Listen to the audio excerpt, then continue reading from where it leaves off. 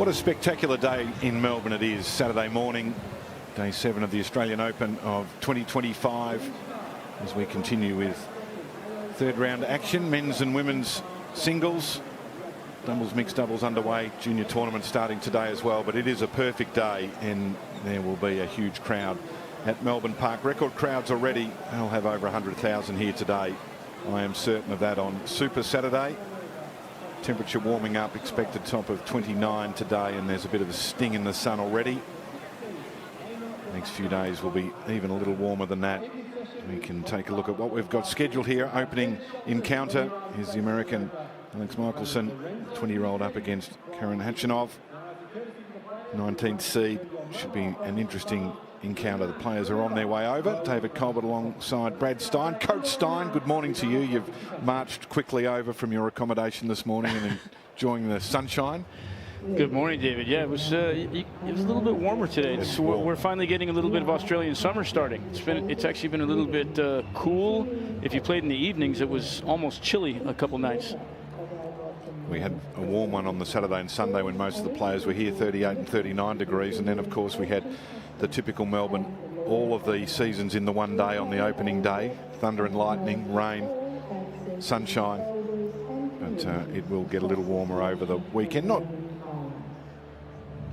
terrific conditions by any means, but if you're out on that court, it will be warm today. And you'll notice a difference too from the previous days, particularly, as you said, if you've played in the evening.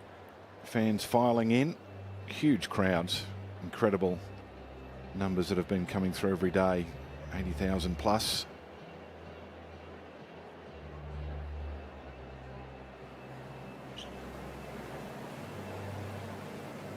This is where we're at in this section of the draw. Names everywhere. Manovic and Runa later tonight. Sinner, Giron on Rod Laver Arena. Dimonor Cerundolo also in the afternoon session on Rod Laver Arena, but our focus will be Michelson, Khachanov. Talented young American through to the third round here for the second year in a row. It was a little journey over from Rod Laver Arena, player concierge area. Still a busy area there with the doubles, mixed doubles, junior tournament continuing. That will filter out pretty quickly over the next couple of days as we get into the second week. Of course, you're coaching Tommy Paul. He's going beautifully, Brad, and he's just sliding along. Not much attention at the moment, and I would imagine that you like that very much. Yeah, we'd be happy to keep it that way. I don't think it'll continue like that if he keeps going the way he's going. Yeah, it does tend to intensify as you win more matches, but yeah, so far it's been a nice little run. Tommy's played really well. Played yesterday against Roberto Carbaras Baino, and played very well yesterday. Best match that he's played so far this year, I think, from Adelaide and the 3 matches that he's played here. Well, if he can keep doing that, then improving each round, then he'll go a long way. Fakina in the next round is a lumpy opponent, always difficult to get past, but one of 6 US men in the third round, first one through, so good news for US tennis fans. Taylor Fritz in action today against Gael Monfils. That'll be an interesting encounter. Fritz has been superb so far, and yeah, Monfils, after winning in Auckland, is dialing back the years as well. Yeah, exactly. Winning in Auckland, starting the year really well, and then he had a really tricky first round here against Pechi Pericard. Nobody wants to see that guy in their draw, and I think everybody in the locker room was interested to see how that was going to come out, and Gael getting the better of that. Khachanov's decided that he's arrived here and needs to go to the bathroom, and he's still in there, and they're knocking on the door at the moment and asking him if he'd like to come out to the court. No response just at the moment.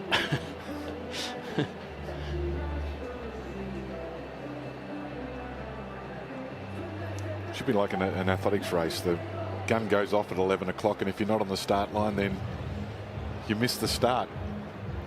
Yeah, if he waits too long there is a penalty ultimately, but you don't see that very often. So I think he's reappeared, and we're just about ready to commence our countdown. Here we go.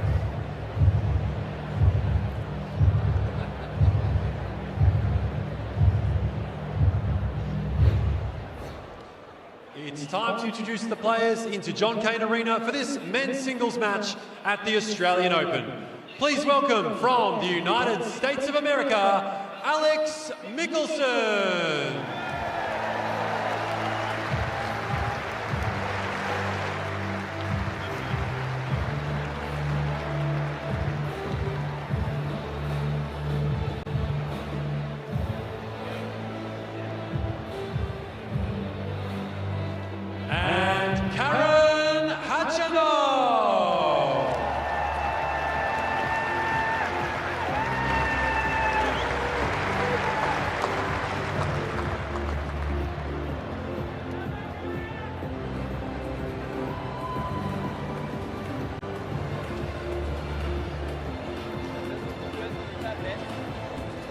Of a popular player in Australia, so it'll be interesting to see what crowd support outside of the net crowd is on here.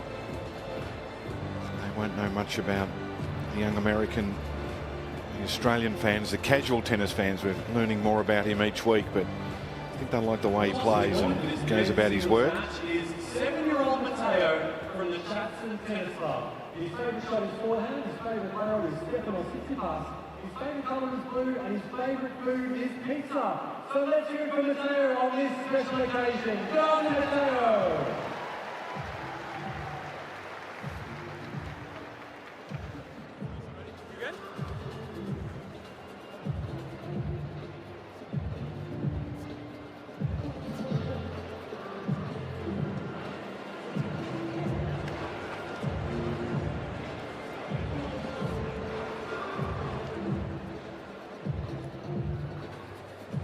Matteo, Karen here. Gentlemen, just a couple of reminders, 25 seconds between points. We have video review on that court if you want to challenge like a nut up or anything. And for the video, 2 bounce, touch, or yes, stuff like this. Is this working? Because last 2 matches there's been lets and it's not been working. No net machine. There's no net machine. No, I'm cutting the net. Ah, there's no net machine. No net machine. That's why. Okay, got it. Okay.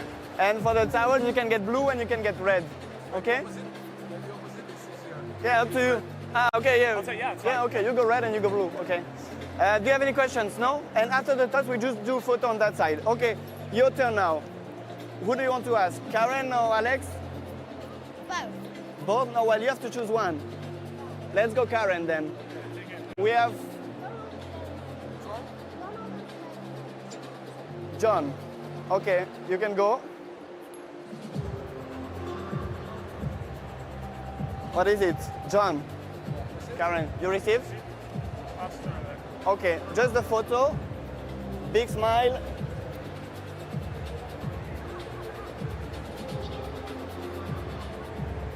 Thank you. Frenchman Manuel Absolu in the chair here.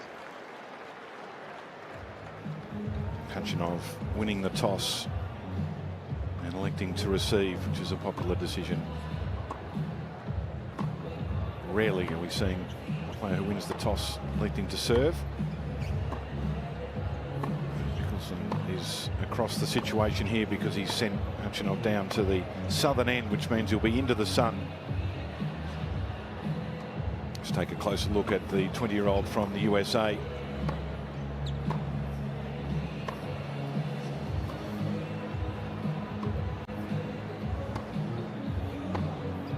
Through to the 3rd round here of the Australian Open for the 2nd consecutive year. Mr. Alexander Zverev in the 3rd round last year. Just his 2nd Australian Open. 6th Grand Slam. Ranked 42 in the world, and that's just one spot above his career high, which came at the end of last year. Semi-finalist, the next gen to Lerner Tien. Got him up to 41 in the world. Runner-up in Newport on the grass, and Winston-Salem last year on the hard court. 2nd year in a row that he was a runner-up in Newport.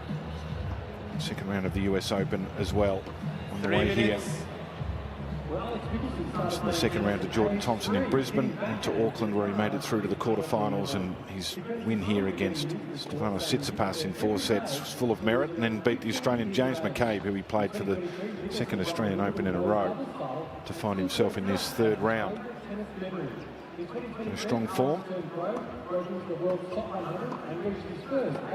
And at the other end, Karen Khachanov, 28 years of age, ranked 19 in the world, has been in the top 10. Back in 2019, he got to number 8 in the world, twice a Grand Slam semi-finalist. Won 7 titles, won 2 last year, Doha and Almaty, which broke a drought, had to go back to 2018, so he had a great year last year.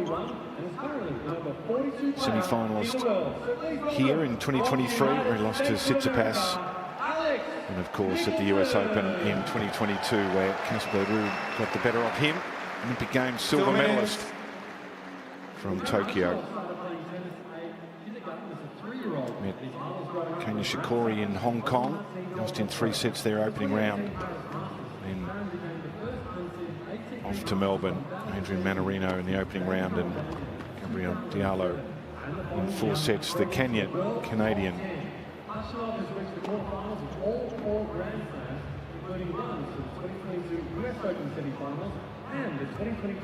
So 2 players that have had good lead-ups, fit and ready to go. First meeting between the 2. Brad, what are you expecting here? The young American you know so well. Khachanov, obviously a regular campaigner, so you've seen a lot of both of these guys in different forms. Yeah, I mean, this is going to be a really solid, hard contested baseline battle. Alex Michelsen more than probably come forward, finish a few more points at the net, but both of these guys, they ply their trade from the back of the court primarily. Khachanov looking for forehands, biggest weapon in his game.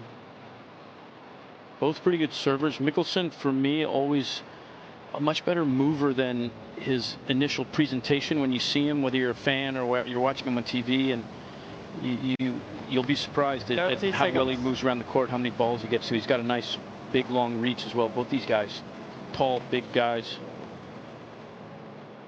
Ladies and gentlemen, perfect conditions. It'll warm up won the toss and elected to over the next hour or so. So if it's a long match, it'll be different conditions. But that sun coming down pretty strongly onto John Cain Arena.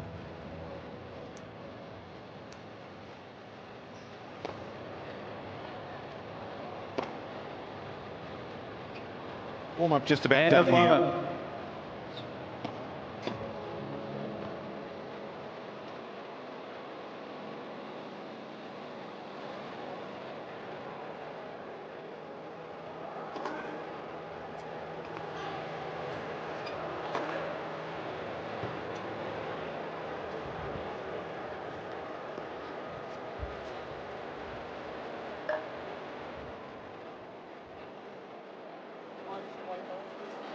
Khachanov fell on this.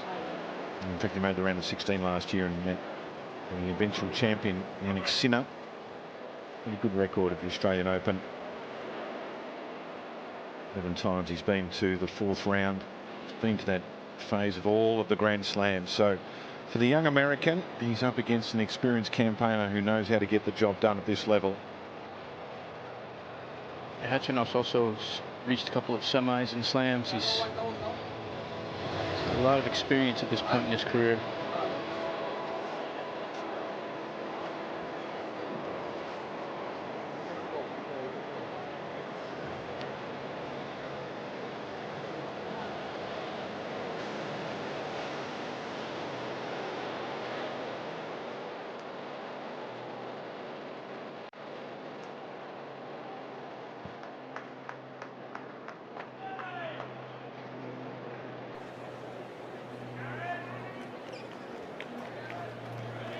So all in readiness in the second week up for grabs here.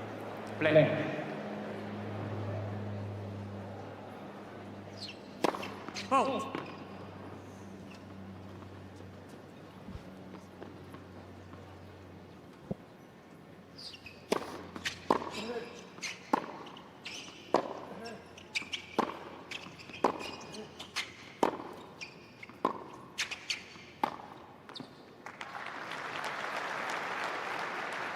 Low 15.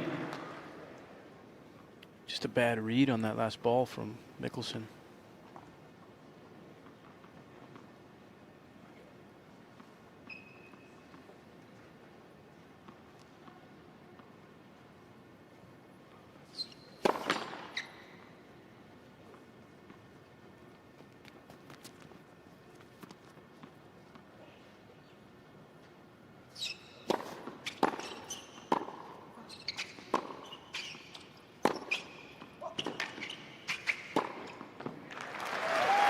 You see Alex coming forward a little bit, as I said. Good play there. 15 up. Robbie Ginepri there on the right. Former top 20 player. Started with Alex not too long ago.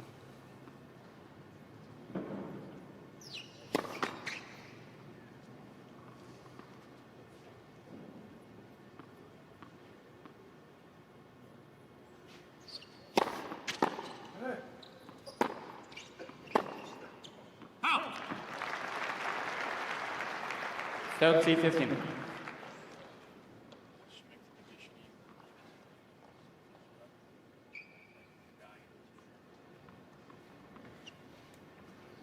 We see Peppo Clavet, who splits coaching time with Karen Hachinoff along with Vedran Martic.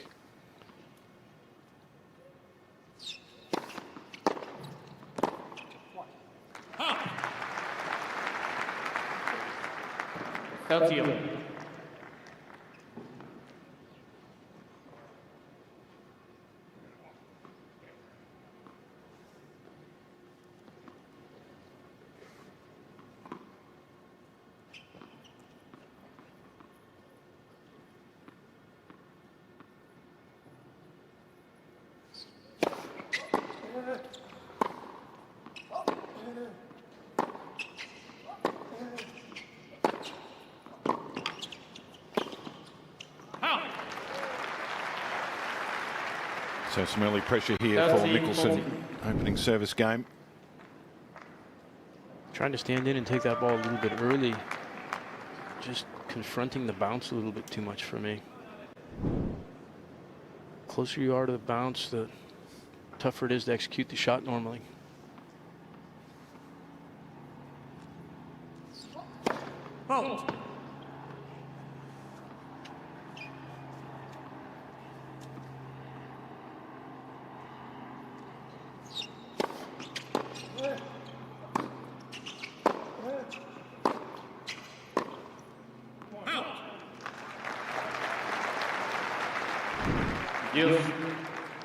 Both guys a few unforced errors here in this first game. Just working the bugs out.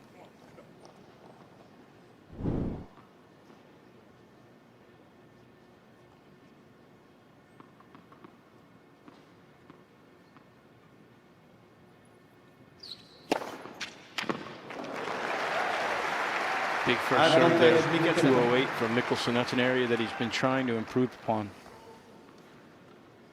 Getting a little more gas on that serve.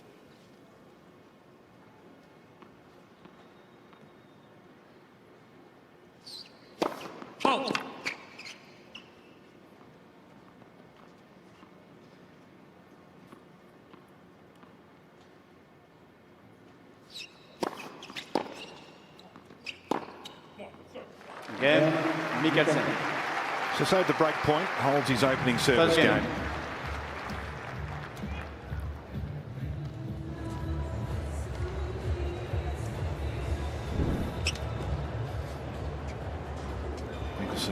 Originally intended to go to the University of Georgia, the Bulldogs. Not sure he even started. He turned pro in 2023. Yeah, he never went. He gave a verbal commitment, but his results started climbing too quickly and never went. He said this is the right decision. He was never a school kind of guy. Spends a lot of time gaming with and they love playing Fortnite. He'd like it up at the top court here where there's a big gaming lounge. Win predictor, interesting. Not surprising Khachanov has the favouritism there, but a little closer perhaps than might have expected. Thought he might have been in the mid to high 60s.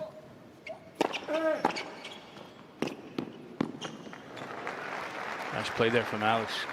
Great backhand return, saw the damage and came forward. I think the win predictor was pretty on target there, Okay. David. Well, you're the expert. I don't say that a lot of the time with the win predictor, but that one I think was pretty accurate. Definitely an advantage for Cain in this, I would say, but not a big one, especially with Mikkelsen coming out and taking out Tsitsipas in the first round. I think players strongly advise not to look at win predictor before they go out to the court. It's either very good or not very good for your confidence, depending on which side you're on. I've said all along, I want to know what the algorithm is that they use for coming up with the win predictor. Yeah.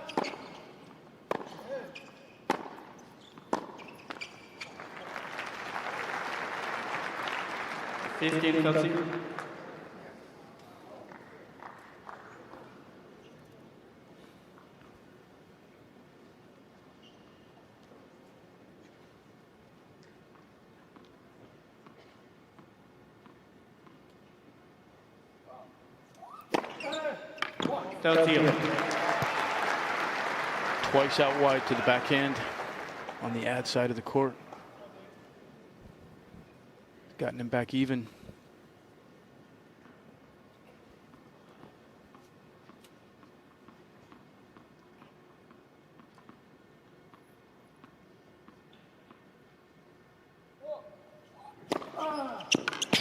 That's a nasty angle. That was dirty. So far up the line there.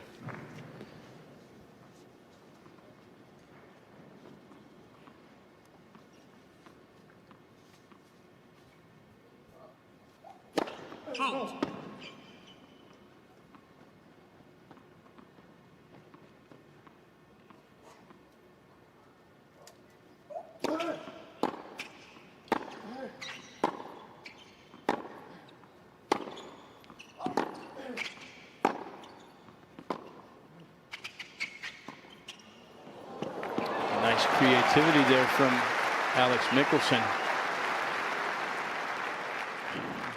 Maybe watching a little Novak last night. It was well disguised too, wasn't it? It was well disguised. Held the two-hander there for a long time before he let it go.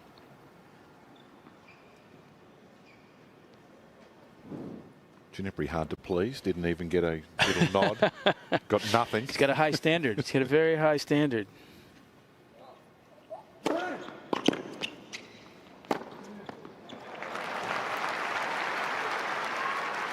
Advantage, Khachanov.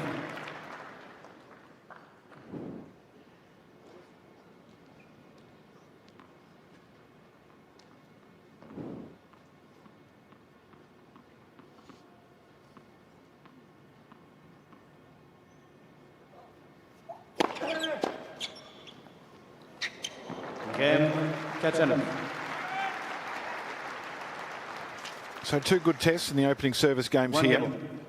Server prevailing. Yeah,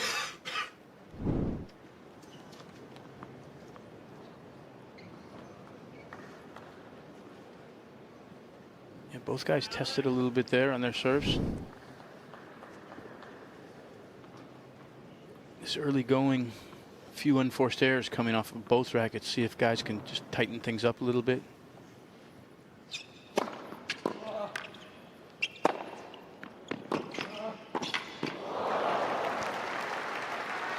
Mikkelsen with the full swinging. In the old days, we used to call that the volley, as in Nick Bollettieri. That was the volley that he taught. Alex actually mishit that ball. He didn't get very much on it. Normally, when you take a full swinging volley, he'd crack that thing. Didn't get a lot of penetration there.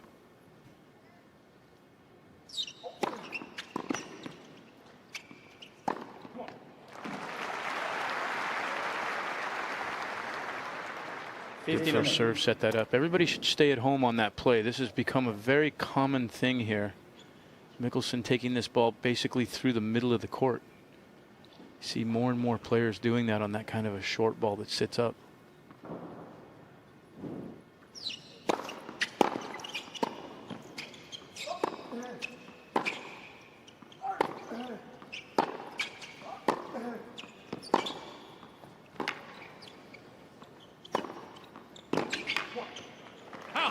Continuing to demonstrate his intentions of coming forward wherever he can. You forecast that at the start, Brad, and you're seeing it in the opening few games here. He likes to put that pressure on.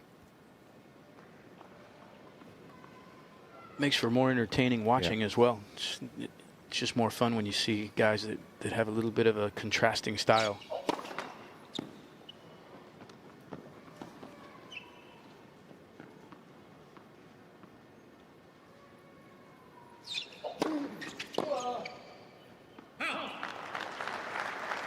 Forty, 15.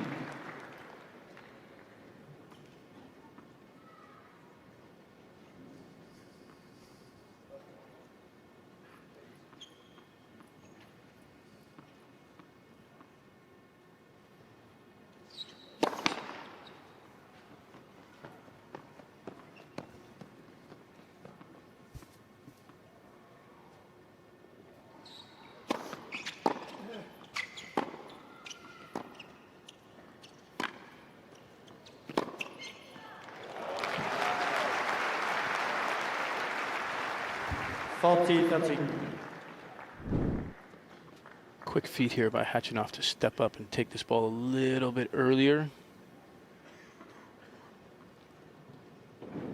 Mickelson caught flat-footed there in the middle of the court, was looking for the cross court. Game, Mickelson.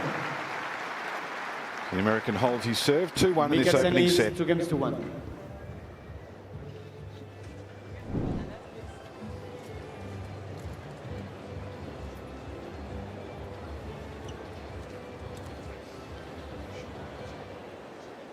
Are there any bananas?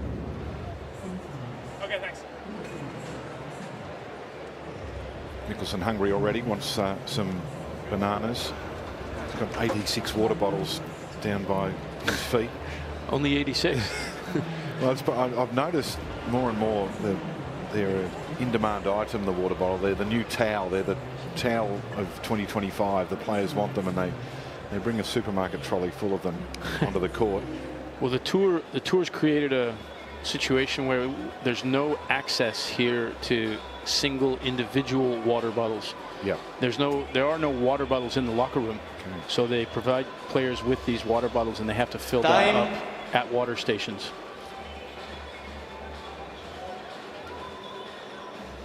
Is that your house, David? No, I was about to say live shot of Brad Stein's summer house there, and there's the wing that he houses just a couple of players if you're lucky enough. That's Government House, Governor of Victoria. The flag is there, which it is. Governor is in residence. It's a nice little shack. Yeah. Well, they used to have a reception there before the start of the tournament back in the day. I'm not sure if you did. You ever go there? I was never invited. Even with Jim? I'm hurt now. Well, it's very nice. So I missed you there. Jim might have gone without me.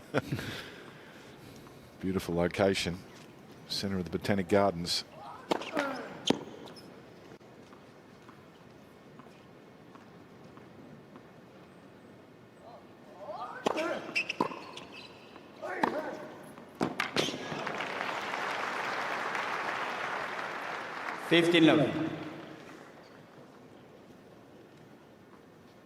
Both guys cleaning things up a little bit now after those first couple of service games. You see there the Khachanov grip on the forehand side, pretty extreme.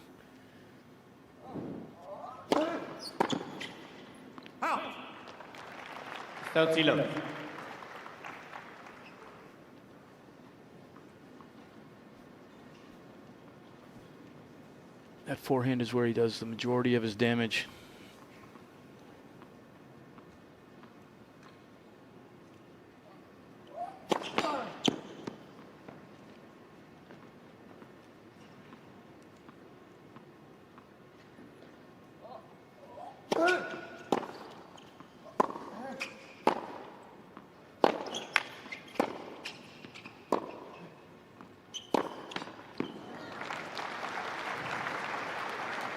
40 love.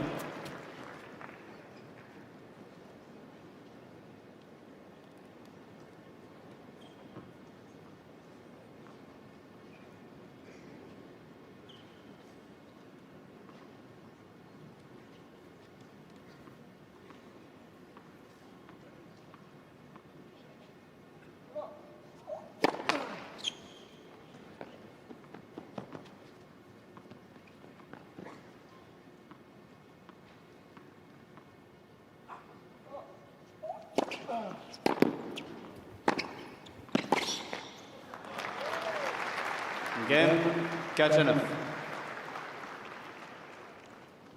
2 games. Holds to love. Not super fast, 2 minutes. Seemed quicker. Had a couple of service games under a minute throughout the tournament so far. I'm going to say those were probably from Riley Opelka and Pechi Pericard. It was a game I did. I haven't done either of those two, but there's, yeah. You've got to be quick on the serve and on the draw. When you're having to hit 4 serves to finish the game, it's going by pretty fast. I think Zverev and Taylor Fritz may have had one as well. They both played pretty quickly.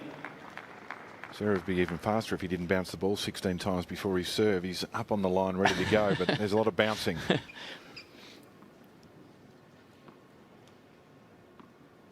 going to say you're someone that likes the game clock, David. Depends on the point of the match. I like the drama, but early in the match I like quick pace. I'm a golfer, Brad, so pace of play is a very hot topic. If you've got 3 or 4 hours, I can. I like movement. I think a lot of the players do as well. I think the spectators do. Yep. Again, here we've got just the previous point. Mickelson just overcooked a little inside-out forehand there, unforced error, and then Achinov there just not very solid on that block forehand. It's funny, that block is a good play.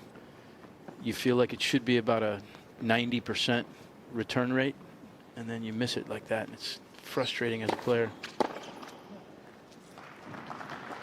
Again with a forehand error off the return there. That ball was right in the wheelhouse, really.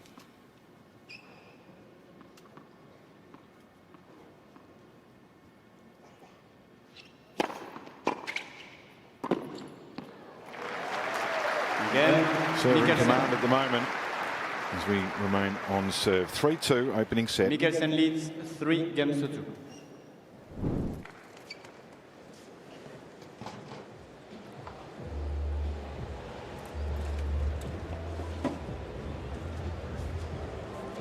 I'm pleased I now have the explanation as to why there are so many water bottles out on court. That the single-use recycling sustainable program, not having the plastic in the locker room. Coaches looking deeply at the statistics.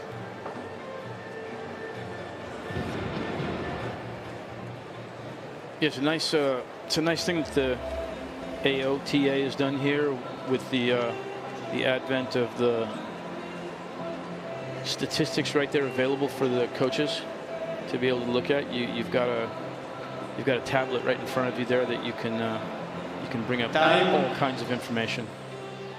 Some guys use it, some guys don't so much.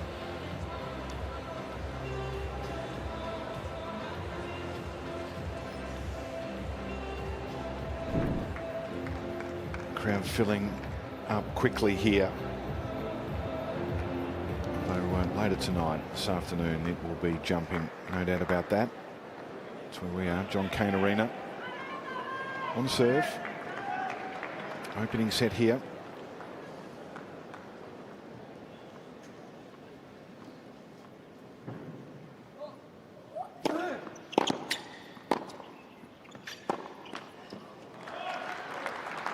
During the break there, we saw Kachanov's team having a good look at the statistics on the iPad in the coach's box. Are you liking the courtside position?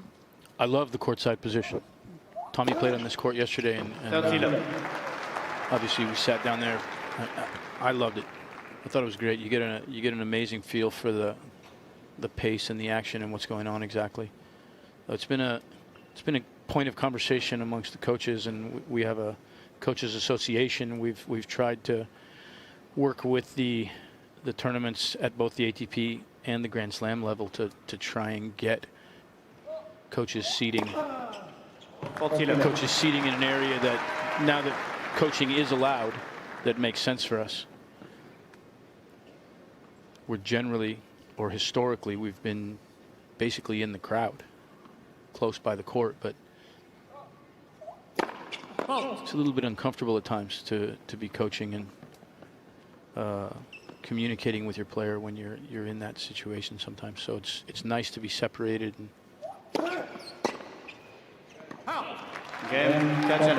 Another strong service game, second in a row. 3 games love for Khachanov. There's the bird's eye view, and I like this as well, the fact that the player, you know, the towel's there, but you can walk across. It's seamless. It doesn't interfere with the play. It seems to make a lot of sense. Not all the players are down with it, but I think the majority are feeling it's a pretty good thing at the moment. Let for service.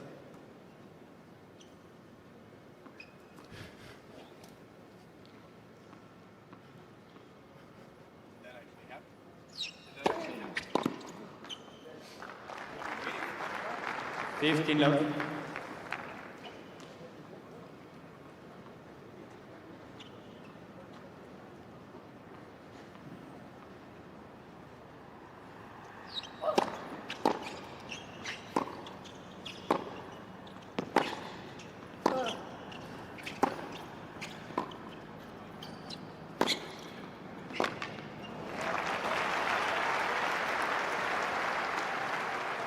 Thirty love.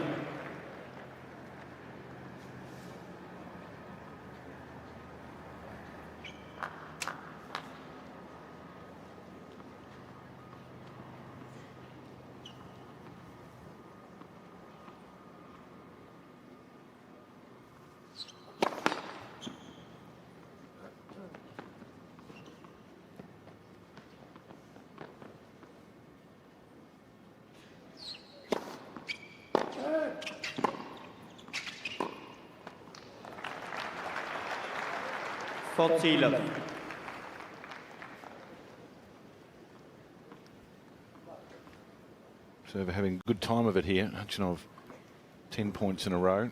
Mickelson now 6 points in a row on serve.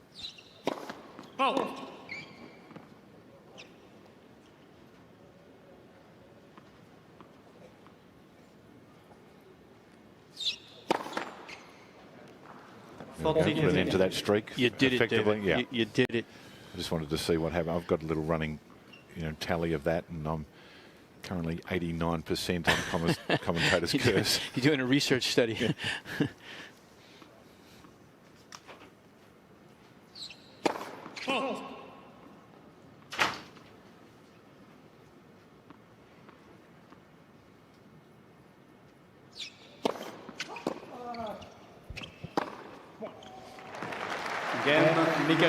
I only do it early in the service game when they're well in command, so as not to impact the result. And Mickelson leads 4 games to 3.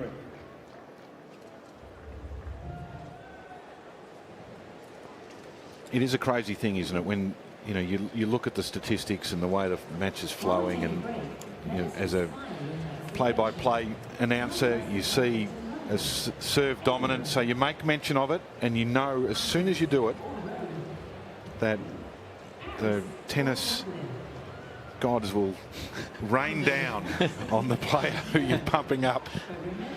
You'd never do it on a match point you just know that the outcome's not going to go favourably. It's a very strange thing in sport.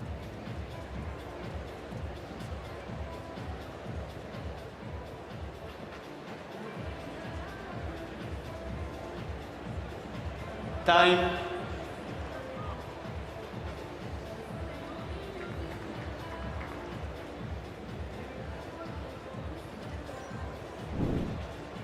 What a day it is in Melbourne. Absolutely perfect.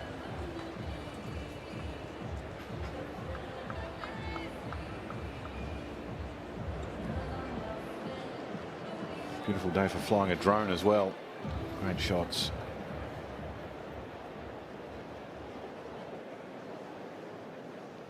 Getting towards the business end of this opening set. I feel like if one of these guys can just raise their level a little bit, you know, you're mentioning how they were both dictating and controlling a little bit more on their service games, but it seems to me in the return games, both guys giving away a few too many free points. Like that, just the one break point. Yeah, not executing as well as they would like to be, both on return and then on the ground strokes as well. Obviously, you get put on defense much more quickly when you're on the return end, but you've got to try and get to the neutral point in the rallies again, where you can just settle in and grind a little bit. That was a great return there from Mickelson.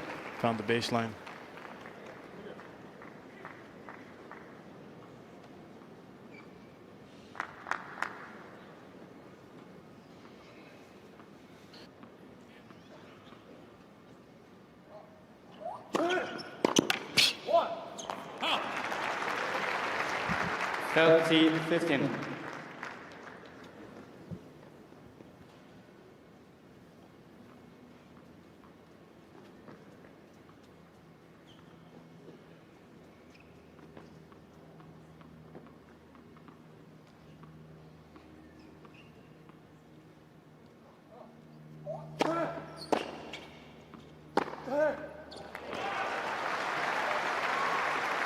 Healthy 15. Pretty big forehand there, countering Khachanov.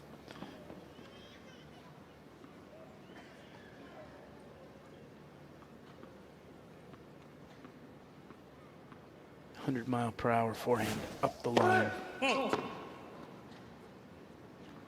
See if Alex can dig in here a little bit. Get a little bit of pressure on him.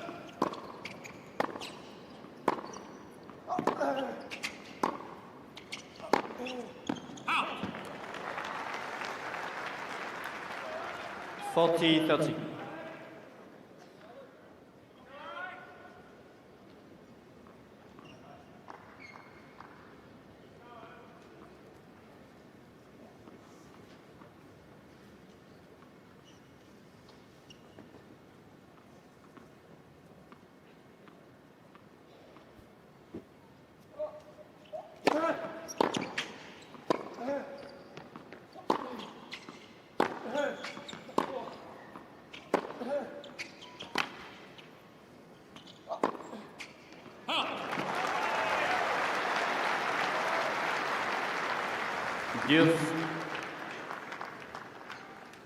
The most basic fundamental of tennis.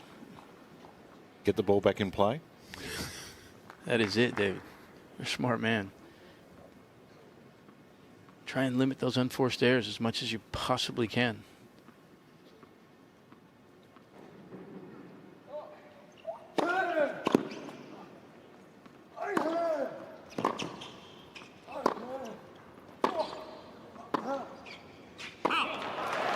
See Mickelson tightening things up.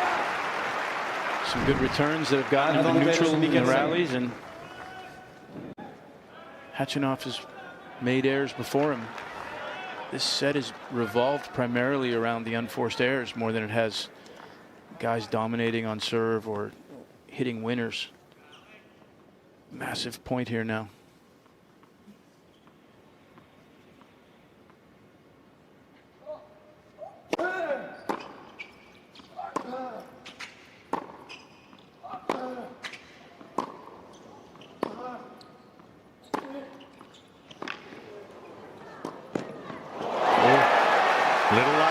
But he gets the break at a crucial time in this opening set.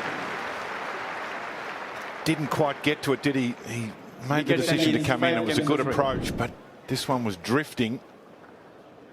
Just snatched it at a fraction. Yeah, that wasn't an easy ball once it got up there. He was, I don't know if he made the decision a little bit late, but he was kind of floating in no man's land there. Definitely made that ball a little bit tougher, but catching the tape helped him out a little bit as well. And so that means serving for this opening set.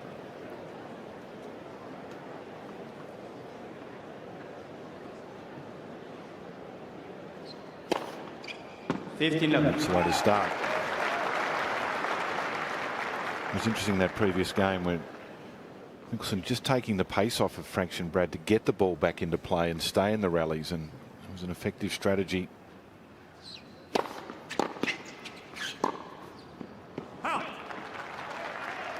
Yeah, it's always interesting under those pressure situations there. You want to try and play to a little bit bigger targets, create a little bit more rotation on the ball. That translates to safety.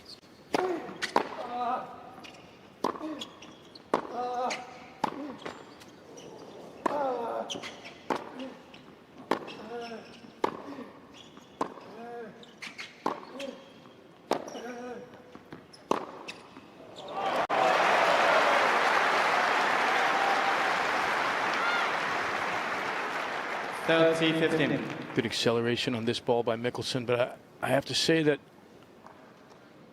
Khachanov off balance on that ball, leaning to the forehand. You got to be more balanced there.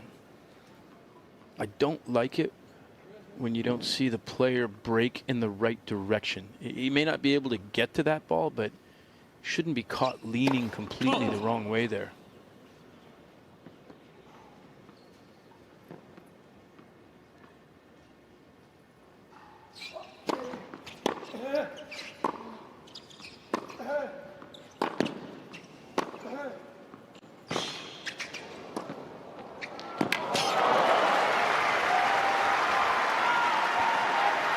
I didn't do very well in school in math, David, especially geometry, but when you're on defense, as Mickelson was here, you see the end of this point. Nice volley from Khachanov, but he stretched out to that backhand, and he played up the line there, almost pulling the ball to the middle of the court. Just, you've got to defend cross court from that position.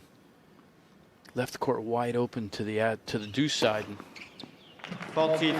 put himself on the run, but great response.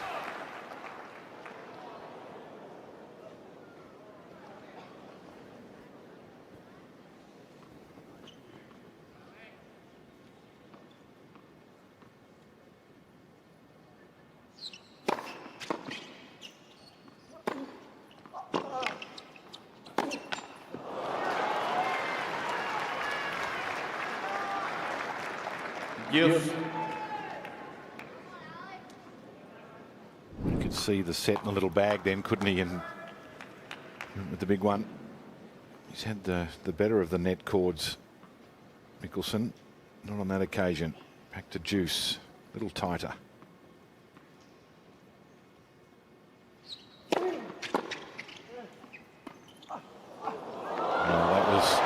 that was brave and well executed. Didn't look like it was going to make it over. Advantage Mickelson. You know, there's a fine line between courage and that other portion. Well, I'm going with brave. Coach Stein, maybe not the right shot selection, Alex. That was it was on the verge of a bailout, but you know, when you make it, great shot. Great isolation there on the technique. Very important to have the tongue out there.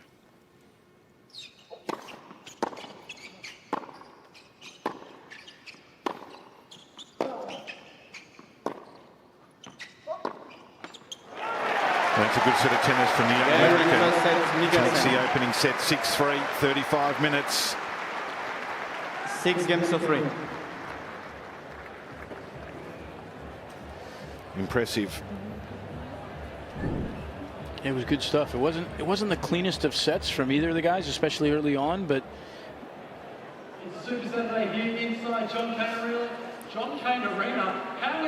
defended that break point early. Stayed in a lot of the rallies. Soaked up the pressure of Khachanov on the serve. His own first serve percentage, Mickelson 56%. That improved. It was hovering around the 50s. And there's an unforced error count in favour of the American.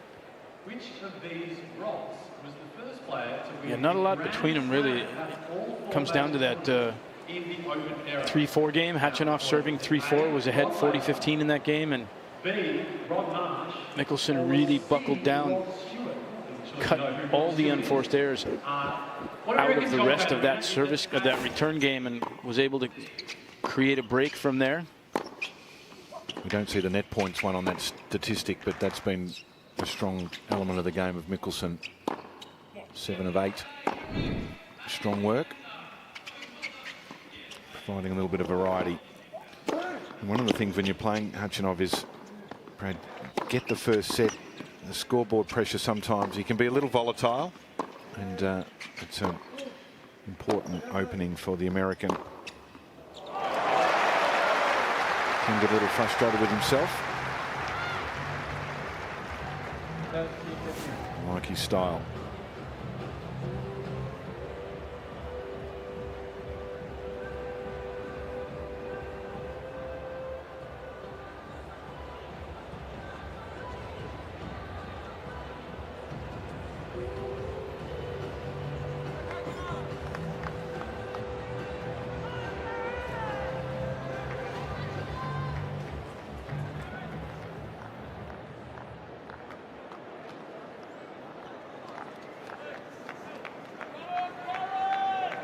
Second set, Khachanov. So the 20-year-old American Alex Mikkelsen taking the opening set here, 6-3. Just the one break of serve.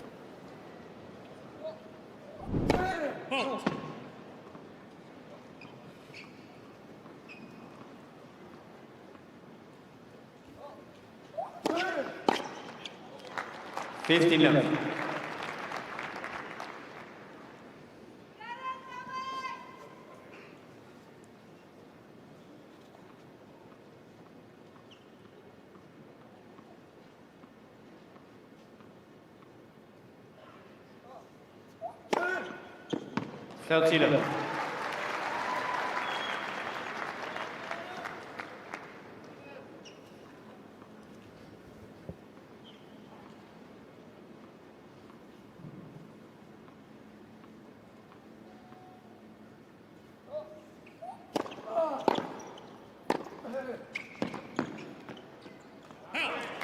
So win predictor, what was it, 57? It was 57-43 originally for Khachanov. Okay.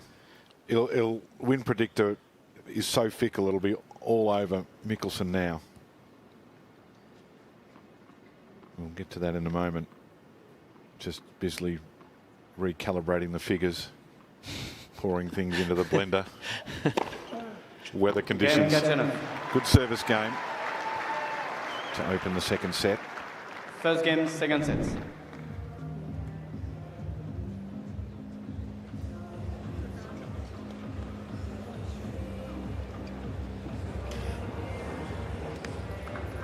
Win predictor's just gone to the bathroom. It's about to return. Here we go. Yeah.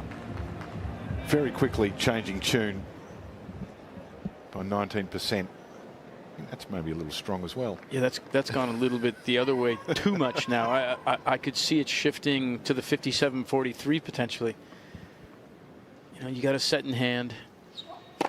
But again, as we spoke about early on, Karen Khachanov is a veteran tennis player. He's been in this kind of situation many, many times. Love 15. Yeah. And against a young player whose career best is this stage of the tournament here last year, third round. Anyway, it's a good talking point. I think they took into consideration that Mikkelsen's shoelaces are cooler than Khachanov's. Shirt colour, I think, comes into it as well. That could be. That could be part of it. Splash of colour at the American's end, whereas Khachanov thinks he's playing at Wimbledon. We don't mean to bully the win predictor.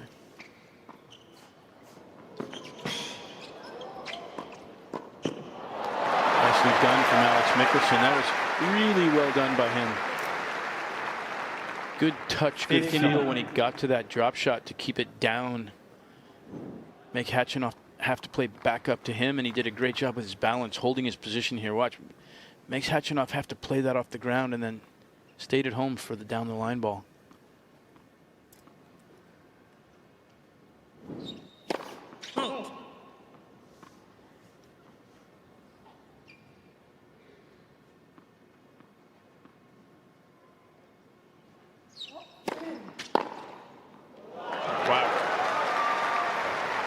Slap shot from the blue line. Aaron reminds me a bit of a hockey player at times. Couldn't have taken that much earlier.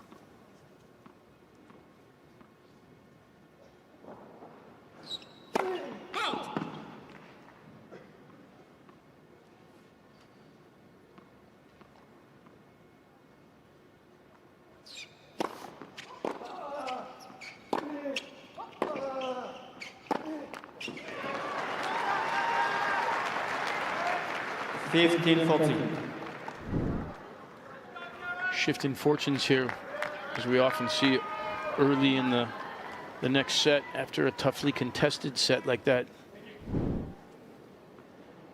One player, definitely Mikkelsen right now, dropping off. It's exactly the opposite. A few unforced errors opening the door here in this game. Along with that big forehand return from Khachanov.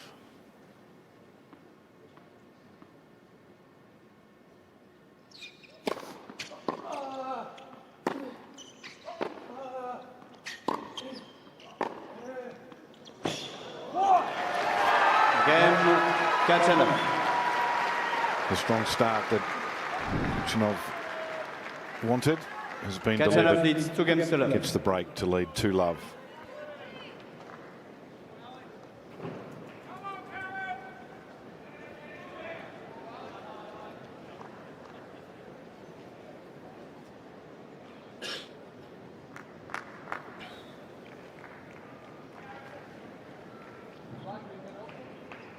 Take your seat quickly, please. Thank you. Quickly, just for a few seconds.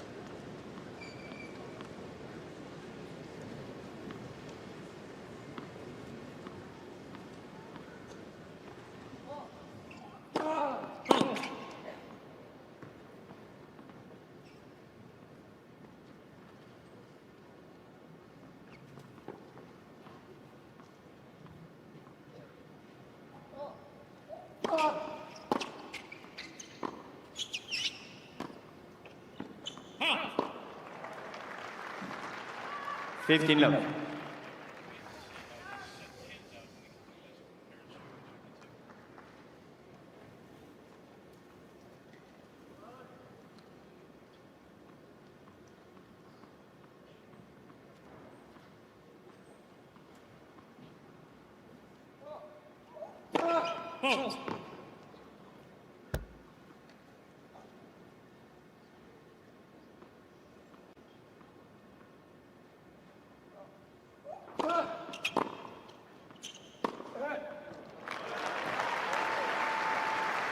Nice body shot there from Khachanov on that serve.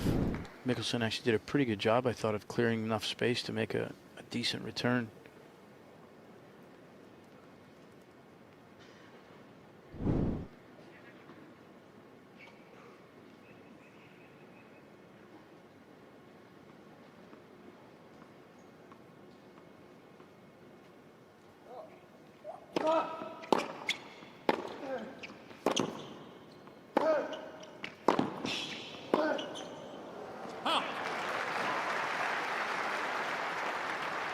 C15. Great cross-court forehand there from Mikkelsen. Was put on defense, but did such a great job with the depth and pace of that ball.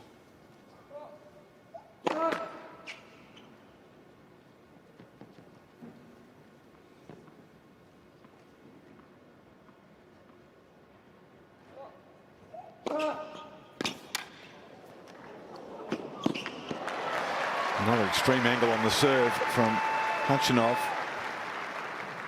Finds a section of the court that's pretty difficult to access.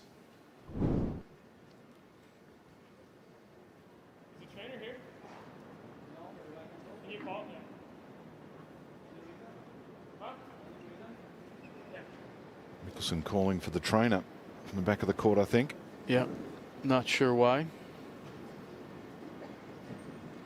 Maybe because he's down a break here in the second set. Things start to hurt a little bit more.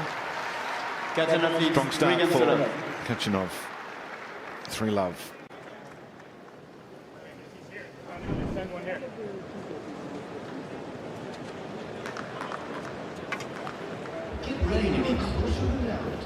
An early break and 3-love down can stretch the hamstrings, no doubt about that. So we'll just maybe on the thigh, seems to be his hip. Yeah.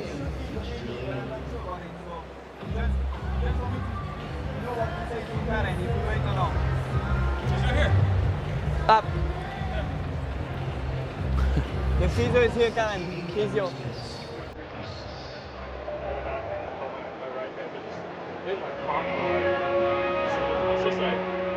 It's almost like it's pitching. It feels pretty flat.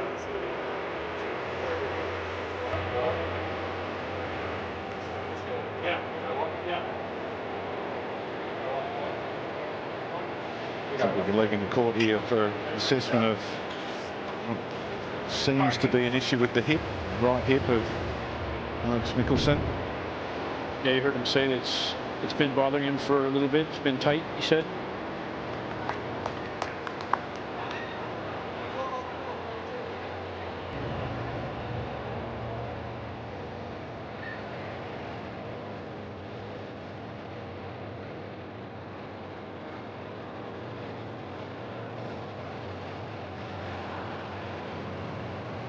Get a little concert atmosphere out here, though, with the Killers playing. And outside around the venue as well, where the party atmosphere is strong. Went up to the top court area a couple of days ago. There's DJ stage and a lot of activations, paddle court. That's where the Fortnite Lounge is. They have a Fortnite Lounge here on site. Well, it's big. It's worth going up there. It's incredible, the atmosphere. The number of people that come to the tennis and don't see any tennis is, always surprises me. Can you go up there and find Taylor Fritz? He would most likely be there. If there was an escape room, the entire US team would be up there. That's where the young folk hang out, Brad.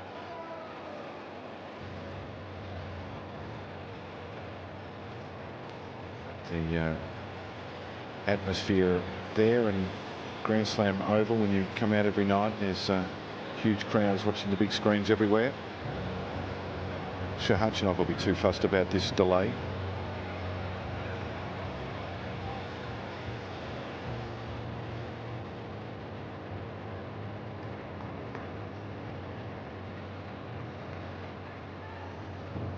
See if there's a moment in time here where the hip, little stretch there. That looked awkward, didn't it? Yeah. Just a little jammed up.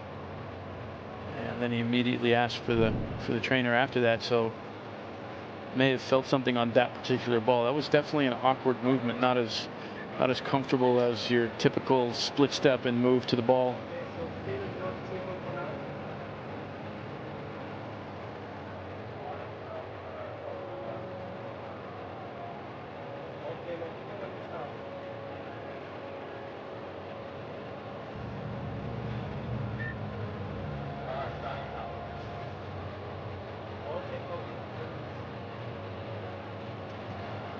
Ladies and gentlemen, Alex Mickelson is now receiving an off-court medical timeout.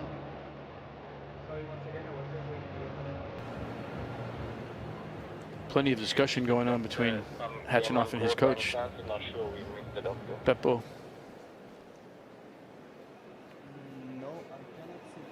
And it's part of this on-court coaching scenario that they're in the prime position, but we're not listening into the conversations, and I think that's fair enough, Brad.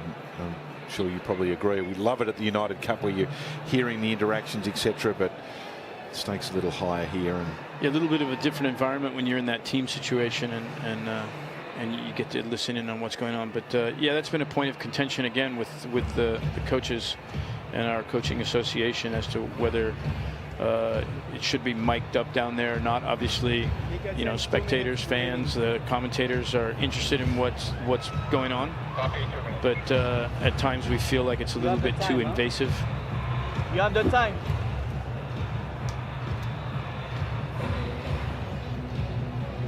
The secret sauce, it needs to remain secret sometimes. I can't disagree with that as much as from a broadcast and fan perspective, you'd love to be eavesdropping on everything that's being said.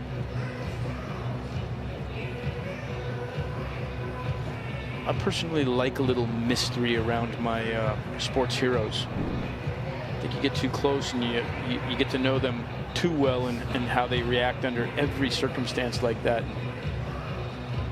Breaks down that sense of their superpowers.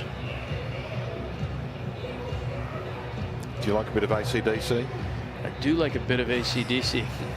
They could crank. You're an old rocker. They could crank this up. Where's Robbie Koenig when you need him? He's the master of 80s music. Yeah, he's a journeyman, no doubt about that. Yeah, I think we need a few people on their feet here, rocking out. 45 seconds remaining for Mikkelsen. AC/DC have played Rod Laver Arena. I've seen them in action there back in the day. Yeah, it's too good. That's one band I haven't seen 30 seconds remaining. live.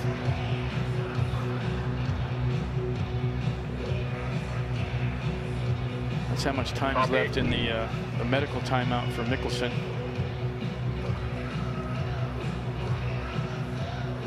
Hatchinoff ready to go. This always creates a bit of a interesting / tough scenario for both players coming out of a little bit of a longer break like this, and Mikkelsen's going to be required to go out and immediately serve. Thank you. Well, the other thing with this is that the time of the medical timeout is not a rule, just a guideline, and the clock ticks, and you know, my view is that it should be a hard time. And when you had a strong start like this, Hatchinoff trying to just apply a little bit of pressure on the chair umpire that we're ready to go, and I'd like to see the action recommence. It's fair enough. Such a physical game. But part of that is that you've got to be able to endure returning to the court. Fair enough that you leave when you've got an issue that requires treatment off the court.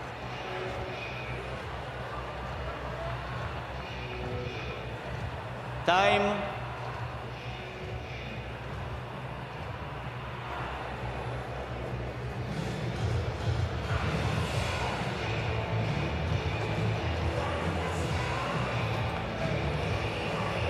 It's a long break, 8 minutes. So you have the initial assessment, then you can leave the court. And this will be interesting to see the physical condition of the 20-year-old from the USA, Lance Mikkelsen. Down a break here.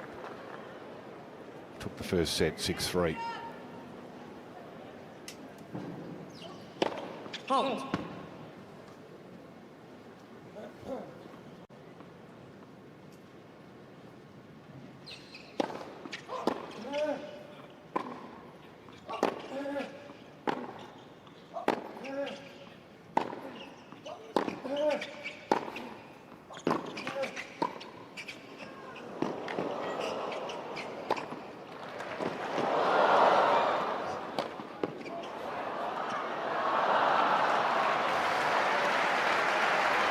Few opportunities to put that one away. That was an incredibly well played point by Alex Mikkelsen right up until those overheads, the two easiest shots he had in the point. He shanked the first one, and he shanked the second one worse. Shanked it so well that Hatchinoff couldn't get to it. Some quality shanking. It's my sort of game. Sun now right on midday.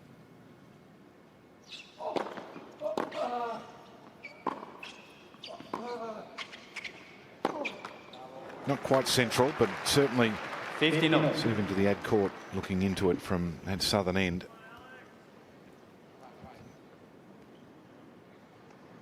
After such an impressive finish to the opening set, it's been a tough start to the second for Mickelson. It's such a common factor. He just let his level drop a little bit in that game that he got broken in. 15. Don't think the hip was a factor prior to that one move in the last service game that Khachanov had. Let's for service.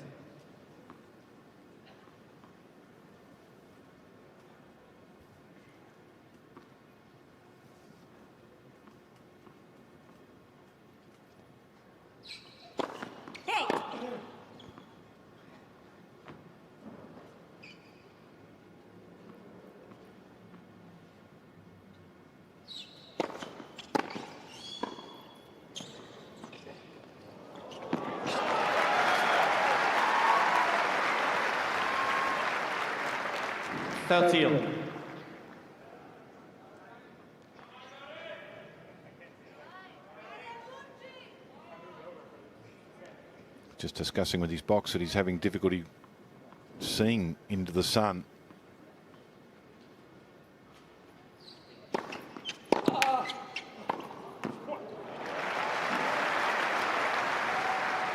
Just getting a little agitated. Mickelson, hip issue, sun bothering him. Needs to look up at the scoreboard, Brad, and see that he's got the first set. Yeah, sometimes you have to remind yourself.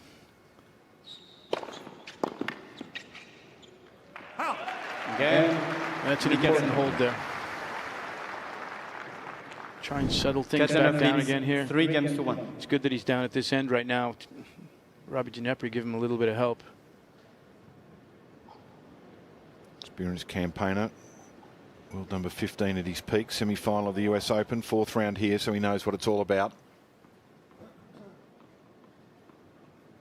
He's got to remind him that it's early in this set as well. You're only down 1 break now. 15 love. Dig in. You got to hope that you can create a chance for yourself.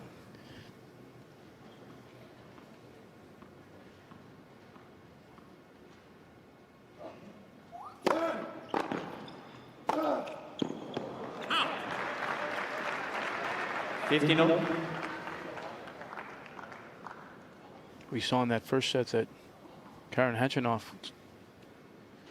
wasn't vulnerable from making some unforced errors under pressure. It's up to Mickelson to be able to create that pressure for him. Oh.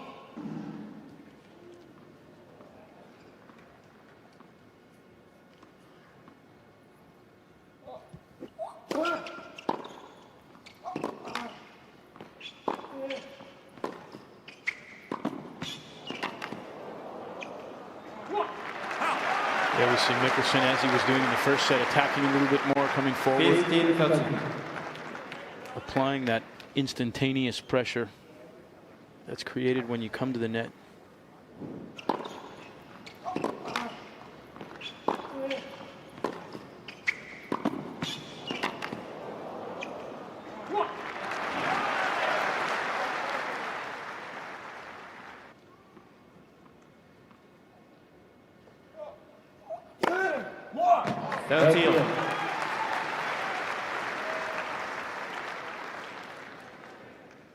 Khachanov stepping up to the pressure there on the serve.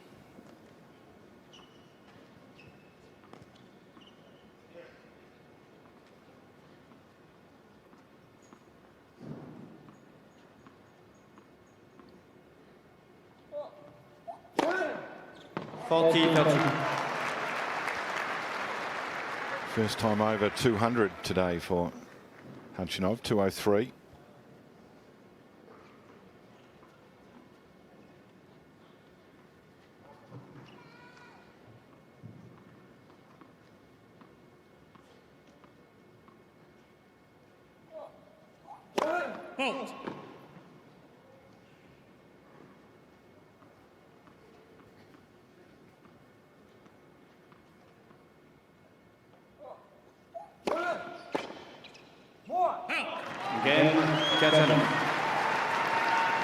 So with the break, out to 4-1 lead in this second set.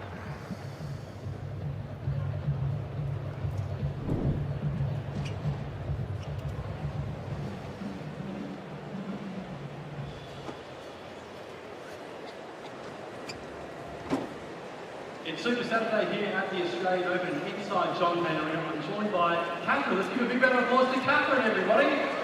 All right. How are you doing, Catherine? Catherine, who's your favourite player? I don't really know. We have two players out there, Karen Hutchinov and Alex Mickelson. Are you going for Karen or Alex? Alex, fantastic. Who here is supporting Alex Mickelson here today? Okay. And who here is supporting Karen Hutchinov? Wow, okay.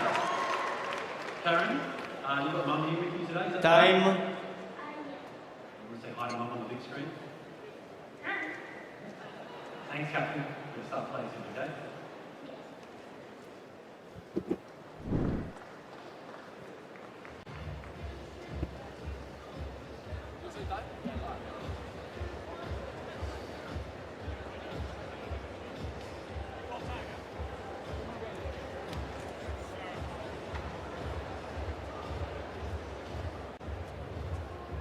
So after losing the opening set 6-3, just towards the back end of the set, Mickelson prevailed, but a strong second set opening for Hutchinov. Had an 8-minute injury break after 3 games, but trading serves since then. Nice ball. This is the most misleading score in tennis right 15 here. love. 4-1s, 5-2s when you're only down 1 break. It feels like you're a long ways away, but just important for Alex to keep holding serve here. Try and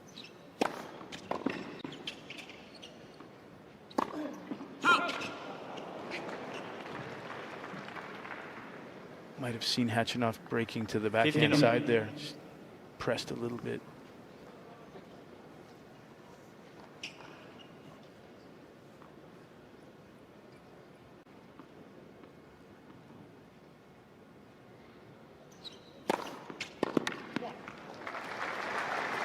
Thirty, 15.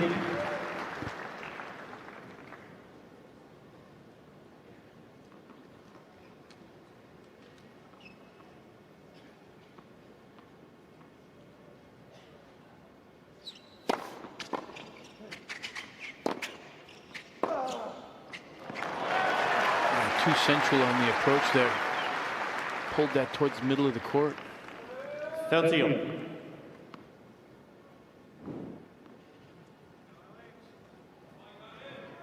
Just made for too easy a pass.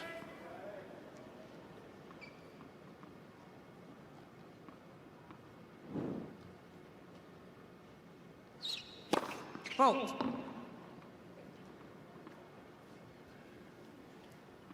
Dangerous here. Second serve, down a break already. See if Hutchinov pulls the trigger here.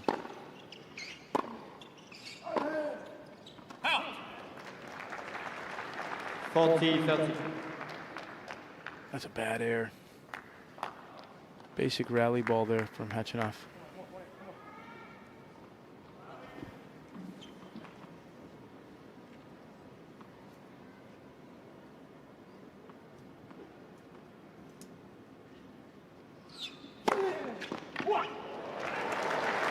Again, Mikkelsen. Hutchinov leads 4-2.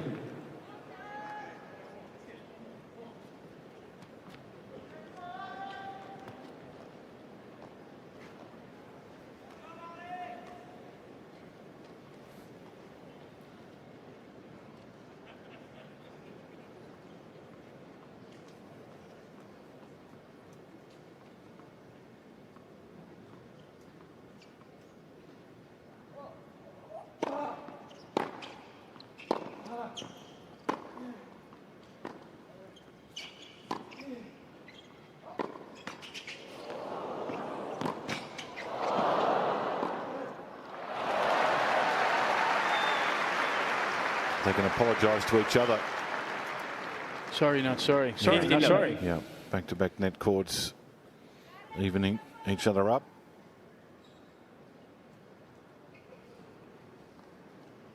I'm not sure Alex was going to have a great advantage out of that approach shot anyway, but the let court just sat it up.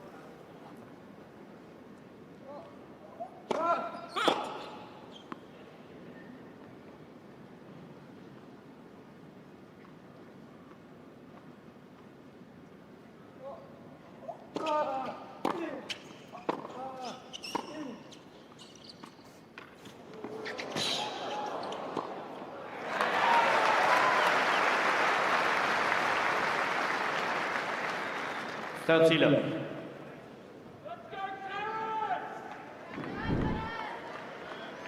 Nice little feel there in the drop shot.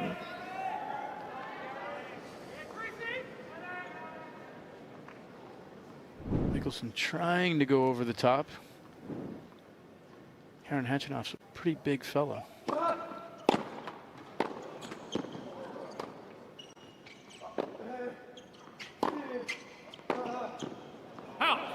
And 6'6", not too many taller players.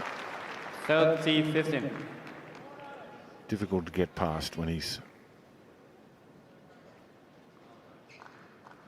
terrorizing the net.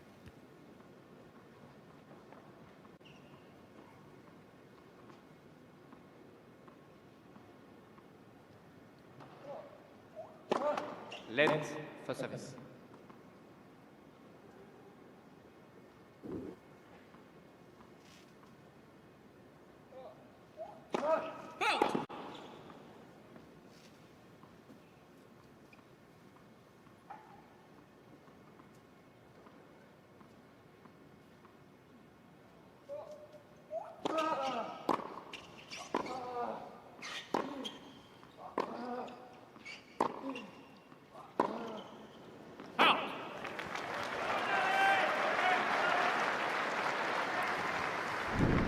Thirty.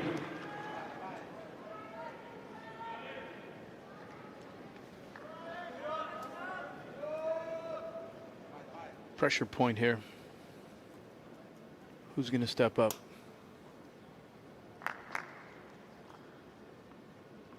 First part of the chess match is for Mickelson.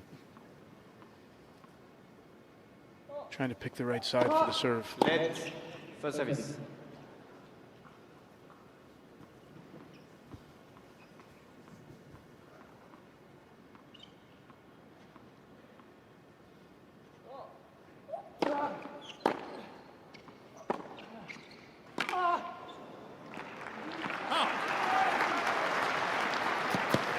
Forty, 30.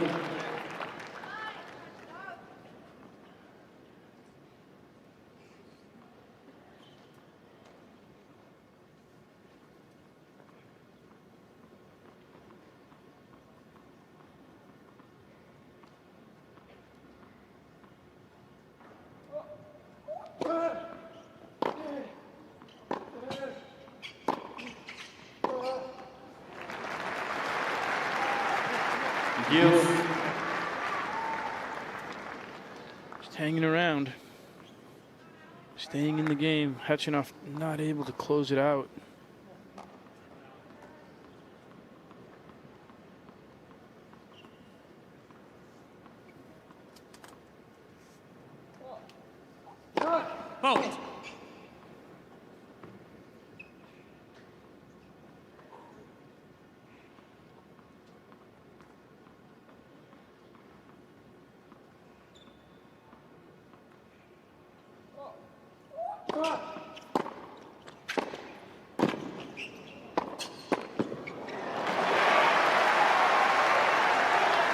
Nice job by Alex Mickelson. Advantage Mikkelsen. Great attacking off the return there.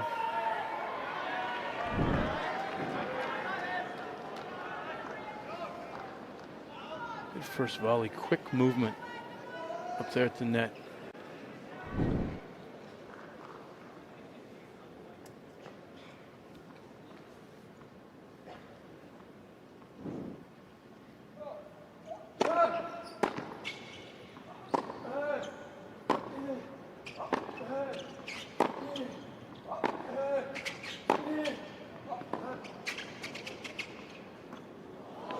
There it is again. It's been successful, as it is once again. Gets the break back. New balls, please. Just a drop of intensity from Kachanov leads. Kachanov 4 games to 3. Mickelson. A little renewed spark.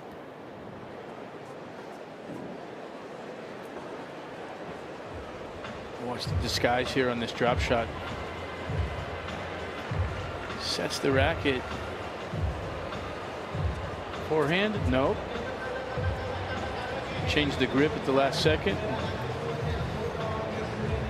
Is there a poker player's tell there when the tongue goes out? Was that Boris Becker on the serve? That was a little bit easier though, because it was as he was going into the serve. So you're kind of, you're able to focus on everything else that's going on. I think it's pretty hard for anybody to be able to notice in the middle of a stroke that the tongue might be popping out. Yeah, I'm going to keep an eye on that. We're 2 from 2. Tongue is out. Drop shot coming.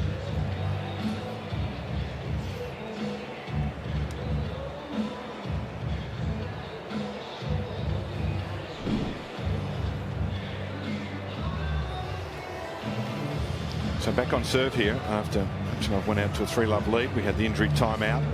Traded service holds. Got a break in the 7th game. New balls here.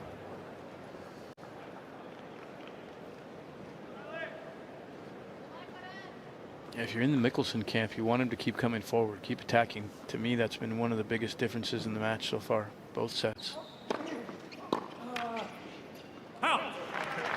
15. Created that break point with an attacking play off the deuce side and then finished with the drop shot. And the drop shot was opened up because of the attacking plays. Khachanov looking for him to come in and put pressure on him.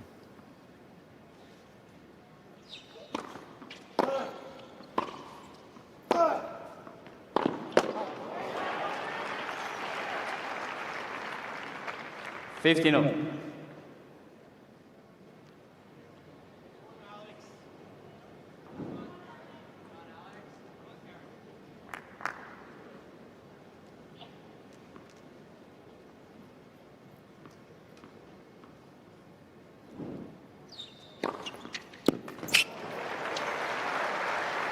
$30-15.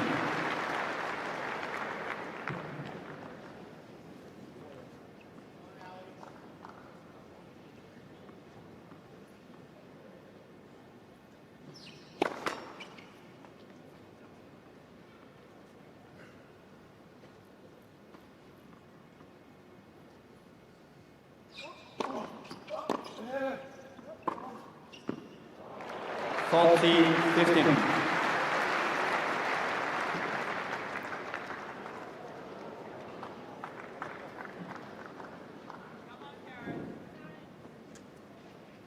Mickelson again, similar to the first set, from that 15-40 scoreline in the last game. He's picked his game up. Again, Cut down on his unforced errors. Picked up his level of aggression coming forward. 4 games on. Big shift in momentum, even though the scoreboard signifying 4-all.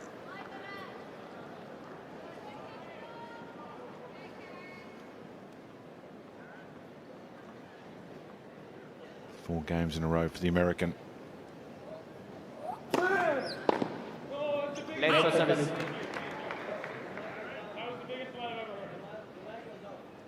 That's why there was a delay.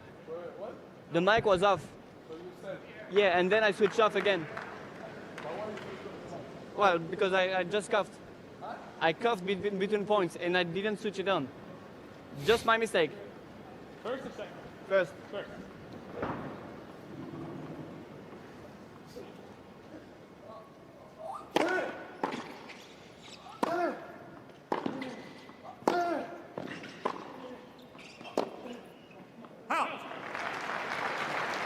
Interesting little exchange Low there. 15. The umpire taking responsibility. Mickelson saying that it was the very obvious let. Khachanov wanted the point. Umpire said he had turned the mic off because he was going to cough and then couldn't call the let.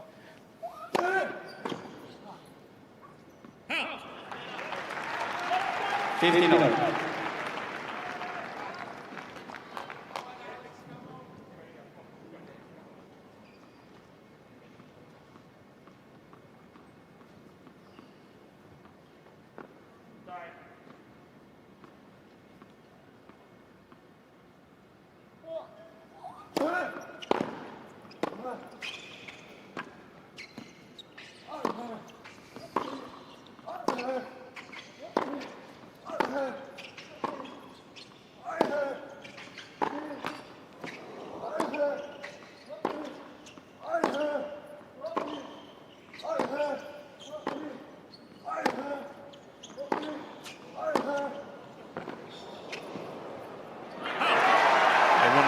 minutes of the match so far.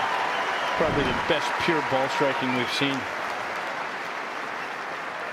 30-15. A little more venom in Mickelson's ground strokes. We saw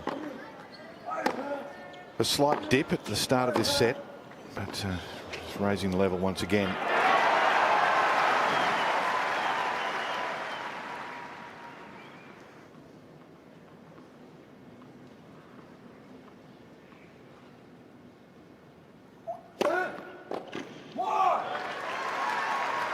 $40-15.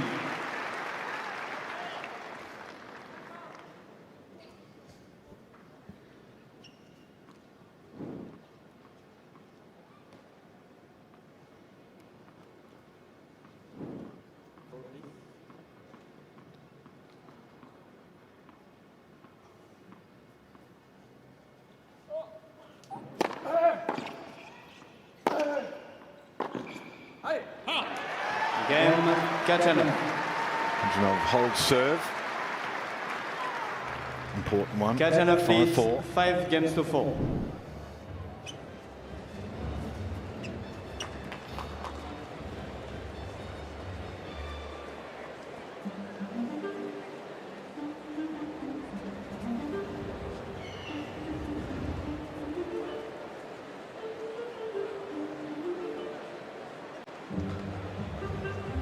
Okay, some water, please.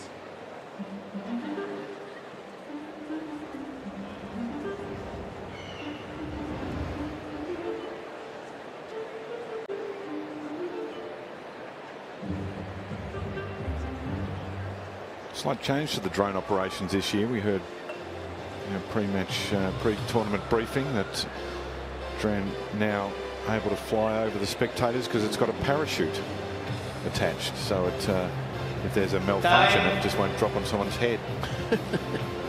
It's a good thing. That's a good thing. Yeah. Now, Brad, as a former long jumper, the jump songs are my #1 thing, and Van Halen jump is the #1. Oh, that was that your go-to pump Well, up? that would work. Great film clip as well. Not as good as Pointer Sisters jump, which actually had jumpers in the film clip, but it's pretty good. I listened to this song on the way to the first time I ever jumped out of an airplane. Wow. Which was the last time I ever jumped out of an airplane.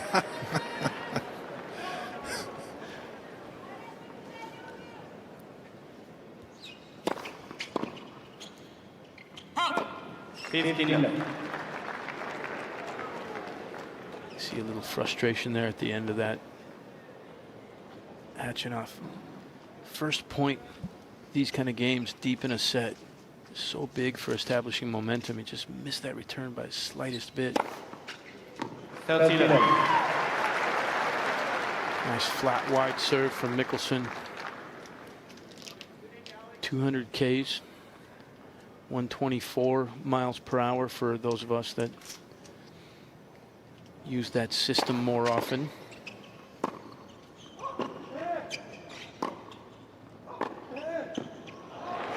That 30, 15. way too good. Khachanov took that very early. Impossible to read the change of direction there.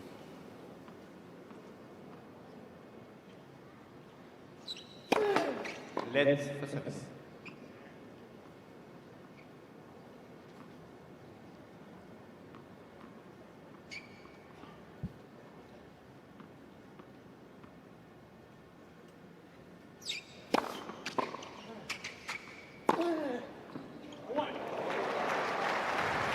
Great forehand from Mickelson that time. 40-15. Held it nicely. Froze Khachanov on the baseline on the other side, and then full commitment and acceleration through that ball.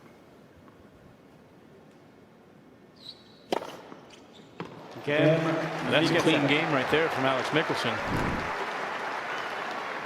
Thought he might feel a little bit of pressure there at the 4-5. Always tough to be the guy serving from behind in this situation. And now the pressure back on Khachanov. And this was the point in the opening set where Khachanov dropped his service game. Mickelson the chance to serve for the set, which he did without any duress.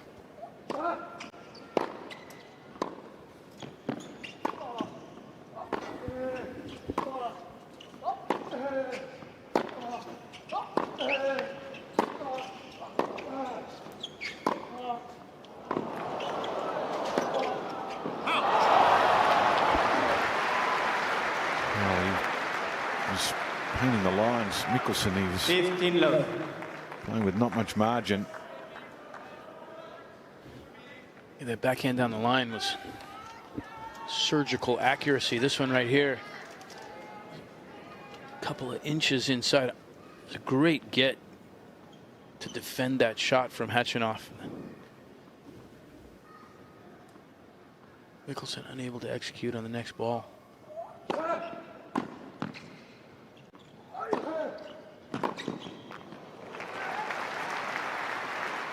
If you're Alex Mickelson, those kind of balls right there, you've got to start recognizing. Khachanov has not beaten him cross court on that ball yet. He's taken that ball up the line, inside out, every single time. Mickelson's got to read that. He's got to sit on that a little bit earlier.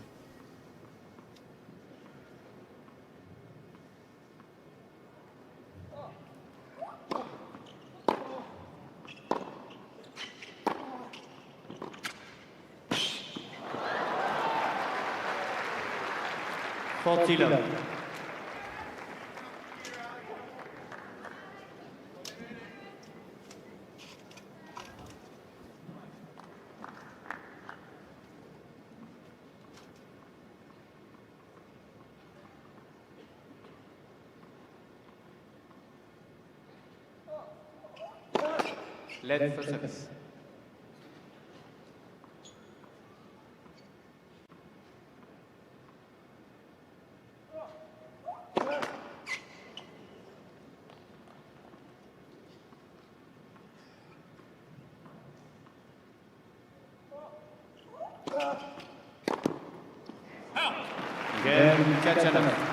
So strong service game from Khachanov. Holds to love.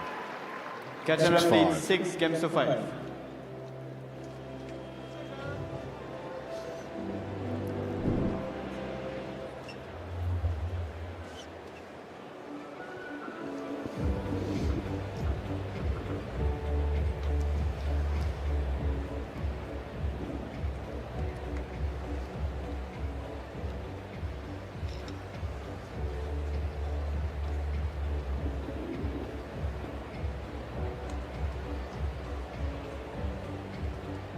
Not easy operating from the southern end at the moment.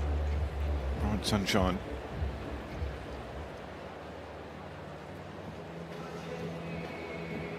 It's tough when you toss the ball up on the serve and then you're trying to pick the return coming at you if you've had to look into the sun. Time. Still don't see players wearing the sunglasses that often, do you? It's a rarity. No, it's only been a few guys historically. Arnaud Clement, Tipsarevic, who's now coaching Denis Shapovalov. Those guys were the sunglasses guys.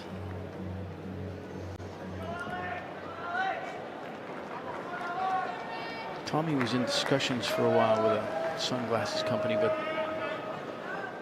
tried to wear them while he was training and practicing. He just couldn't do it. Just wasn't comfortable.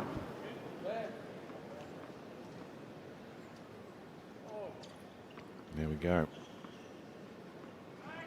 It's not going to go away.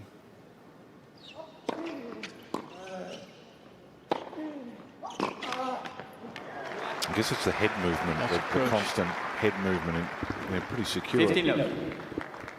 The sports sunglasses, but I think they get steamed up a little bit also. Okay. You know, you're sweating out there, and see if Alex Mickelson can find the right spot for a toss here.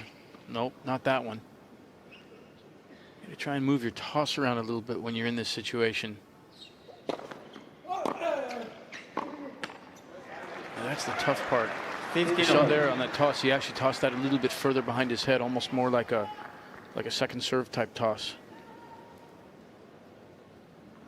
It's like I said, it's you're looking up into the sun there and then trying to pick up the return when it comes back aggressively like that early right away is.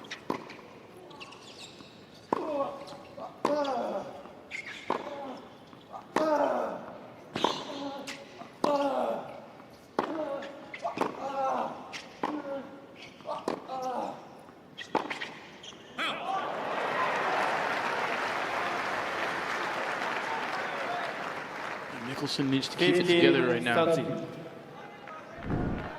Battling the sun.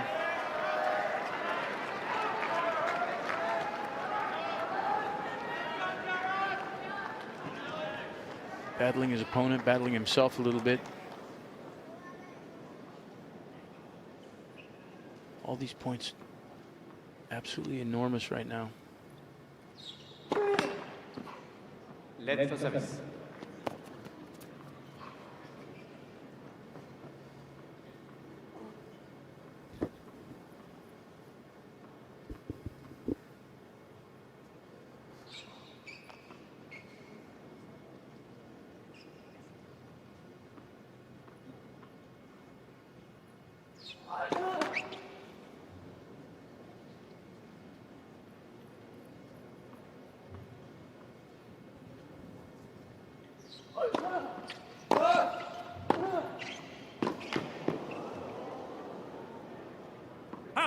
He's done a heck of a good job there again.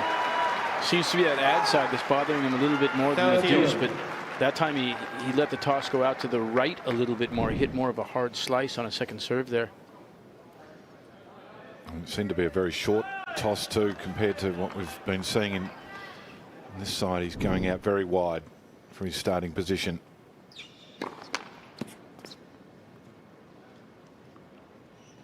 Not sure that changes the location of the sun, but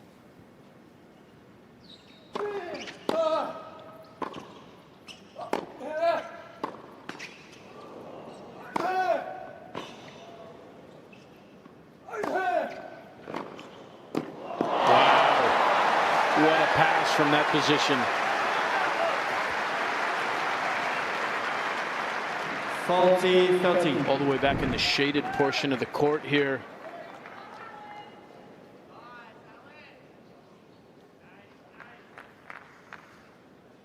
Huge shot. Deuce 5-6 to come up with that.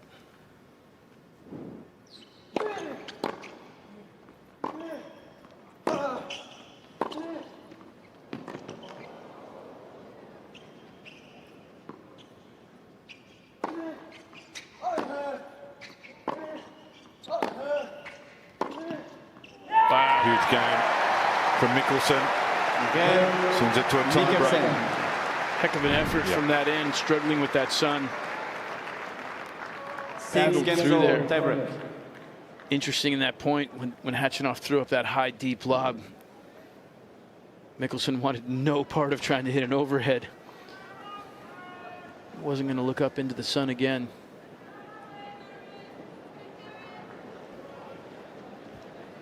So off to a tie break we go to decide the second set.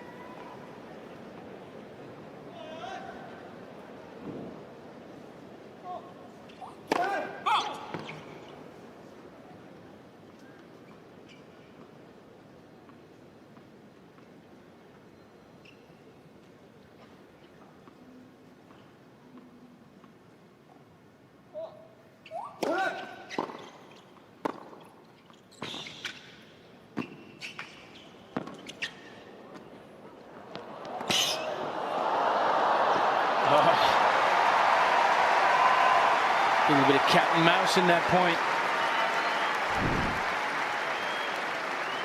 1-0 Kachanov.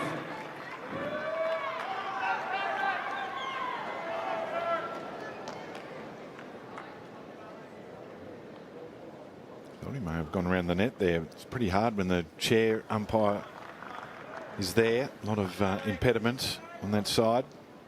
Yeah, that might have affected his shot selection there. He played that a little bit to the middle. Tough now again, battling the sun down here as he has to get through these points in the breaker.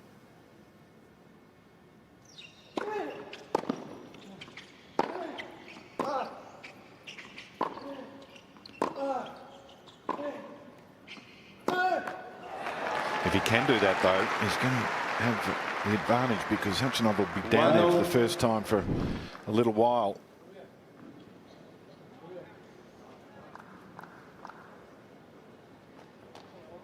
Added factor into this tiebreak, an important one, obviously.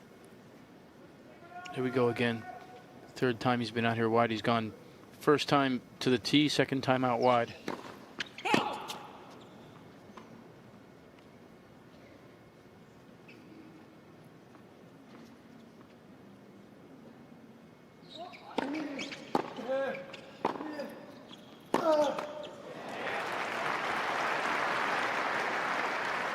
Two, one, Mikkelsen.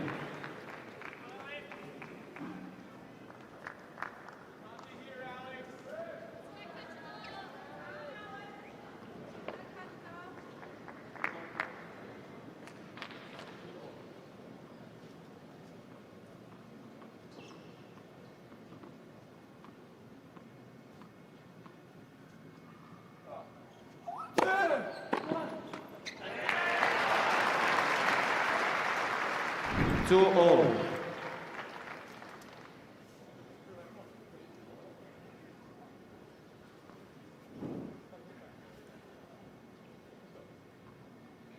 Tongue's out again, so I'm not sure that that's a.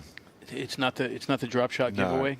No, maybe not. I need to pay a little closer attention. Oh.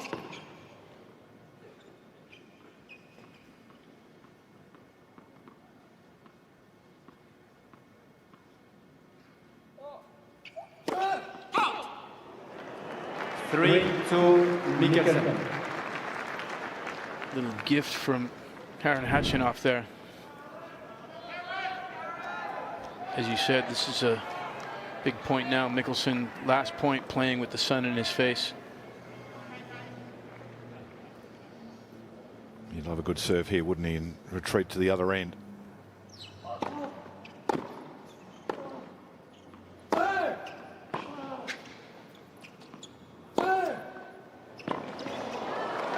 That's a great forehand from Khachanov there.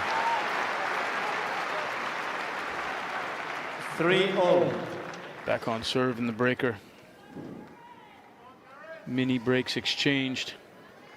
Interesting how Khachanov moves with his racket down low there as he's moving to that forehand.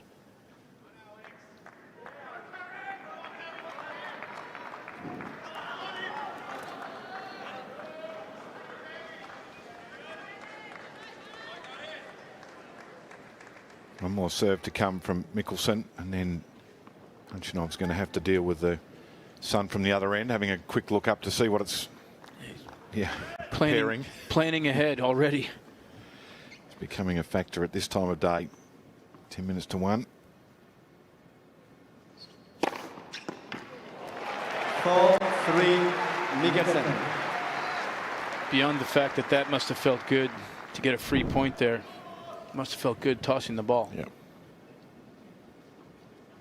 Khachanov's turn to have to deal with the sun now. It's going to be like that for another hour or so until it moves further across. We saw Mikkelsen seem to struggle a little bit more on this ad side. See if Khachanov.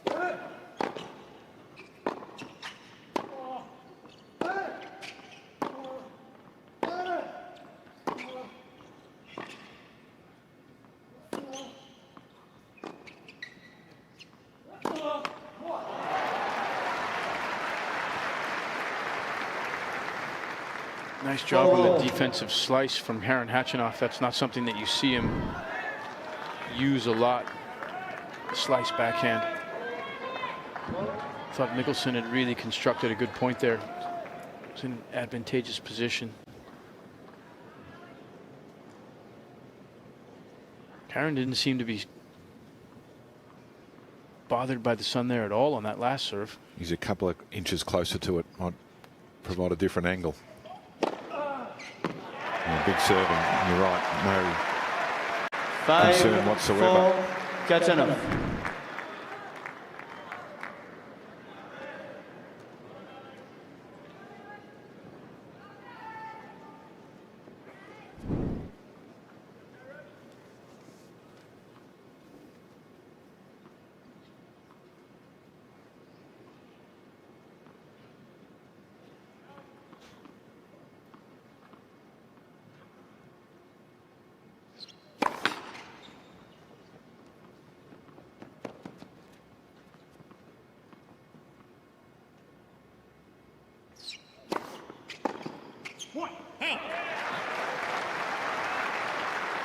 No margin for error for either guy now.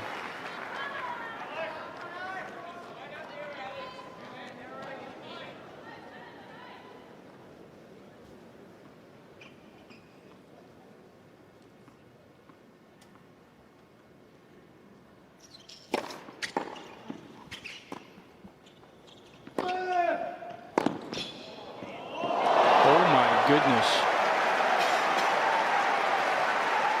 I thought Mikkelsen made a little bit of a poor choice there on the first shot. Got himself in trouble. 6-5 Mikkelsen. But what a response here. He's found the lines on more than one occasion, hasn't he? That was inside it. Actionov can only watch it sail past. Huge point for both players. Interesting there that Cain didn't try to at least make a swing at that ball as well. I think, you know, he obviously thought the ball was going long, but I thought he could have put his racket out and potentially put that ball back in play.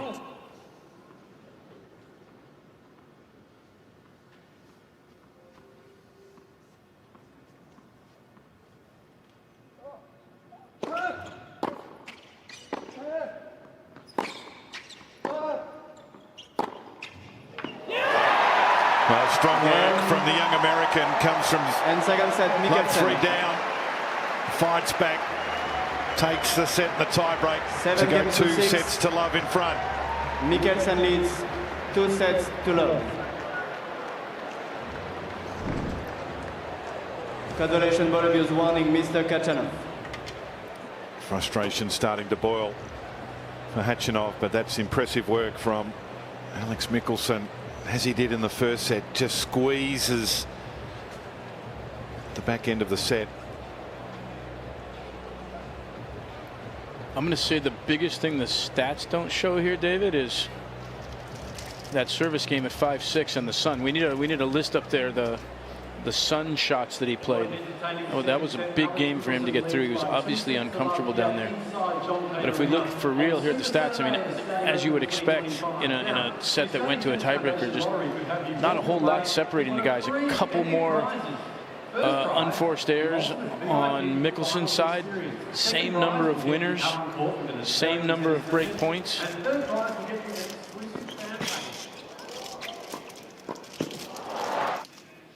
It's fascinating, the conditions playing such a big part, and he got to the end that he wanted to get to in the tiebreak. To be fair, Khachanov served well from the end into the Sun when he went down there during the tiebreak, and just Mikkelsen came up with that huge point, being able to get the single set point, and that was it. He made the most of his single opportunities, just the one break point at the back end of the opening set.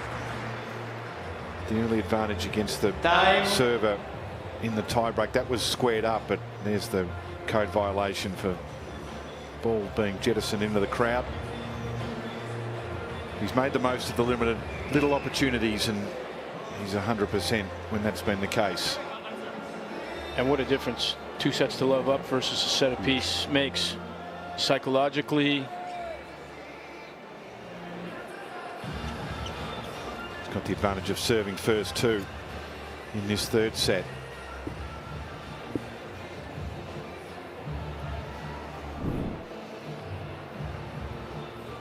Khachanov in no hurry to come out. I think we've called time, haven't we? Is the umpire given the instruction? I call time. Yeah, call time. How'd you go?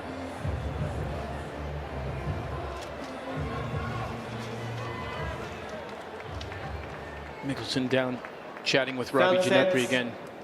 Here he is again now, having to serve first game of this set from the end with the Sun. So see if he can battle through this again, trying to find the right spot for the toss. That one clearly out to the right.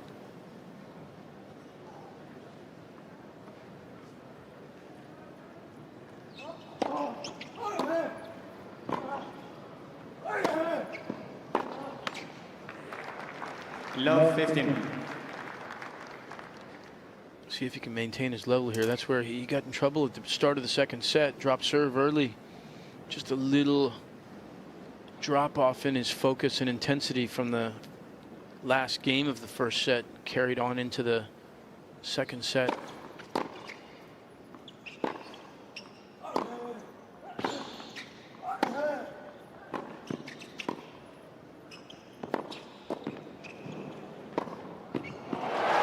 That's just 15-0. not a great volley there from Khachanov. Had the court open. This one not too bad. Mickelson on the run and wide open court there. Just didn't do anything with it. We see Mickelson again. Hasn't gotten a lot out of that play so far. It's the fourth time he's done it.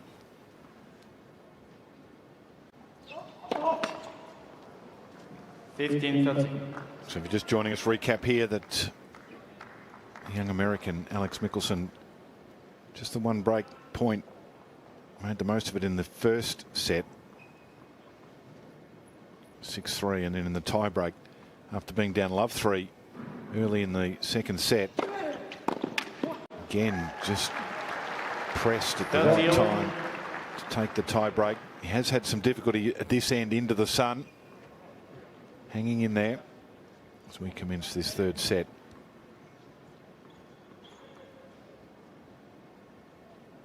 Back to the more conventional single serving location on this side.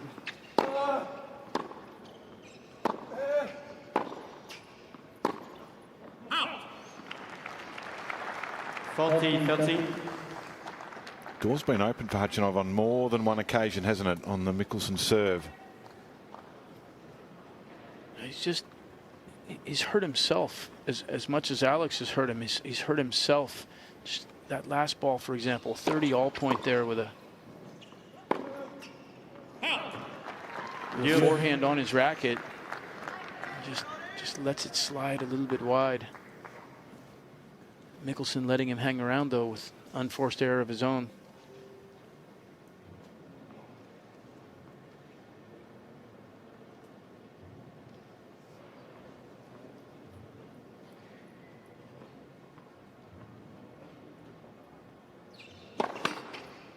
Lead for service.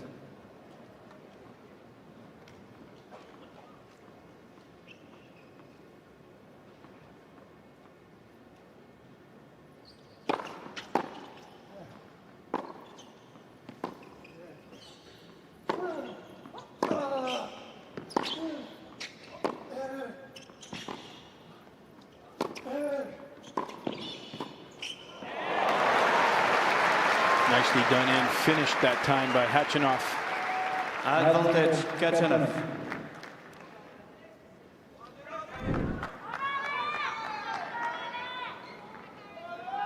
Nice touch, good feel on that volley to finish.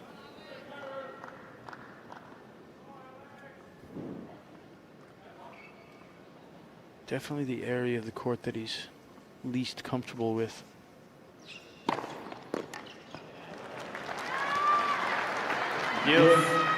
Mickelson caught him looking for the forehand there. I like the fact that Alex Mickelson was serving and volleying there as well. Break point down.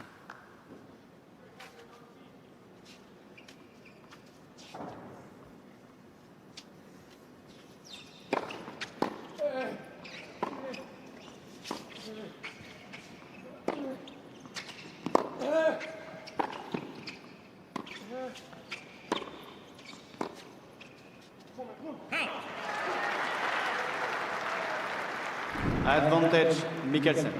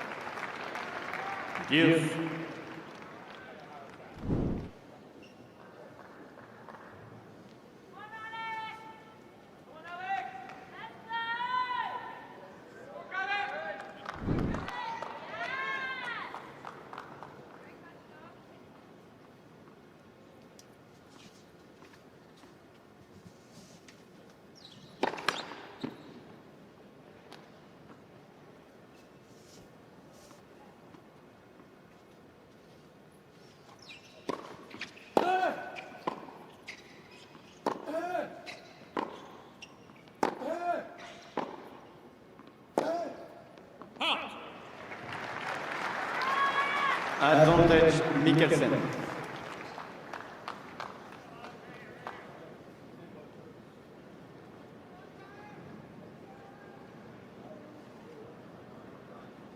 You see the frustration from Hatchinoff.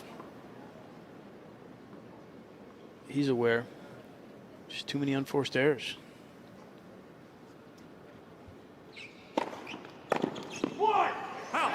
It's a good service game, a big service game from Mikkelsen with the advantage of serving first, saves a break point. First to game, hold third serve. sets.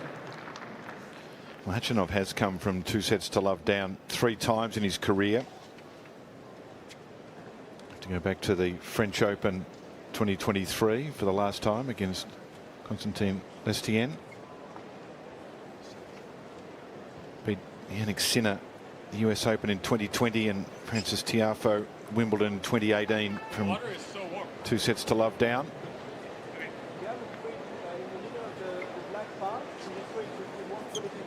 They're $100 bottles and I can't keep water cold.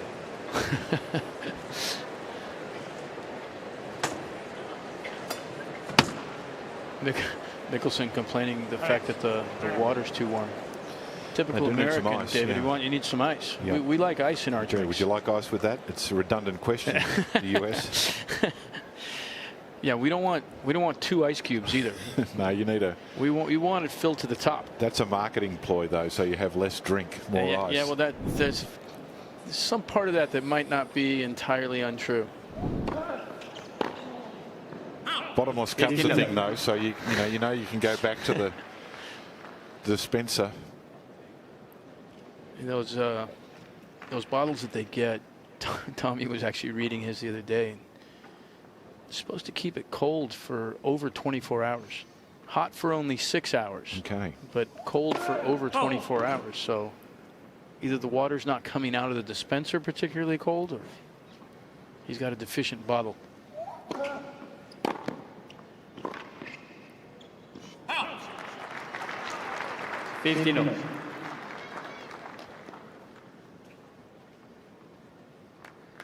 We did tell us, Brad, when we commenced, the reason why the players have got so many water bottles is that plastic is frowned upon. Sustainability.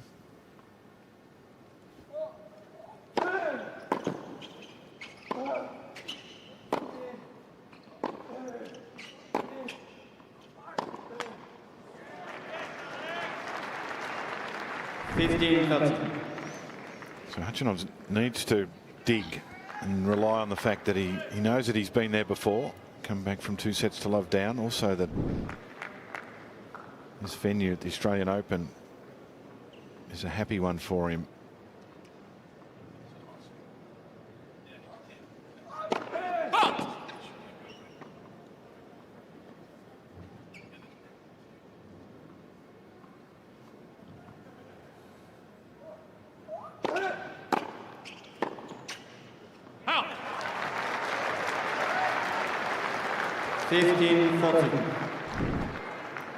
Well, having saved the break points in his opening service game, Mikkelsen, this would be a statement here early in the 3rd set.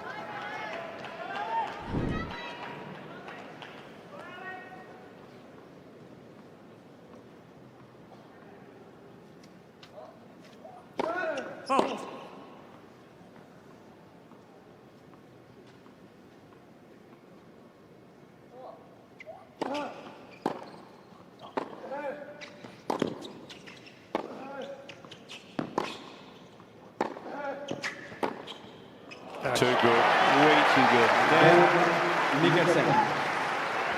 It's actually impressive. We sit high in the stand here at Cain Arena, and to watch that movement, to watch the way the ball's in play, didn't press even on the passing shot then. It was just picking the right time and then pulling the trigger. It's great to watch. Young player on the rise.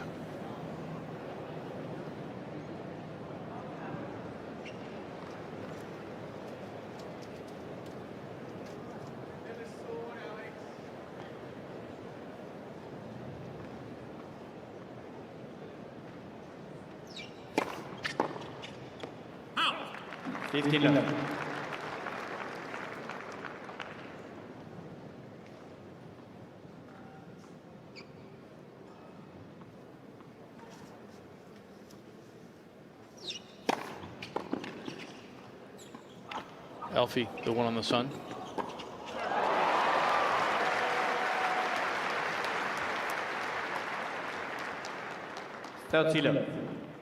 Again, the variety here from Mickelson.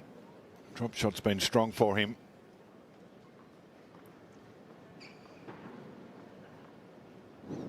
Yeah, his aspect of attacking and coming forward has been such a key for the entirety of this match. Wasn't clear whether the tongue was in or out then on that drop shot, Brad.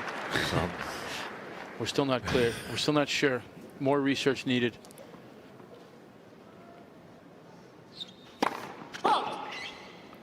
Tell you what, whatever the wind predictor says right now, I'm with him. yeah.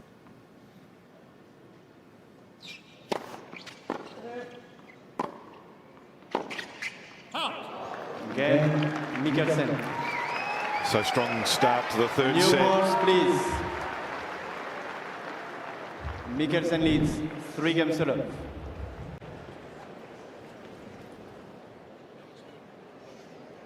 there'll always be a little bit of discussion about that injury timeout from the opening set, 3-love down. But there was a moment you could see where Mickelson just landed a little uncomfortably, took the timeout. Some water, please. Thank you. Khachanov, whose fuse can burn a little quickly, just getting a little anxious about what's taking place here against the young American.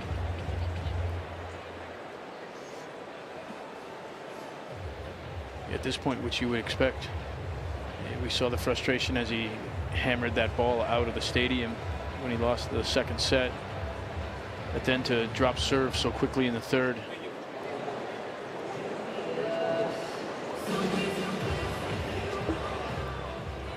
Time.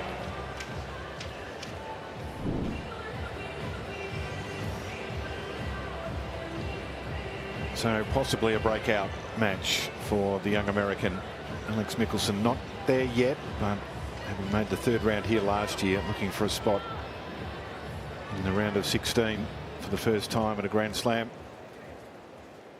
Certainly in a strong position from here.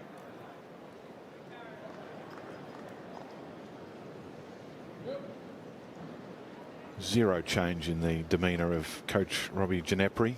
He knows that it's not over yet.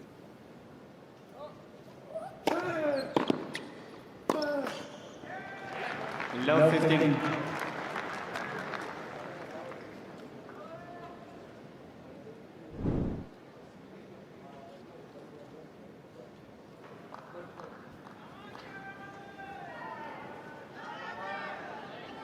Khachanov looking for answers as to why he's missing so many balls, particularly on that forehand side, I think. Not sure he's getting them.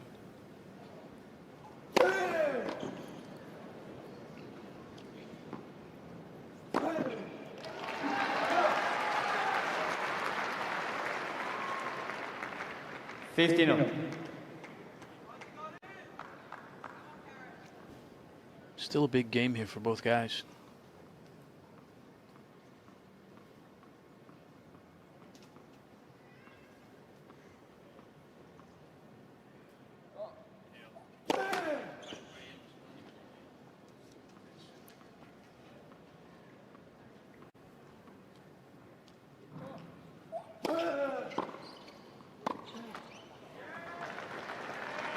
Fifteen, 30.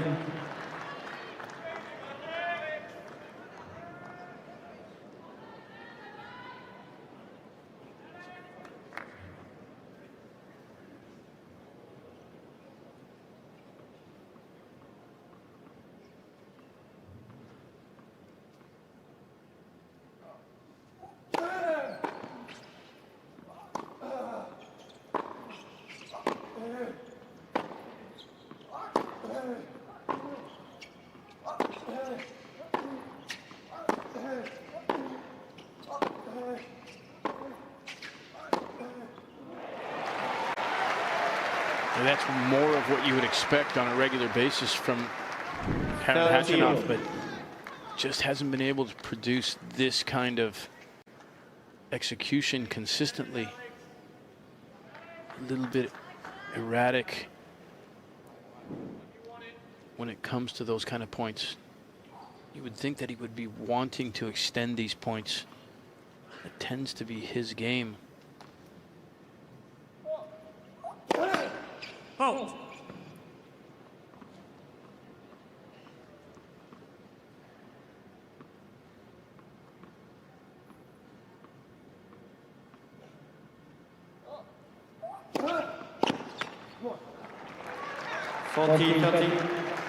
Big second serve there. Coming into the forehand, a little bit of a change-up in location. And with the pace, 171 on the second serve there. Well, good saying, Brad. When you're treading on thin ice, you may as well tap dance. Sometimes you have to, don't you?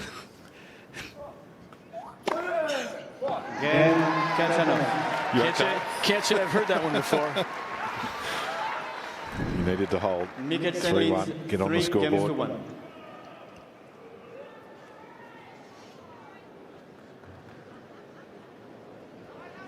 Mickelson down there battling the sun again.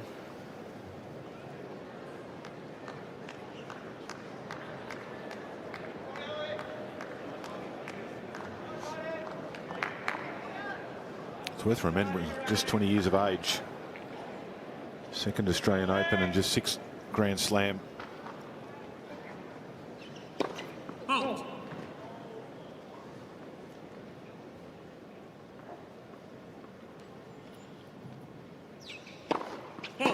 Love 15. Yeah, opening was a little bit of a gift. Yeah, very true.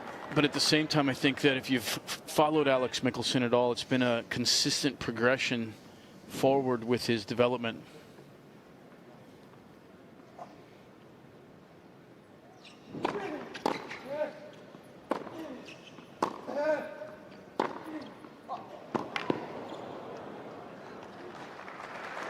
Great countering forehand there.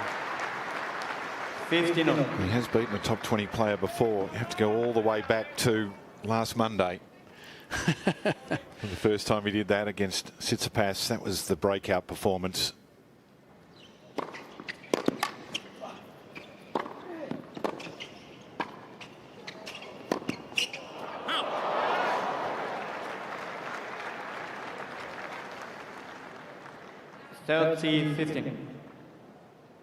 And again here with Karen Khachanov, this is a ball that you would at least expect him to put in play.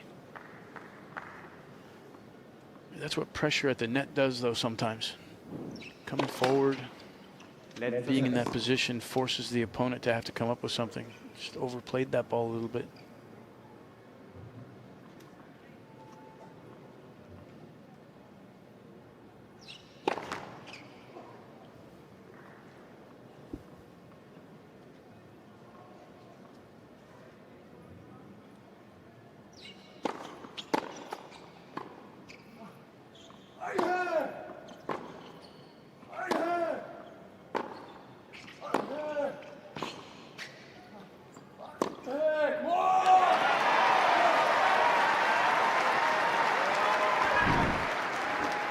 Khachanov still here for the fight, though. Yeah. Big point here, keeping himself in this game.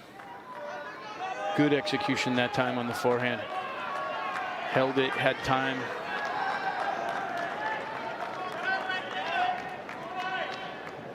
See if Mickelson can battle through another game from this end of the court.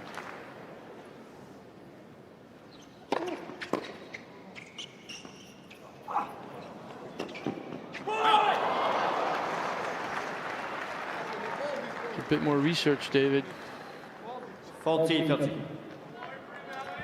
If you've only just joined us, we've discovered that the youngster Alex Mickelson likes to hang the tongue out on occasions, and we've seen it. The tongue's out there from Khachanov for other reasons, but when there's a drop shot, the tongue has been out. Not sure it's a poker face tell. Seems to like playing numerous shots in that fashion.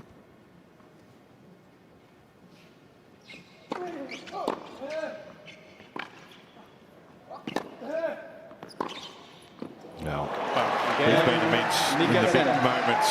Leads 4-1. Mickelson leads 4 games to 1.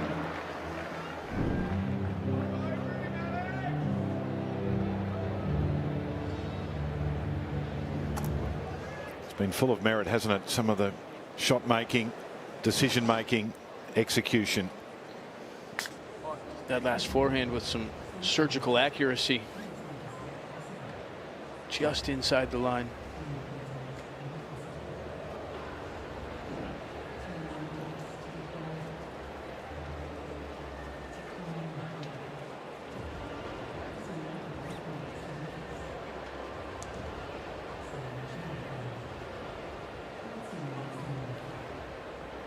Mickelson chomping on the classic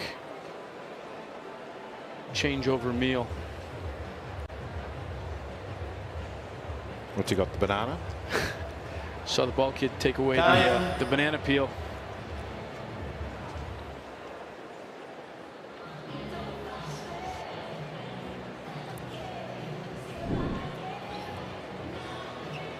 So what a performance this has been from Alex Mickelson. Took the first set with just the one service break towards the back end, and then came from 3 down.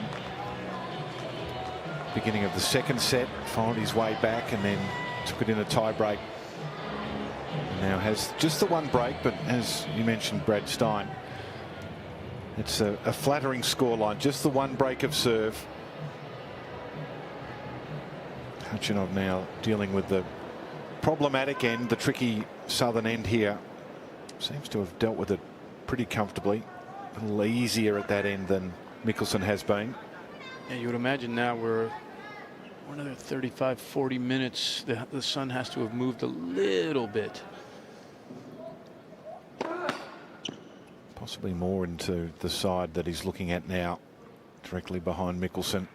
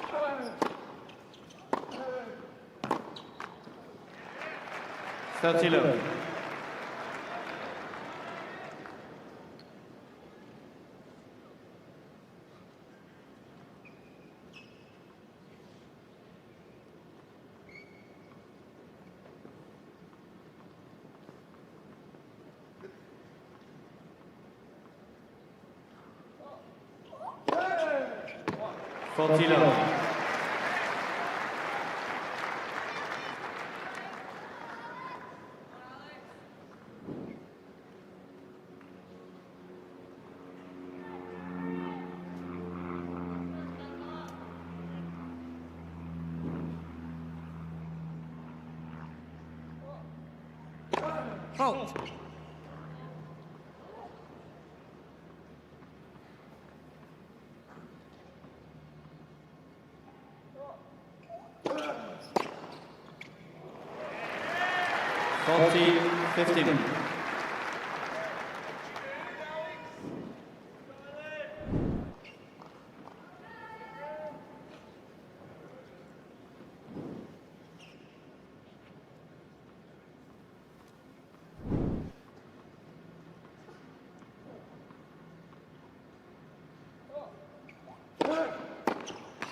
Game catcher.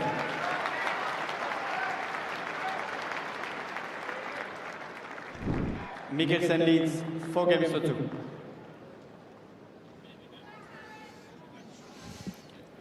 Well, every hold of serve is going to be important from this point on for Khachanov.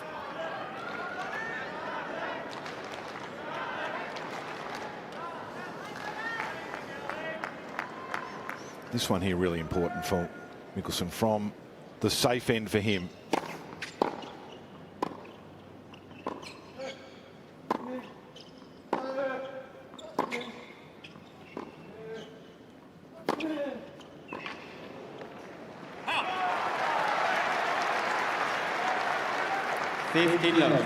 Alex Mickelson looking full of confidence right now.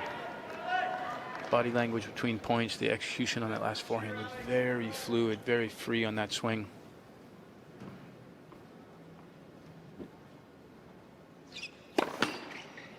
Halt.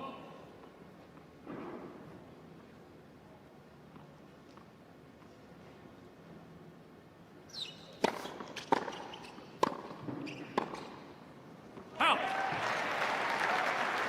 30-11.30-15.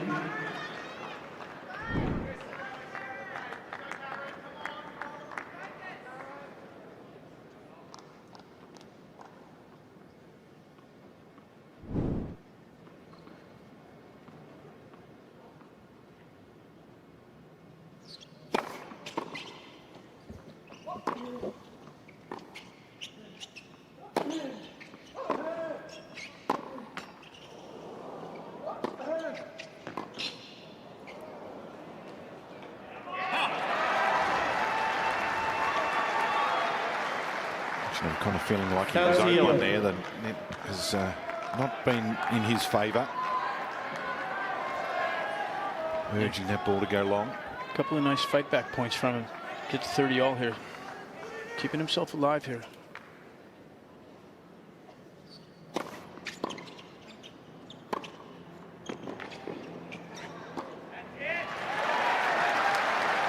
And he's gone to that block forehand return a little bit here in this game, and that one just a little bit too short. Mickelson, nice play on the backhand approach.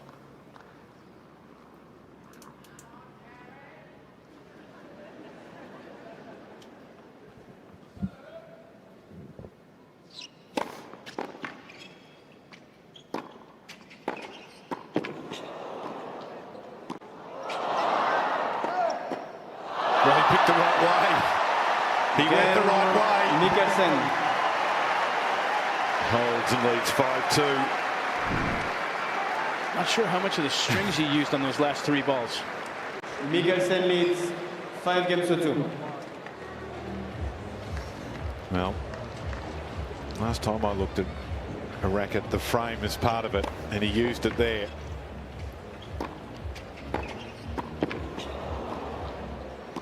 It's good movement. Good. Yeah, that one. That was just a reflex. Khachanov read that approach, was moving that way early. That one he just was struggling to reach to, and then was almost defending himself on that one. We'll give you the number 1 for a minute there, Alex, on that one.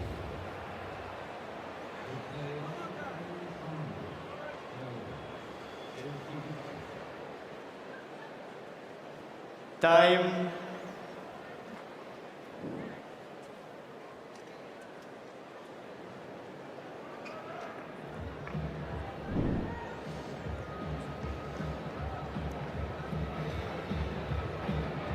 Two hours and 11 minutes has been the duration of John Cain Arena.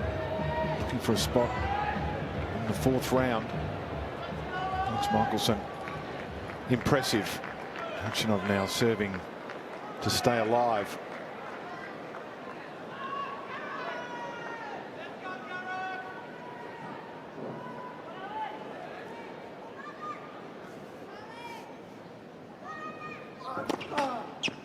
Halt.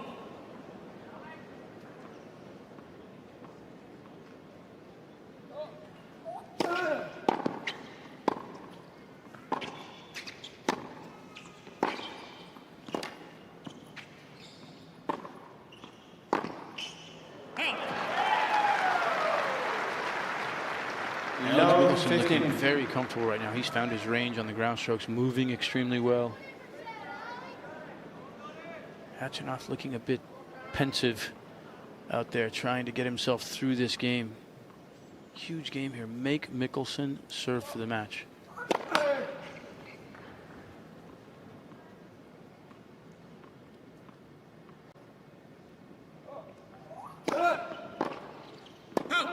15-0. And that'll come from the sketchy end too if it does pan out that way with a service hold here. So absolutely crucial, clearly, for Khachanov.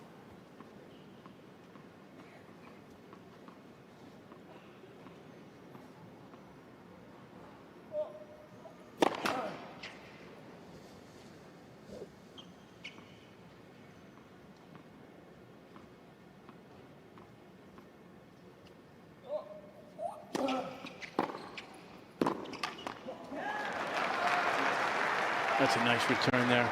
Solid. 15-30. Margin for error.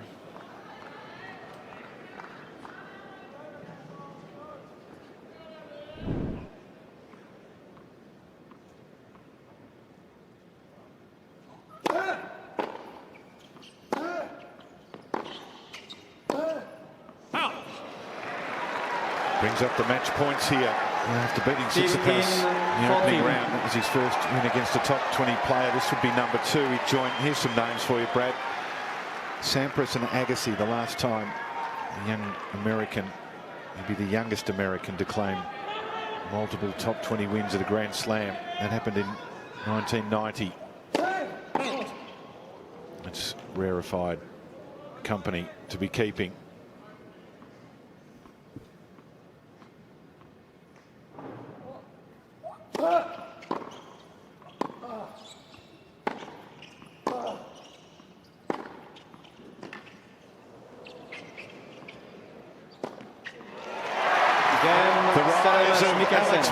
Continues. The young American 6-3, 7-6, 6-3. Through the 4th round of the Grand Slam for the first time. A rising star. Straight sets. I wouldn't have expected that in straight sets if you'd asked me prior to the match, but really well done by Alex Michelsen, especially that second set to fight through, come back from a breakdown, find a way in that tiebreak to take advantage and push his lead.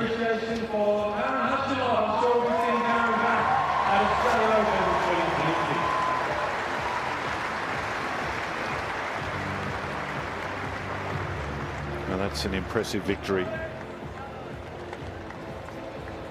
As we said, youngest American to claim multiple top 20 wins at a Grand Slam since Sampras and Agassi, the US Open of 1990.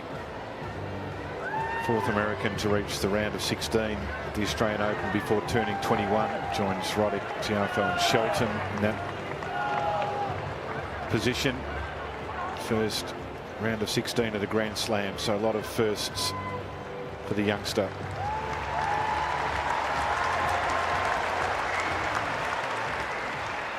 Khachanov takes his leave. Join Duncan McKenzie-McCarg shortly courtside to hear from Michelsen, who will be very pleased with that performance.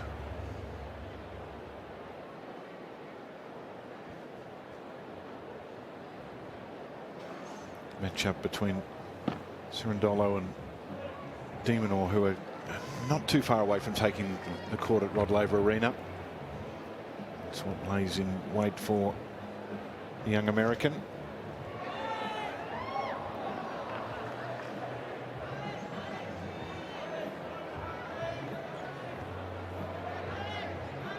He's going to be dangerous whoever he meets if he keeps playing like that. Absolutely. Playing very good tennis. It's the variety of his game, capacity to deliver big points. So let's head courtside and hear from our winner.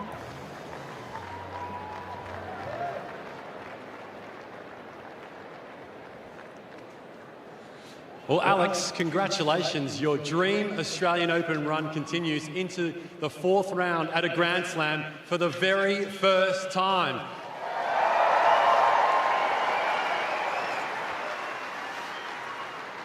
Can you put into words how you're feeling right now? I mean, not really. I played unbelievable most of that match. I don't really know what's going on. I was hitting my forehand unbelievable. I've never hit my forehand that well, so Just super happy to keep the momentum going, and not a lot of words right now. How crucial was that second set down to break very early? You got it to a tie break, and then you played some of your best tennis when it really mattered most. Yeah, I kind of treated at 5-all in the break. I hit a couple winners, but coming back from that break, both of us were struggling to serve on that side. The sun was brutal, so I knew I was going to have some looks because of the sun. So super happy to get that one back, and then played some of my best tennis at the end. Yeah, it was great. You got your team over there, Robbie Ginepri, and I know you're very close to your mum, Sandra. She'll be watching back at home in the US. Got a message for mum watching? Mom, hi. I'm sorry I only called you for like a minute this morning. I'll call you soon. I had things to do. I love you. I miss you, and hope everything's good at home. Very well said. Finally, Alex, your next opponent will either be Francisco Cerundolo or it will be Australia's Alex de Minaur. Just your thoughts on those two possible matchups. Yeah, I mean, I've played Alex twice, 1-1, and I've never played Francisco. And they're both seated here, and Alex is top 10, so it's going to be a battle either way for sure. So I'm going to sit back on the couch and watch tonight and see what happens. Regardless, we cannot wait to watch. Let's hear it for your winner, Alex Michelsen. Thank you, guys.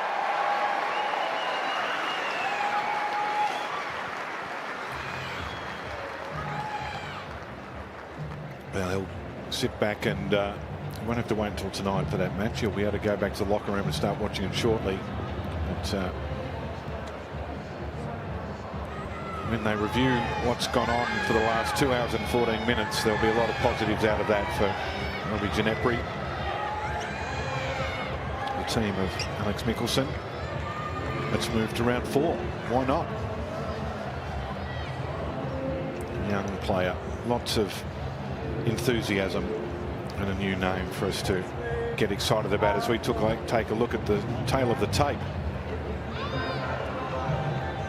Yeah, I think the biggest thing in the match summary is just how tough Alex was in the key moments, as you had mentioned earlier, especially in the first 2 sets. 1 break point executed, and there was mini breaks exchanged in that tiebreaker, switched ends at 3-all and stayed on serve until 5-all, actually 6-5, and then at 6-5 he stepped up and played one heck of a point to close out that second set, and that really put Khachanov off. Got a little bit frustrated, carried over into the third, and Michelsen able to run away with it. We had 4 break points in the match, and he converted all of them. Yeah. So that's pretty good, isn't it? And that's a pretty good pad in the stats with that one. Well, it sums it up, and often in tennis there's 1,000 data points that you can take out, and you can build a case around a whole stack of them. But when you make the most of the little moments, when you only get a few in a close encounter, that is often the reason why there's the winner. And in this case, it's this man.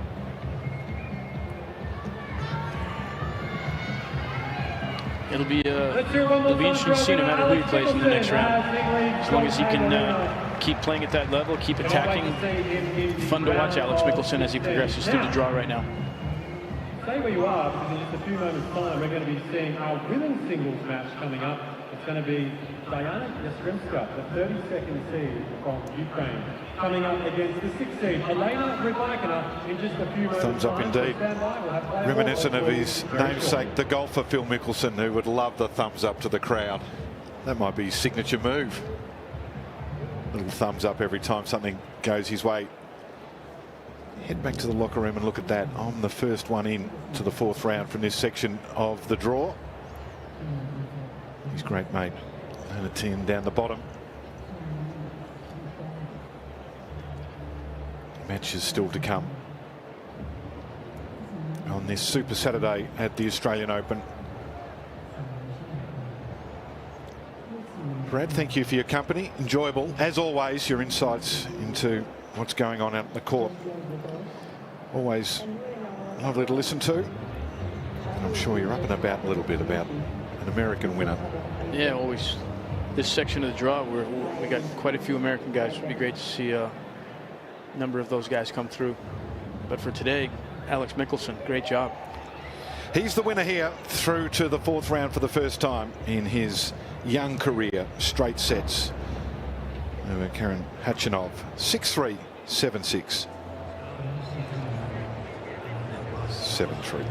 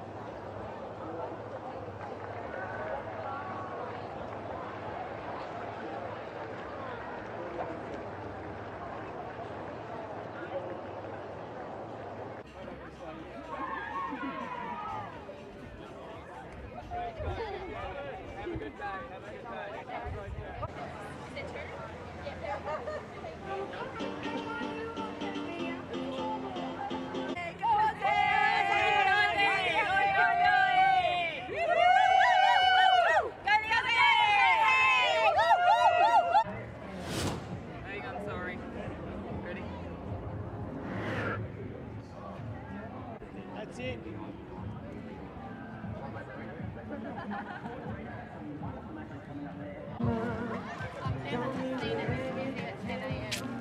Should we go to our photos?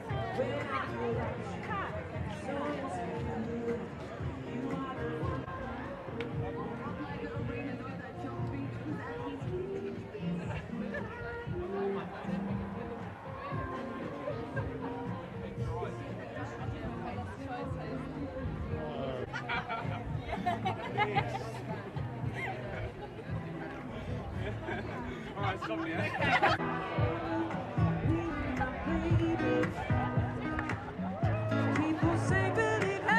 Okay, that's it, perfect.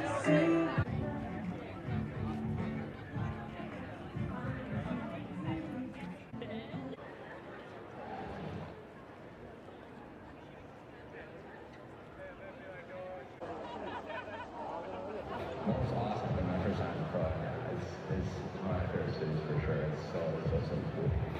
It's my third time in Melbourne. Coming here in the summertime is really awesome. We get transported into the Aussie summer. It's a cool culture for sure. We're really delighted that you're coming here. I don't know if you've ever done any street art yourselves. Minimal art to begin with. We'll teach you a few things while you're here. Every single one of these artists actually wear a street. We've been collecting Macy's, and he's probably the world's most famous street artist, and his works now go for like millions and millions of dollars. That's actually ridiculous. That's like super famous. Hey, so I want to introduce you to Lee. Hi, Emma. Nice to meet you. Street artist. Kristen. I signed my first TV camera yesterday. Was that exciting? Yes, very. I was nervous. I wrote Oz with a heart and then just Okay, we're going to teach you how to do cool. oh, cool gee. I love it. It's beautiful. There's a lot of paper. You want to get back? Scroll it up, throw it away, on to the next. I feel like mine doesn't have any style. It's just an ink. Oh, it looks pretty good. Who's the most artistic out of you two? No, no. I'm gonna go with Kristen for sure. His name is looking pretty good, so it's competition. It's my first time tagging. Maybe I'll take a little something from what I learned today. Here's something that's a quick call. So this whole turnover always makes a good photo. It's just like a visual overload of text from color. I hate to tell you, you misspell your name. Yay! Bold, straight to the face, just like me. Just kidding.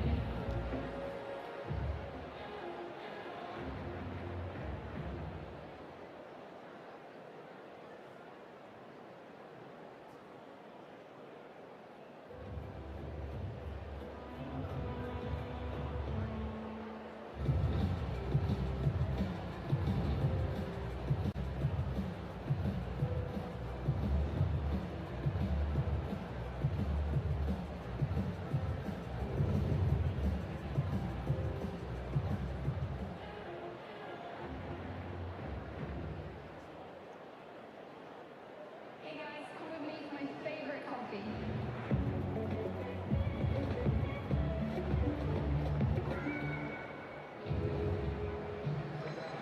So good. This is what wakes me up every day. So I've been coming to Melbourne for, I don't even know, like a decade now probably. I've always stayed in South Florida. I have friends nearby in Torrex, so I think they recommended it to me when I first came here, and yeah, I've never left. I think Australia has definitely one of the best coffees in the world. When I think about coffee, and sometimes actually when I go to different places, I'm always typing in Australian coffee to try and find like the small little places and boutiques around the world that the Australians have gone to. Alex's coffee order is literally just a latte or a flat white. He does change it up sometimes. With my team, we've put in place a little rule system where we like 2 coffees a day. try and keep it under control. If you have a bad coffee, it still counts as your win. So yeah, you've got to be very selective. I feel a bit nervous, I'm not gonna lie. Like, this is not my forte. I'm preferring the other side of this counter. Here we go. Okay. Great tonight. Okay, this is stressful. I literally was just the whole time at home. Is there like an angle to do that?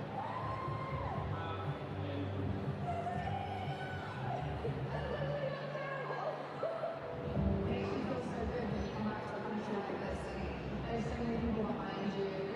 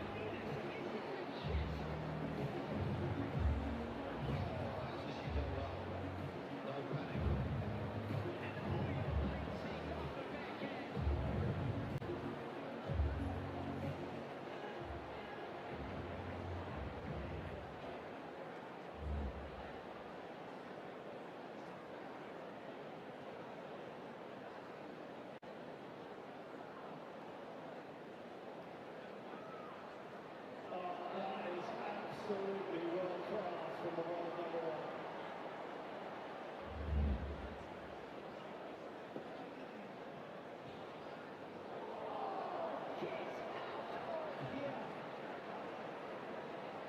This will be worth a bonus points in other sports.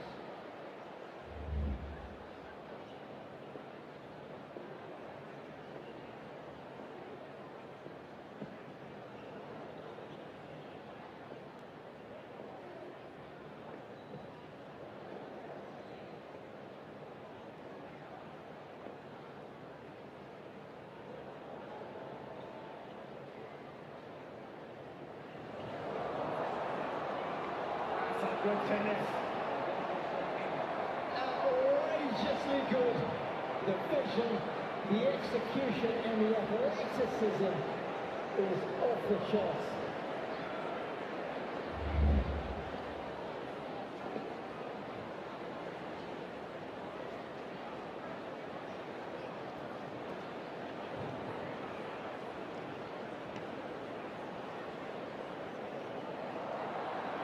Exceptional.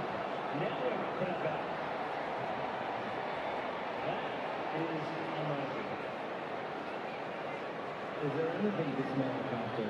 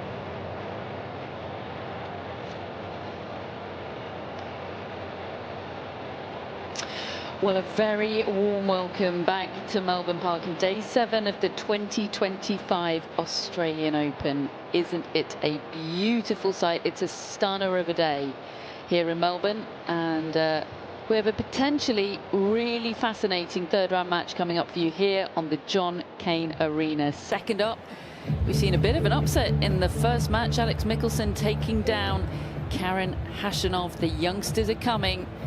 On the men's side, it's shaping up to be a really fascinating event in both the men's and the women's draw. Today, we're going to get to see a former women's finalist. 2 years ago, Elena Rybakina played one of the all-time great finals here at Melbourne Park, losing out narrowly to Aryna Sabalenka. Today, she takes on last year's semi-finalist, the Ukrainian Diana Yastremska.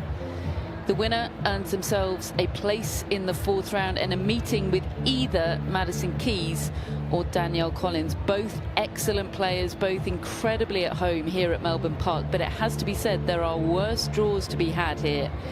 It would be a while before the winner of this met either Iga Świątek, Aryna Sabalenka, Jasmine Paolini, the top seed, lurking in this quarter of the draw, and she's looked in very fine form indeed. But big opportunity for this young woman, Diana Yastremska, semi-finalist last year. She will be the first to take to the Cain Arena.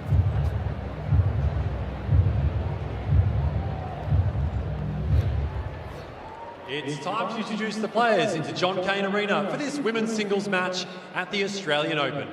Please welcome from Ukraine, Diana Yastremska.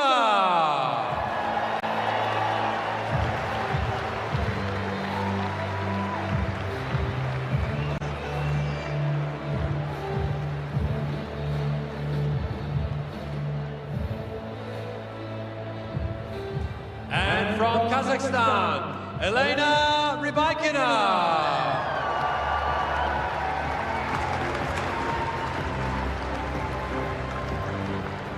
Well, she's the favourite today, the 6th seed, the former finalist here, the Wimbledon champion in 2021. At her peak, there aren't many better than her on the WTA Tour, but Diana Yastremska is afraid of no one.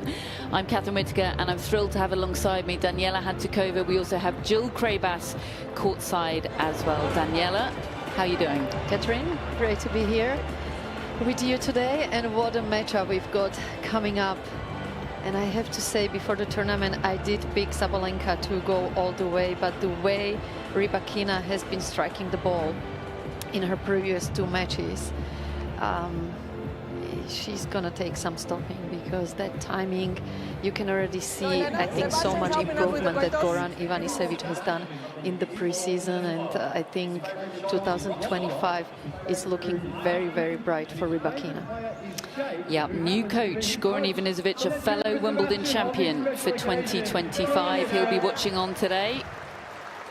So ladies, Sebastian's helping us with the coin toss. Can we start with the photo facing that way for Sebastian? Okay, so we do first the toss. Are you ready? So we do the photo face that way, please.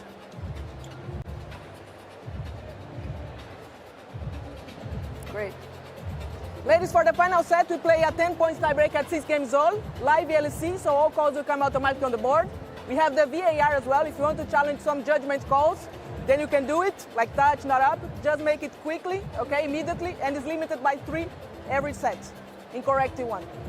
Shot clocks are visible at the bottom, in the 4 corners. Please keep an eye on that. And for the towel, can you use the one with the red and the blue for you for the towel?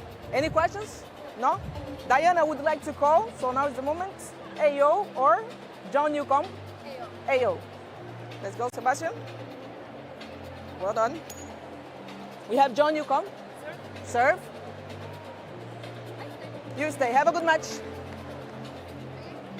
Well done. Yes, well done, Sebastian. The Hot Shots kids that do the coin toss, they do rather steal the show, don't they? Daniela, did you see John yesterday with Carlos Alcaraz?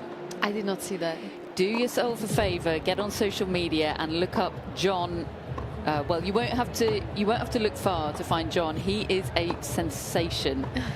He really gave me a dopamine hit yesterday, an absolute joy. It's always a lovely moment to start off these matches. Right, Diana Yastremska, number 33 in the world, has snuck in as the 32 seed to this draw. Of course, a semi-finalist here last year and showed on that run to the semi-finals what a great player she can be, but didn't quite hit those heights again in the 2024 season, Daniela. No, she didn't, Catherine, and obviously there is going to be a lot of pressure in this tournament, having to defend all those points. It helps when you have some good runs leading up to a tournament where you have so much to defend. But Diana is one of those players that really can turn it on any given day, and it's not really afraid of the opposition, and she knows how to play well here on these courts. I think the conditions today will fit her game because they're super fast, it's quick, it's hotter, so I'm sure both players would go with their string tensions a little bit higher just to keep the balls in control, but she is going to be super dangerous, I feel, today.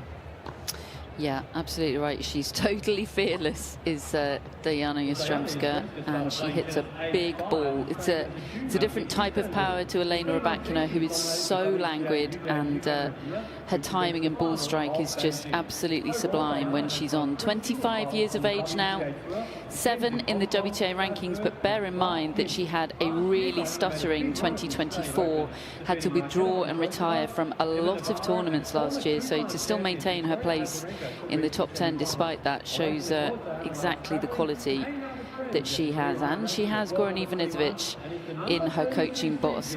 Jill Krabas, what is Goran Ivanisevic bringing to the Aryna Rybakina party?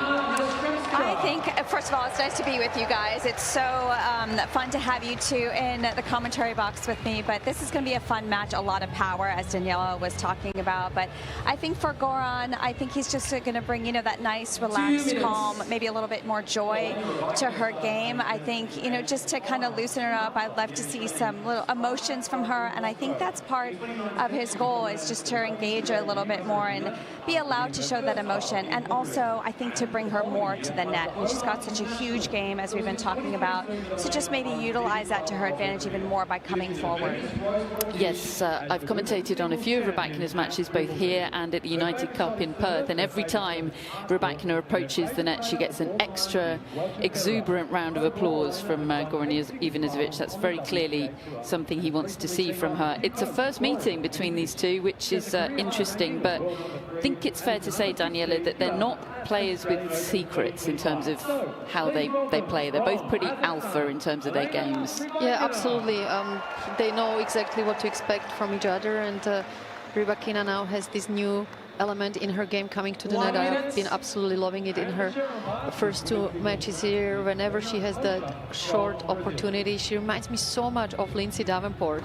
Remember, Jill, back in the day, whenever Lindsay had a short ball, there was no question she was going to lose that point, and I feel like Rybakina is getting to that stage where maybe before she was a little bit hesitant whether to come in or go back to the baseline, but now she's so much more decisive, and another thing I feel Goran is bringing more to Rybakina's game is just that belief.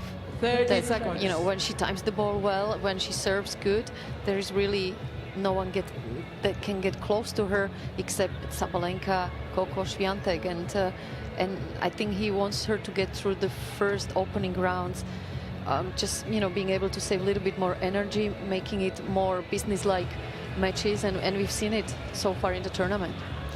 Yeah, I mean, both these two should have lots in the tank today, because we've got Yastremska, who's dropped just 6 games getting to this point, and we've got Rybakina, who's dropped 5. So both looking in fine fettle thus far.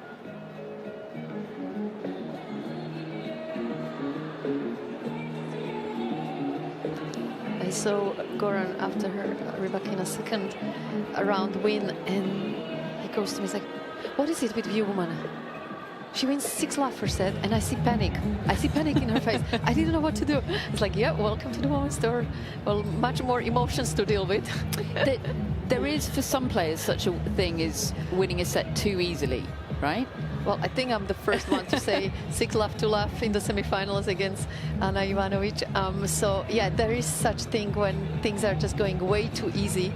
I can understand that mentality, though, even, you know, not having been to an Australian Open semi-final, like, oh gosh, there's only one way it can go from here. First set, Aryna Rybakina to serve.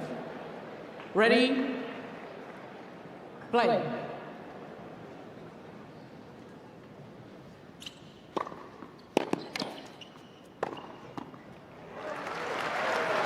And that is one thing that Rybakina has over Yastremska, isn't it? And pretty much every player, that serve is a dream.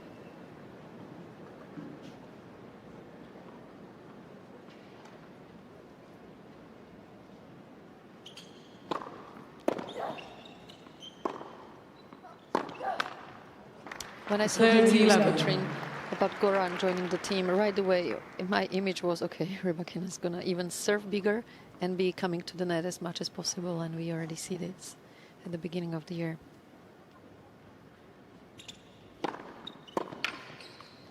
40-11.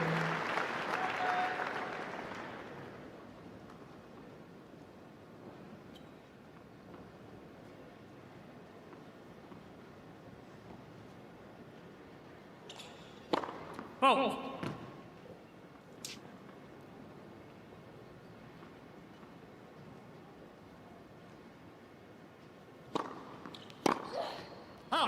Gain. Rybakina. Is it the best serve on the WTA Tour, Danny? The first game. Oh, good question. I would say so. Most accurate, and because she's so tall, she's able to create angles that other players struggle with. There is a fellow Wimbledon champion coach, Goran Ivanisevic. I have to say he's been hitting the gym every morning. Very keen to do his weight workout. Pretty much train at the same time. I think life's a bit calmer now for him that he's not coaching Novak Djokovic, isn't it?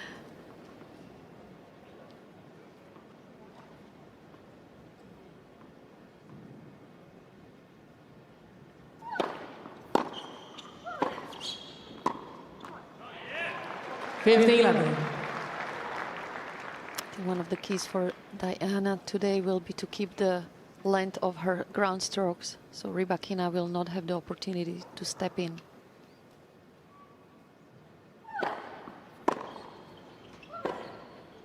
Out. 15 on.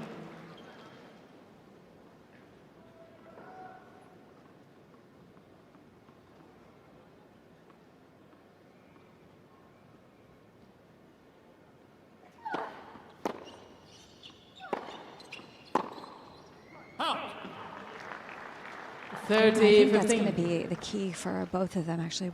They both strike the ball very similarly, a lot of pace, both very aggressive. So I think the depth off of both of their ground strokes is going to be a big factor today. Mm.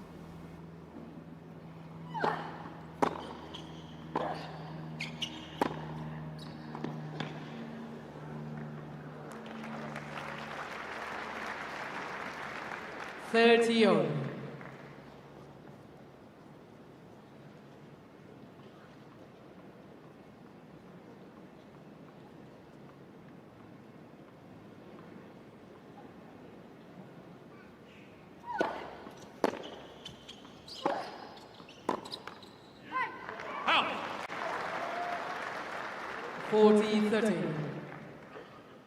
It's almost like mirror against mirror playing, just Rybakina being a taller version.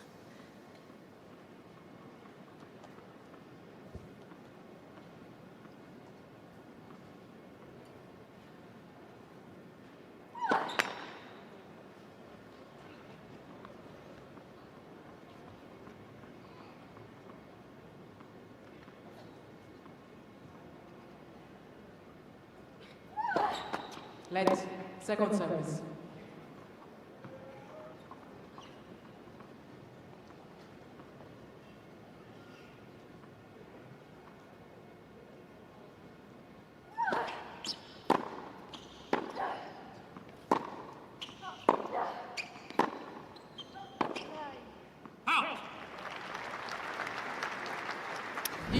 Looks to be timing the ball well right from the off, Rybakina, doesn't she? Yeah, it will be huge for Diane to make sure she hits a lot of first serves, because Rybakina will be all over that second serve. That's a big difference between them. Rybakina second serve, it's much more efficient. Halt.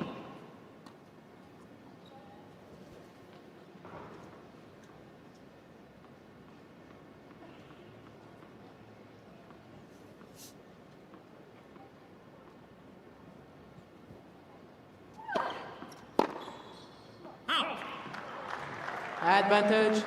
Yes, Remsky.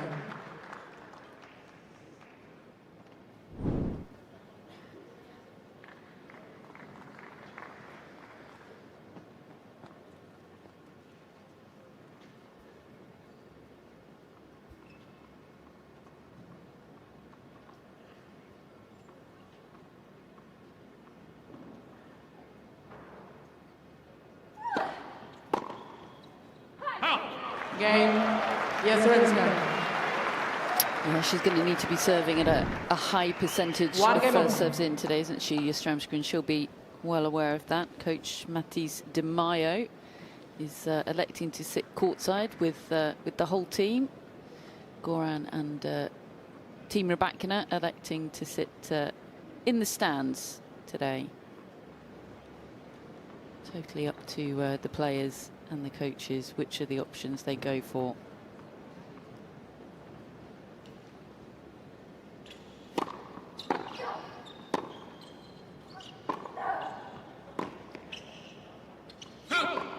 Love 15. They both play very similarly too off the ground as far as the height over the net. Jastrzębska gets a little bit more height with the forehand side, and the backhand side is very flat, hits through the court. So it's really effective when she's been able to penetrate that backhand side, because Rybakina has just been a little late. Rybakina asking the chair umpire something I couldn't quite hear, but pay attention to that.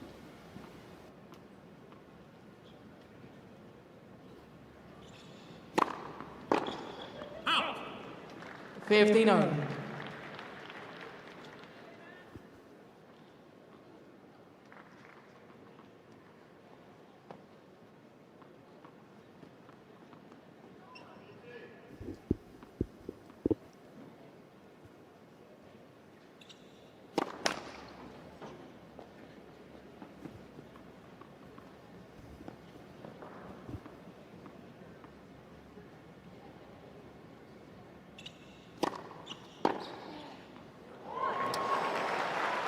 And again, Rybakina not moving to that. I mean, it was a rocket from the Jastrzębska racket, but do just need to keep an eye on Rybakina here.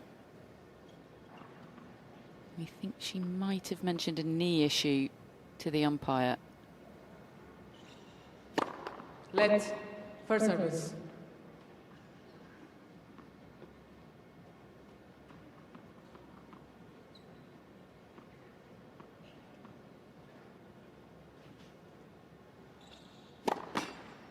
Halt.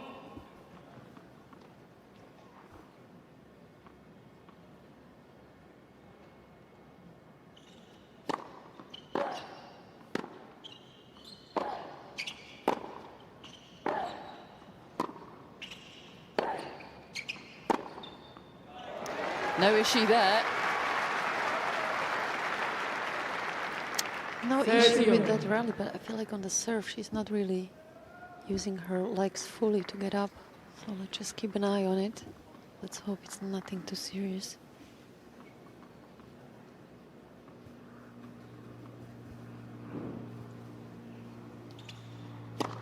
Out.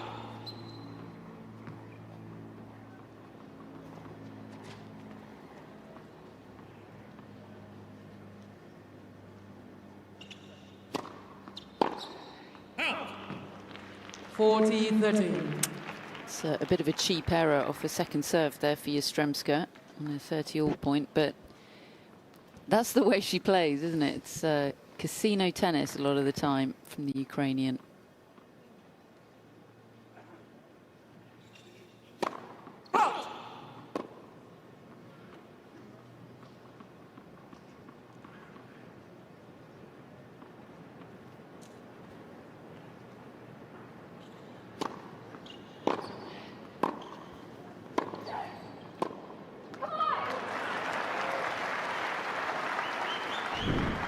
Use.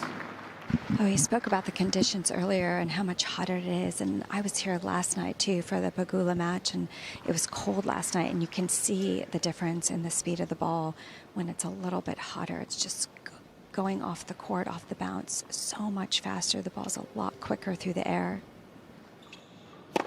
Out.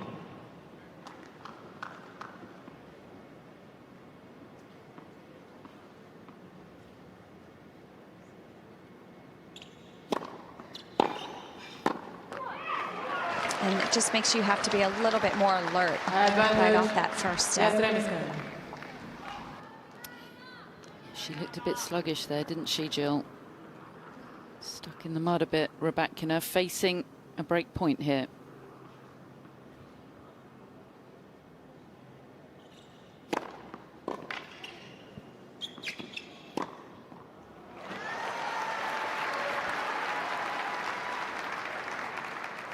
Use.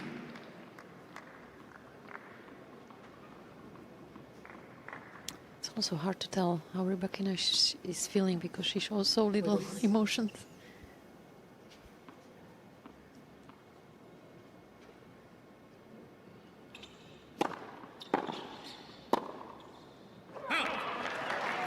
Advantage.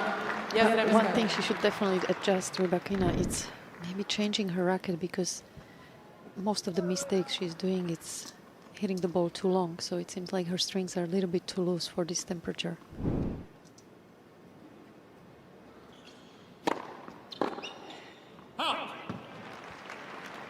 Use. She has played both her previous matches in the day session, and it has been sunny, but it's hotter today, as Jill was saying, and this is a different level of opponent, quite frankly, that she's facing. She's played two teenagers thus far, Rybakina. Both of them still in the phase of transitioning from the juniors to the seniors, so she's kind of had it all her own way, but Yastremska doing a better job of rushing Rybakina, who does seem to be struggling, I think, with some sort of back issue. We might be seeing the trainer after this point if she gets it. Which she does. 2-1 Rybakina. Let's see what happens here. Rybakina leads by 2 games to 1.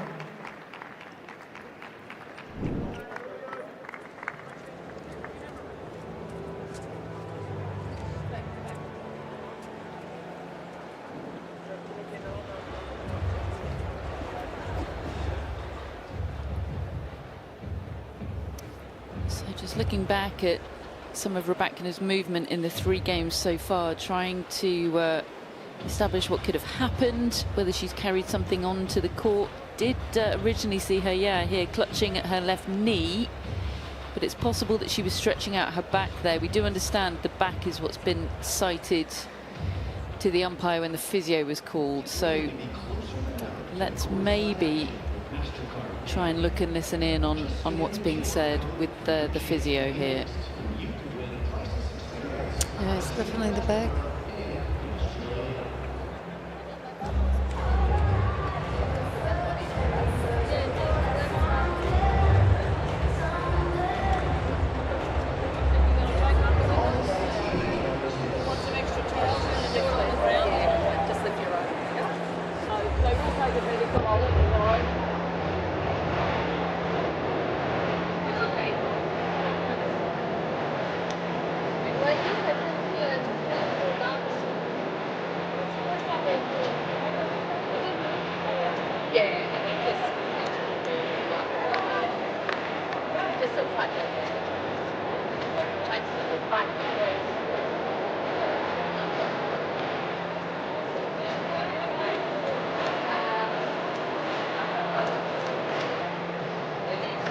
So this is the physio making an assessment. They have unlimited time to make the assessment, and then once that's done and the injury timeout officially commences, at that point they have 3 minutes to administer the treatment. And I think Rybakina will go off court for that treatment.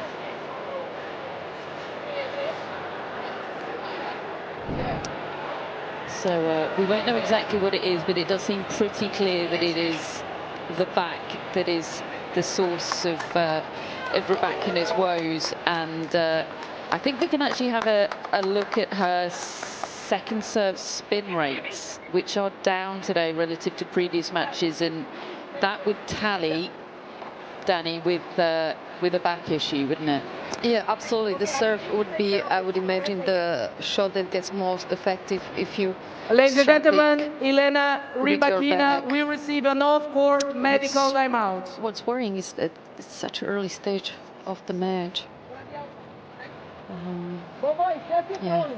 And also hasn't had that much time on court, as you guys alluded to early on before this match started. Rybakina just on the court for a little over 2 hours so far in her first couple of matches, so hopefully it's not too serious. Looking over at the team, they don't look tremendously concerned, which is a good sign, but even after some of her serves, you could see she was wobbling on that knee a little bit, so hopefully it's okay.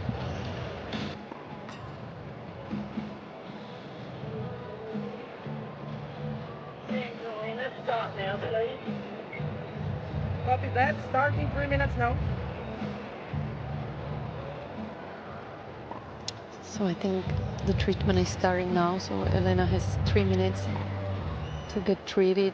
Maybe just a little bit of adjustment can help it loosen it up. The good thing is that it's warm, so it's not like it should get worse, right? You'd hope so. I mean, it definitely wasn't a situation where, look, she can't compete, she can't move, match is done. Yep. Maybe also it's good that she's treating it early as soon as she felt it. But as you said, the team around looks pretty calm for now. Well, he's not being shouted at by Novak Djokovic for a change. I think he loved coaching Novak, but it was tough. Absolutely. Stressful life. I think you can't get more of a opposite in players' mentalities between Novak and Aryna. Well, the DJs here at the Australian Open very much understand the assignment, don't they?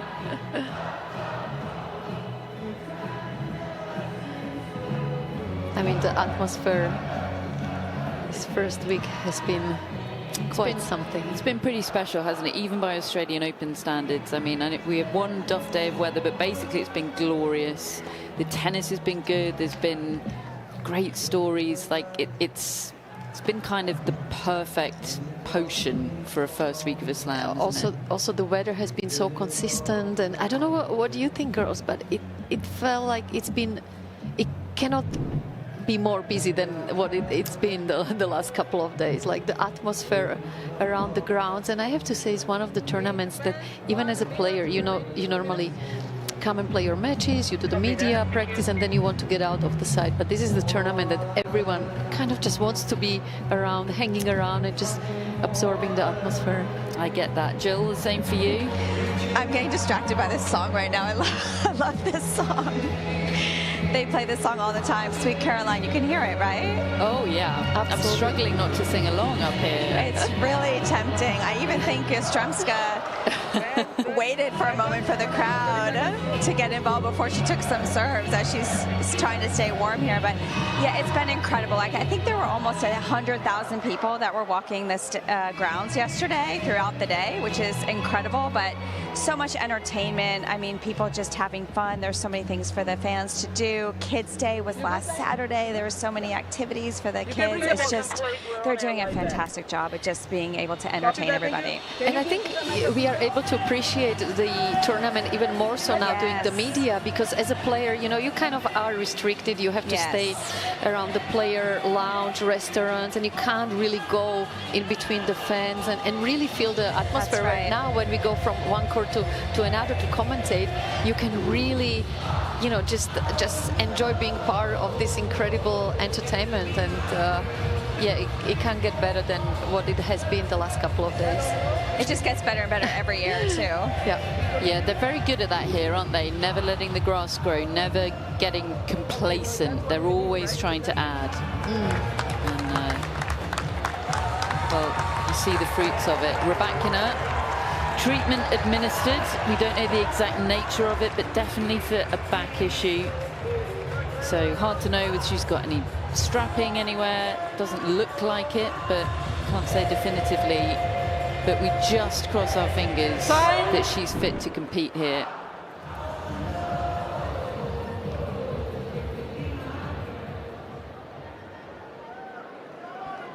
I think we'll find out a lot in this game.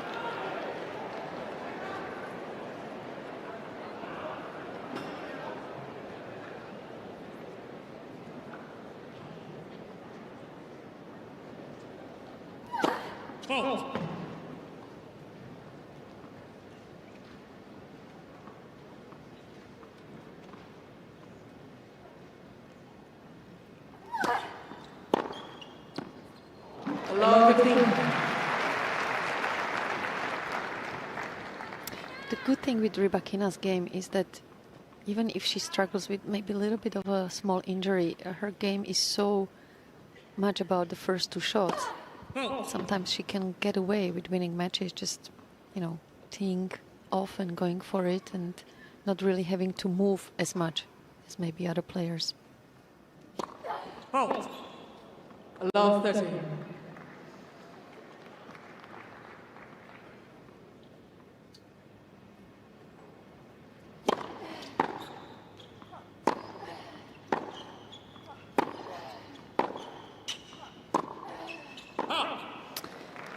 She strikes me, Danny, as a player that could be extra dangerous carrying a bit of a niggle. If she's just trying to hit out, that's a fearsome prospect, as evidenced by the score here. 3 break points.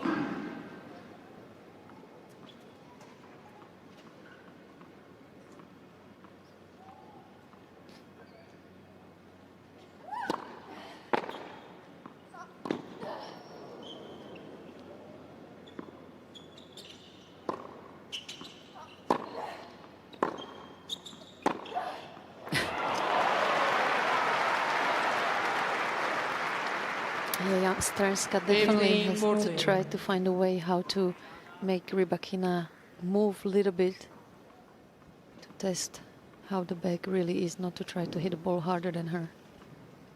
Which might be hard for Yastremska.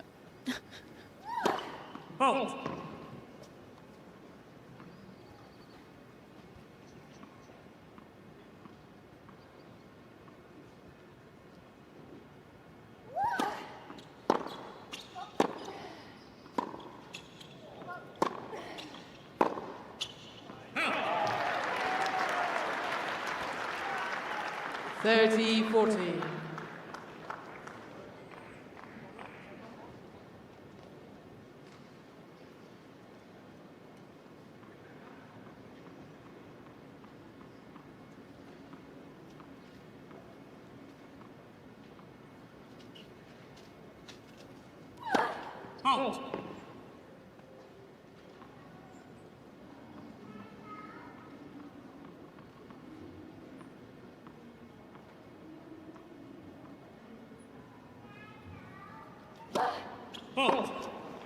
Game. Well, that is incredibly loose. Don't want to be too harsh, but that's a pretty unforgivable error from Yastremska. You've surely got to get the ball in play. Yeah, just anyhow try to get Rybakina on the run. Diana didn't really do it in this game. Rybakina with the breakthrough. Let's see how she is on serve.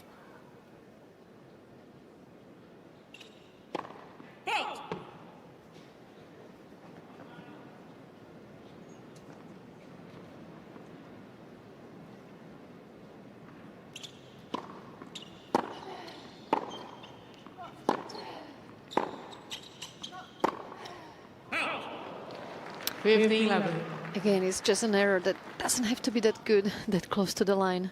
When you're trying to test Rybakina movement.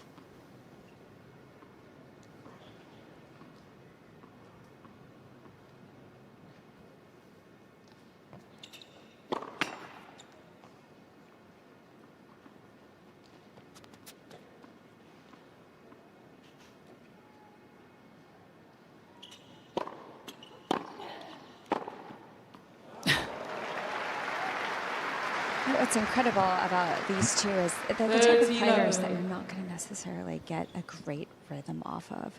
So what's been impressive is, yes, they're all about that first ball, but to be able to execute on that ball without having much of a rhythm for long rallies it was pretty impressive.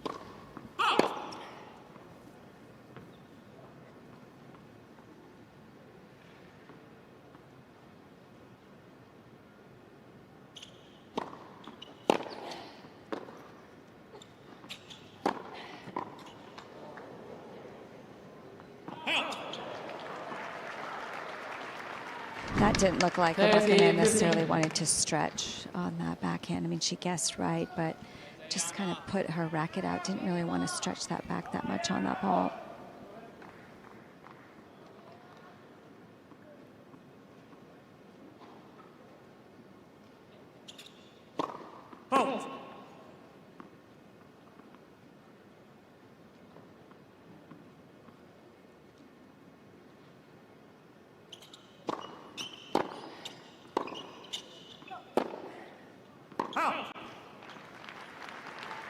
I think that's one of the reasons why we told Catherine before the match that Jastrzębska hasn't really been able to follow that semi-final run here for the rest of the season, that it's mistakes like this where you just don't need to go from big to bigger.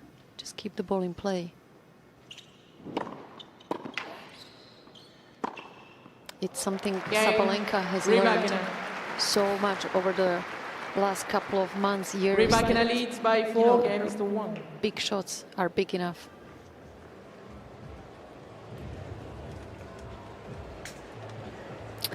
Yep, there is a stubbornness to Aryna Sabalenka, isn't there? She's totally prepared to live and die by the sword, but she's going to play her game, and she's not necessarily going to adjust for what's going on down the other end of the court. But Jill, when you've got a slightly impeded opponent, that's perhaps not ideal.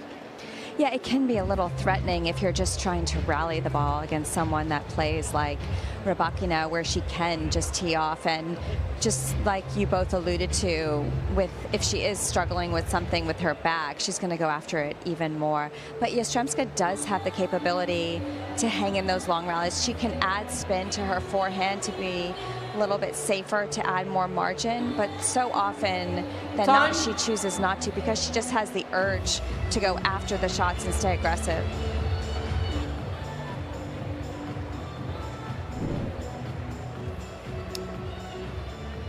So Aryna Sabalenka needs to tighten up her game a little bit here, trailing 1-4 to an opponent that is definitely competitive, but we think a little hampered out here, Rybakina.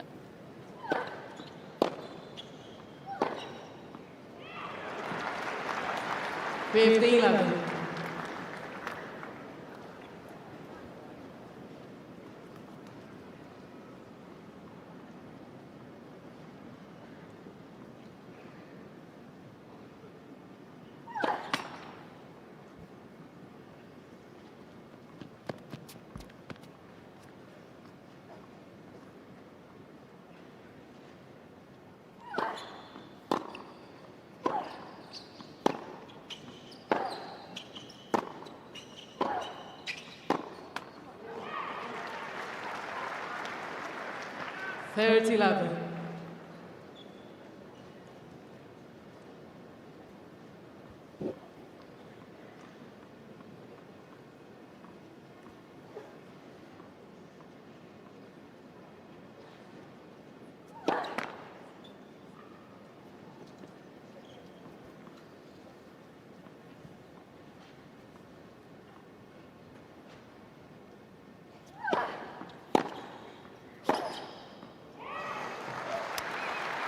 Nothing to be done about that. 40-11. I can't decide whether they are more similar on the forehand side or backhand side. What do we think here?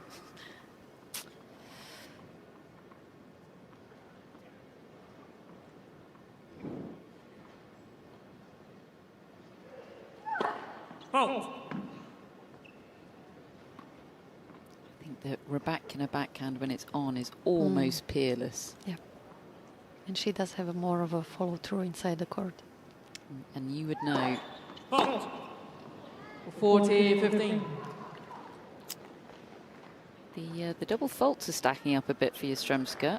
Obviously 40 love, not a bad time for one, but serve one on break point in her previous service game.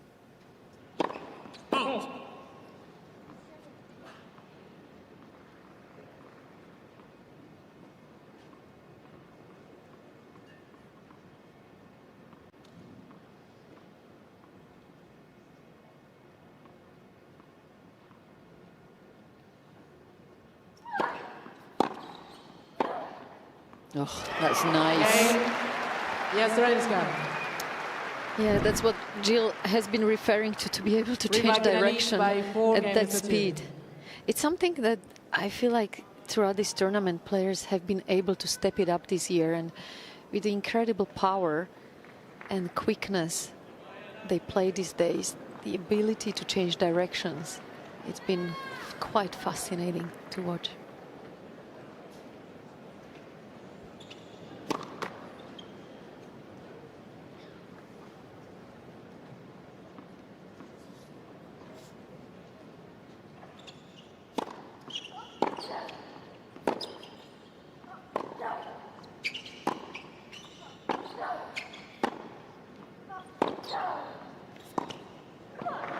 Tested the Rybakina movement a bit there, didn't she? Love 15. Yep, and it did not look good. No, I mean, she can get the first strike in. She's deadly still, but getting her on the move looks a problem.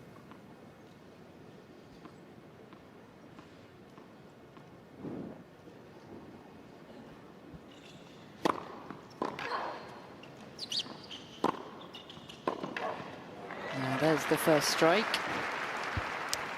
So if I'm Jastrzębska right now, definitely, I know it's hard to do, but to try to open up the court as much as possible with some short angles, slice backhands, drop shots, anything to get Rybakina on the move.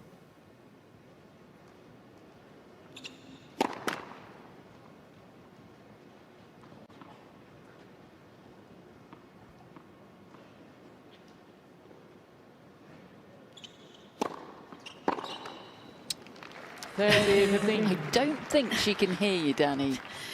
That is definitely not the way to go. I just think she can't help herself. I mean, she wants to be ultra aggressive. When you get a second serve opportunity against Rybakina, you want to try and take it. But the ball, like with the hot weather, the ball is bouncing a lot higher.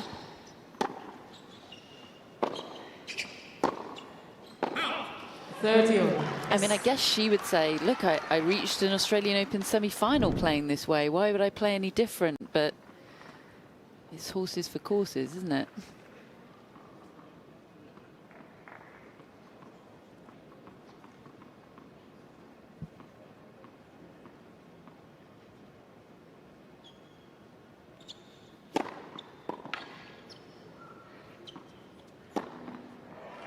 Well, that first serve does still seem to be firing. The speeds haven't dropped. It does seem to be applying spin to the second serve, which is where Rybakina is affected.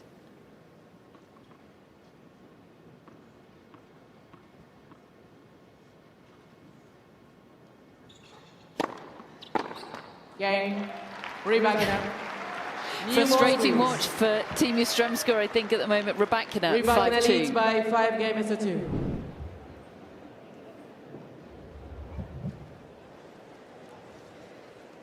She must be a slightly frustrating player to coach, Jastrzębska. I'm thinking of the kind of Ostapenko mold of tennis player. I think, what do we think here, Jill? But I think a month in Spain would really do good to Jastrzębska. You know, just get the mentality of sometimes it's good to just make her opponent play, like open up the rally, and let's see.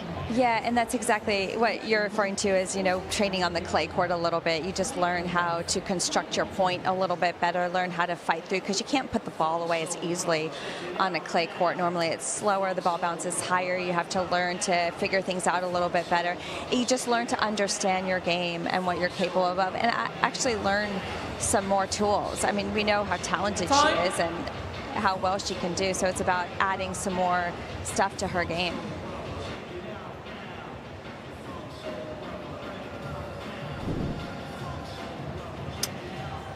Tennis is a funny old sport, isn't it? Because stubbornness can be an incredible asset for a champion. But look at the champions. They all improve. They always look for ways how to get better. When you look at Rafa motion on serve, how much that has changed over the years.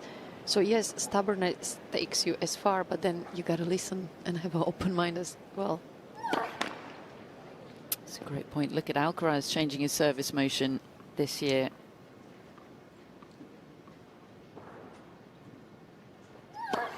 Let second service.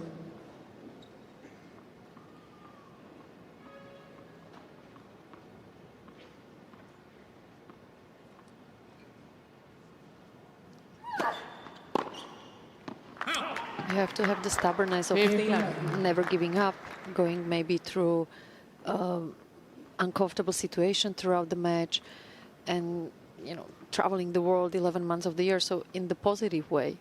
But then champions always adjust. Yeah. That's what Billie Jean King said, and she rarely misses Billie Jean King. Unlike Diana Yastremska, that's another one in the unforced column for her.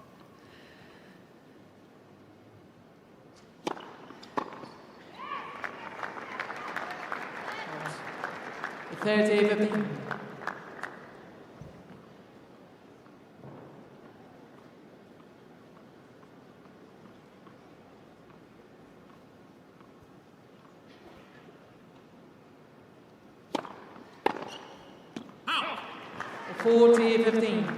I mean, Coco has been able to adjust her grip right before the WTA finals. Darren Cahill expects Sinner to adjust things and work on throughout the matches during the tournament.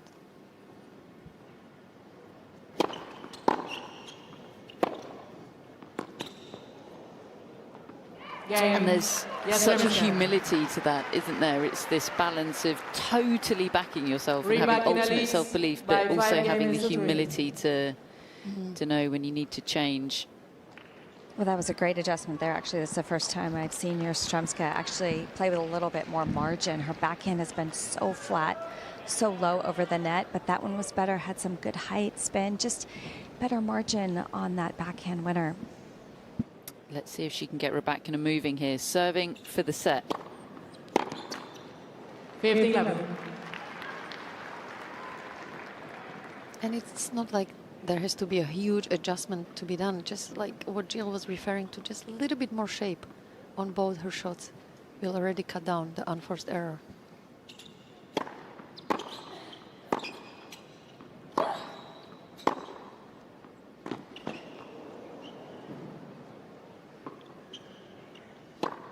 Oof. Had the whole court to work with there. 15-0. Was it still the sun, Jill? Is it still in the... Yeah, it could have been a little bit. It's pretty bright up there. I think she did a good job of letting it bounce. It just gives you a little extra time to see. I almost feel like she had too many options there. 30-15. Decent serving numbers for Rybakina, 60% in for this set and winning 78% of those that go in. And well over 50% of second serves won as well, so holding her own more than. A 40-15. And that serve is taking her to 2 set points here.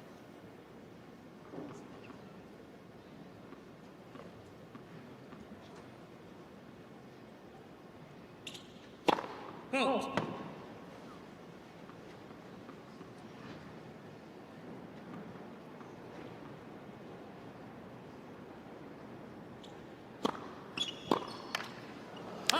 Doesn't need number 2. Clinches the set at the first time of asking. Rybakina 6-3.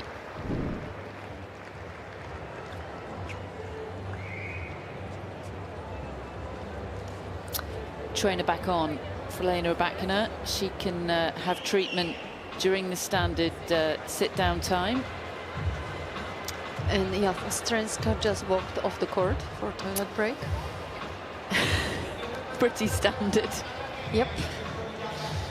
Well, good thing is looking at the numbers.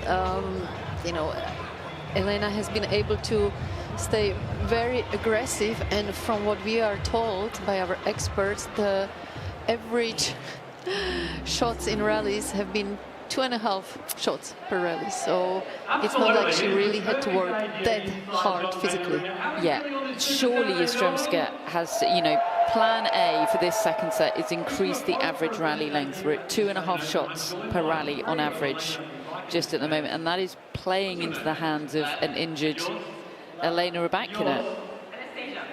How long did it take you to make that sign? It's absolutely magnificent. Fascinated how you edit the plan A tactics, because we know there is no plan B. So we just have to find a way how to get something into the plan A strategy from Strenska. But from what we see here in the highlights, it is very impressive the way Rybakina is able to direct her shots, given how hard Strenska hits the ball.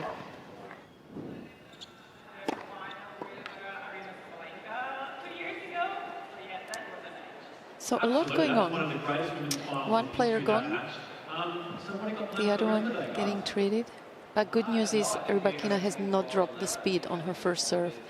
If it's something really serious, I don't think she would be able to serve over 180. On her first serve, she did drop the spin rate on the kick serve, which is where the back kind of has to work a little bit harder. But let's just hope, at least let's hope it doesn't get worse. And who is alongside you? Who is alongside you? Wife Natasha and son Zach, this is your first time at the Australian Open? Second, here last year. Great, and what do you think of this?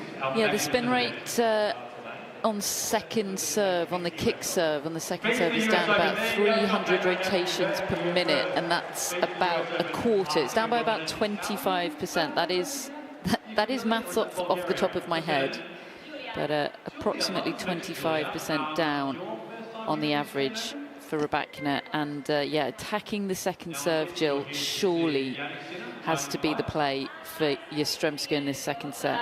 Yeah, I think that was part of her plan in the first. She's got to be aggressive, but like I mentioned earlier, with the hotter conditions, the serve is actually, even on the second serve, is helping Rybakina because it's just bouncing that high. It's coming from such a high trajectory that it's tough to constantly be aggressive. And even if you get the ball in, it's hard to get that ball deep too when it's above your shoulders. But she has to do it. She has to be able to take those risks. She's very good at being aggressive. It would be interesting to see if she changed her court position maybe on the second serve, to see if she takes it a little bit earlier to catch it more in the strike zone.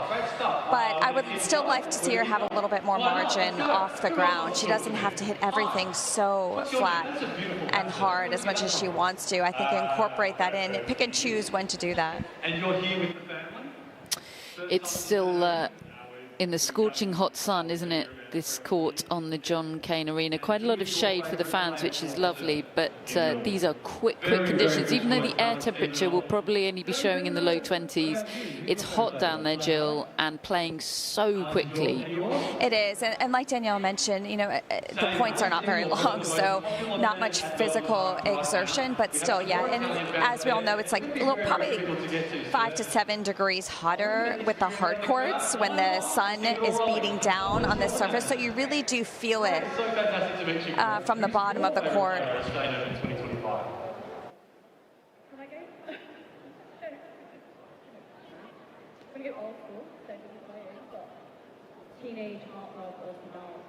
Oh, Rafael Nadal, we do miss Rafa. Hopefully we might be able to get into coaching one day. What about you, sir? Who's your favourite? Gonna go de Minaur.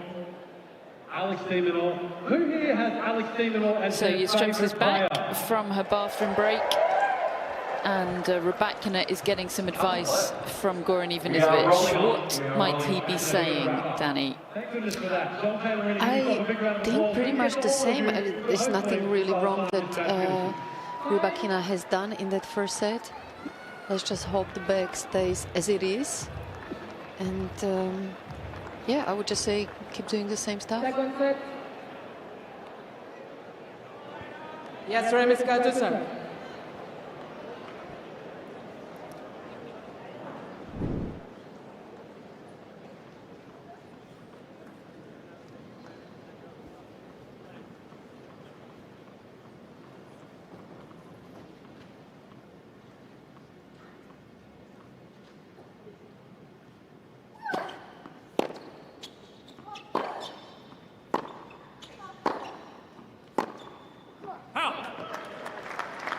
15-11.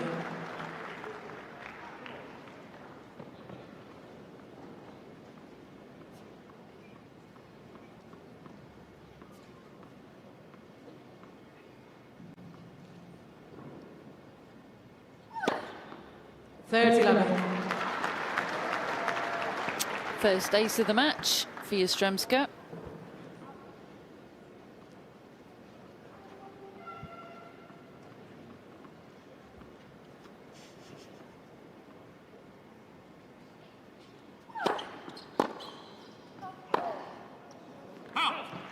I think it's one shot that Rybakina has been very effective with. It's that deep ball in the middle of the court. So many times Yastremska tries to hit winner from there, which is almost impossible.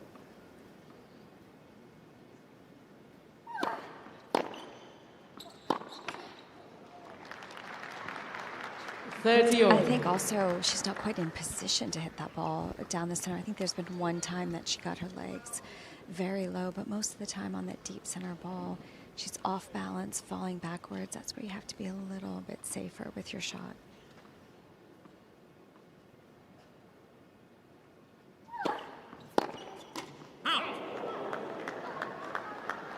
A 40-30.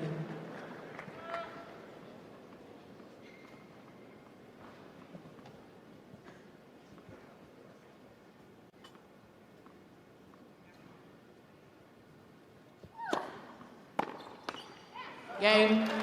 Yastremska. Good hold from Yastremska to start this second set. First game, second set. And it's just such a shame that Yastremska doesn't really follow the bounce of the ball and doesn't respect as much what kind of shot her opponents are hitting, because there is so much potential. Her technique is beautiful. It's not like she has to change something there. Obviously physically very strong, so it's just understanding a little bit more the court positioning and what shot to hit from which position. It's not really a rocket science. Just have to kind of respect more the rules of the tennis, and right away I feel she would make so many less unforced errors. Is it on the coach as well? Yeah, absolutely. 100%. Well, if she is willing to listen.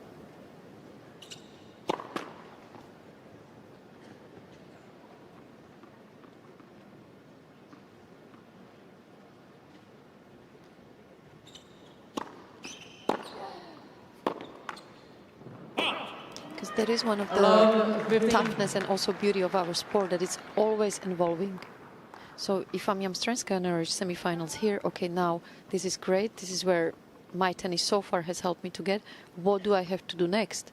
Because the tour, the players are always improving all the time.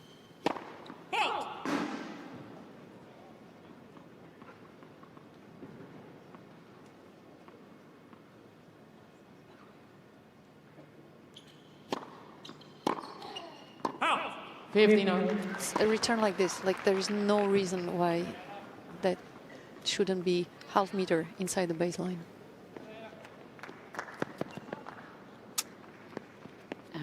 Out unforced erroring Rybakina by about 2-1 so far.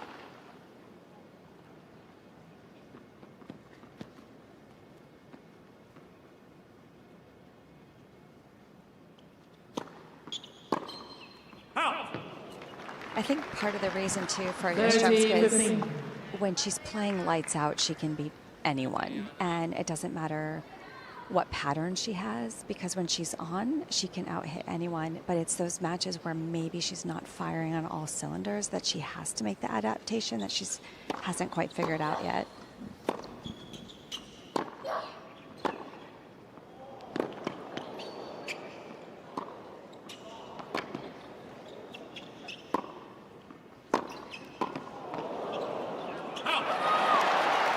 That was a better example. A tad more variety, but when she's not striking the ball, when she's starting to make unforced errors, because she just unleashes on mostly everything.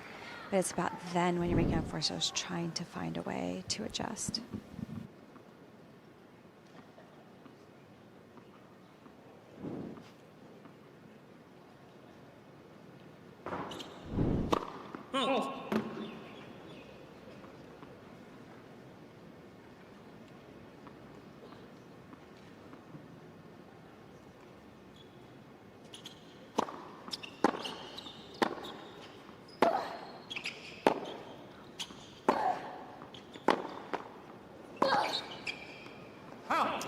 Plus, it's so much more fun when you have a plan B, plan C in your game. 40-13. You know, you can find different ways to beat your opponents. Then you get so much more locker room respect.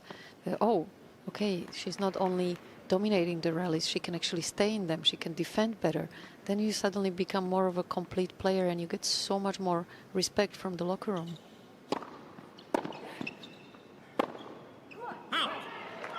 Look at Rybakina, one of the best players in the world. What does she do? She hires Goran to add something else to her game. And she's a very aggressive, dominant player herself. Yeah, I was watching an old match of Sabalenka's from a few years ago. And obviously she's still a power player, but she's added so much to her game. 100%. That's what I do in my spare time. I just watch old tennis matches.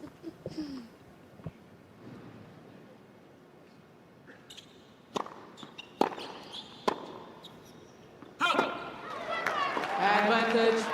Yes, Remsko. Okay, well, it's still casino tennis, but it's opened up an opportunity here for Yastremska.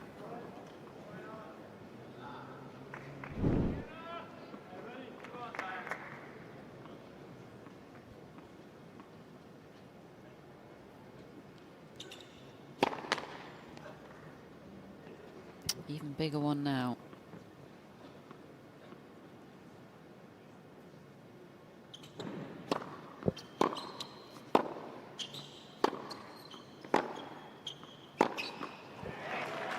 Well, good news is that Rybakina was pushed a little bit more on the run of the forehand, and she kind of managed to stay in it. Didn't hold her back afterwards.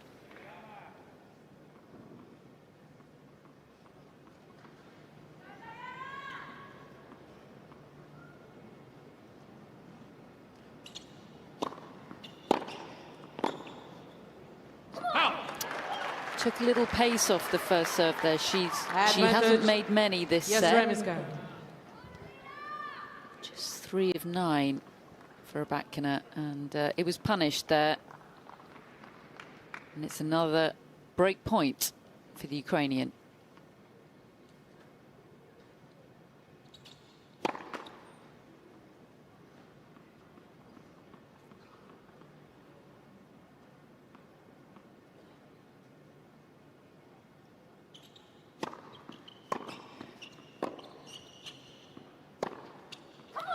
Gets it. Cain. Yes, Remsko. Off a brilliantly placed second serve from Rybakina, but Yastremska saw it coming. He was bang on it. And still stretching out that back is Rybakina.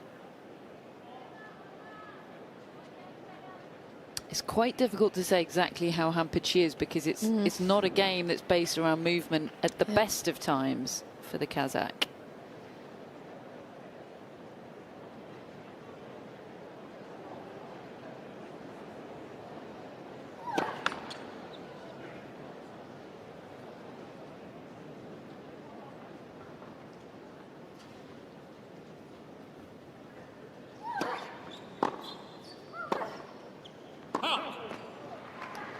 Love 15.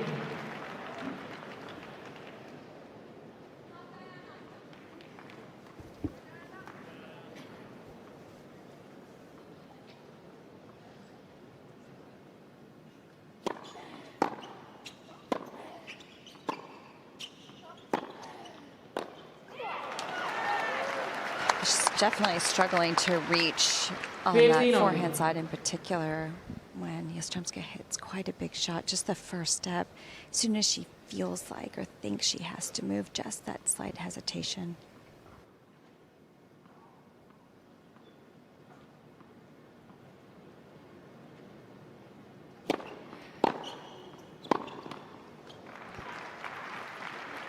$15-30.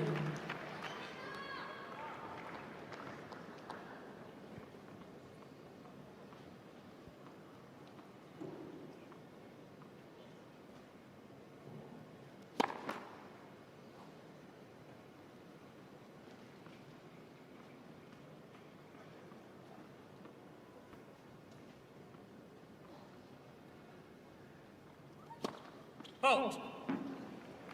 15-14.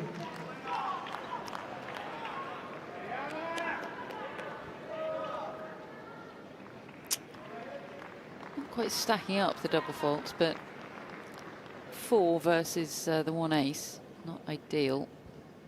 2 break points.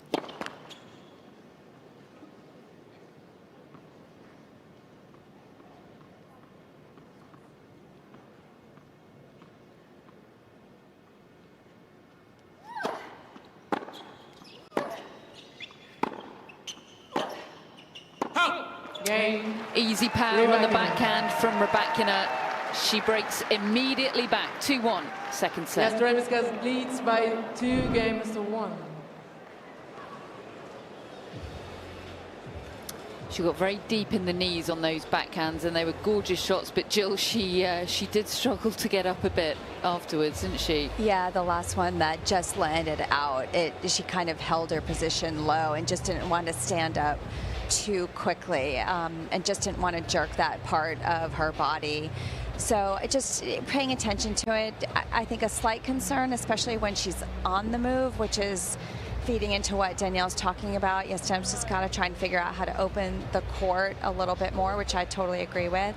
But it's tough. It's tough against a Rybakina's ball because it's so fast and it's so deep. So it's tough to get that opportunity, but that's going to try and be Yastremska's goal, I think. But yeah, she is hampered a little bit. Unfortunately, you can see it.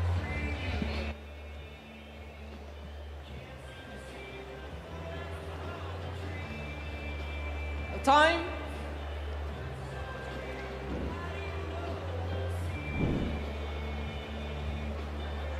It's a stunner of a day in Melbourne Park.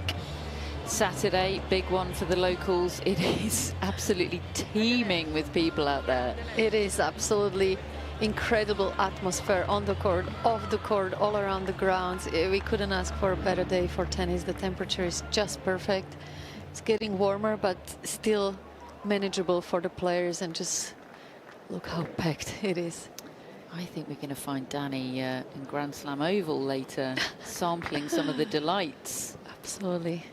And ice cream, that's what it's screaming this afternoon for. I mean, the last game and mistakes like this, it's where you can't help but get frustrating watching Yastremska, because I feel so much potential. I think this girl should be in the top 10 with her technique and with her physicality.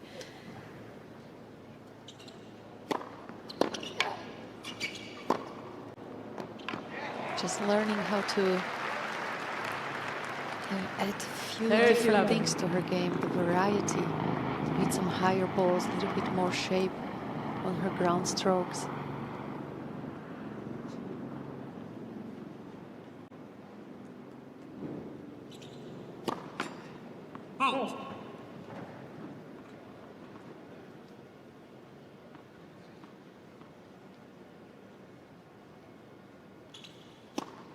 Let second service.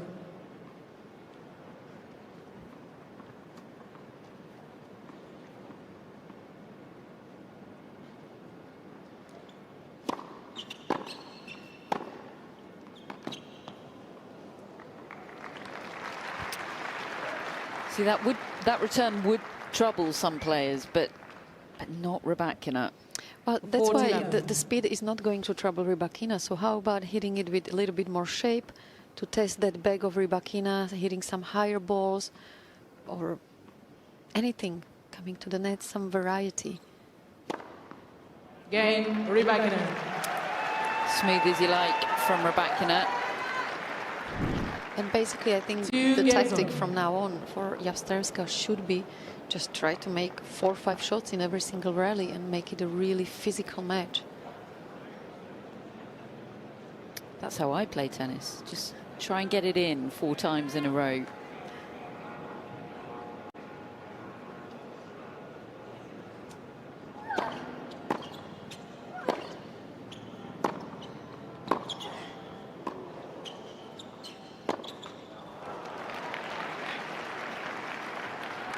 Well, I like that movement a little bit better from Rybakina, because after that first forehand, she was actually showing that she was going to maybe go forward into the net. I know she keeps stretching out her back and testing it, but that looked a little bit stronger to me, that last point. It is a thing, isn't it, that tennis players, athletes can sometimes really feel a niggle in between points, but once you're within the point, it doesn't go away, but somehow you enter a different zone. Andy Murray used to be the master of that, hobbling around the court and then getting an injection once the rally gets going. Yeah, it is amazing how much the adrenaline can make the difference. And between the points, you actually have time to think and kind of be more responsive to what you feel to your body. But once you are into the rally, and if you are in the right frame of mind, you don't have the time to think. And Yastremska is rushing here. She doesn't seem to be thinking clearly at all just now. And also when, you know, Rybakina is a very smart player, so she must be thinking, well, I'm getting away with this so far, so why should I be worried? Where, if, you know, the rally starts to be a little bit more physical, that's when she starts to doubt herself whether she can get through the match, but not so far. 3 break points.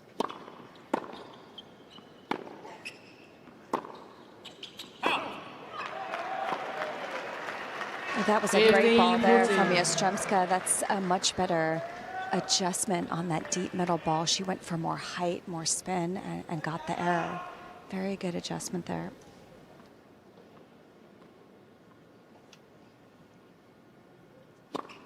Halt.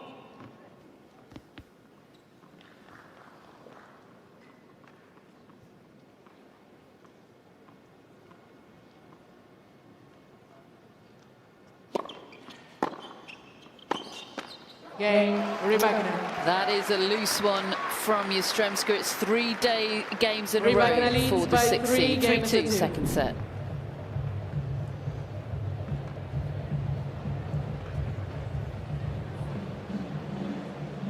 I mean, it's been such a quick match. We are set for 3 in 1 hour, 3 minutes. I think we shall keep count of how many rallies will go over. Let's not even push it to 4 shots. Let's go for 3.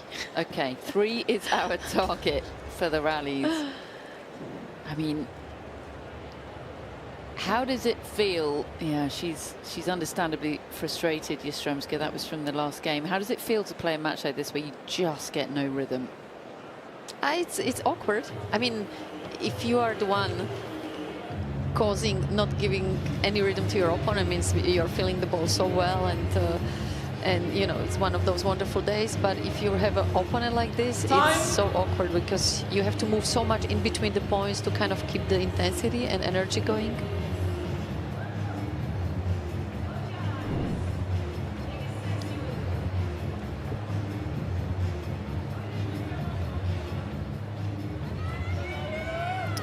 So from a breakdown in this second set, now a break up. Rybakina serving 3-2.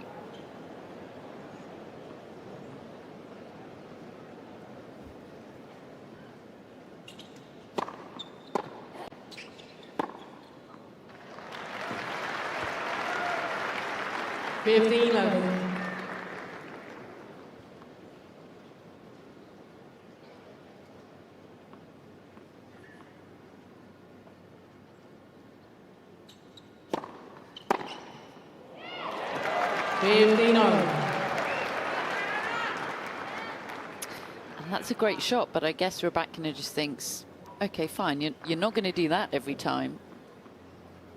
If she did, she would be top 10.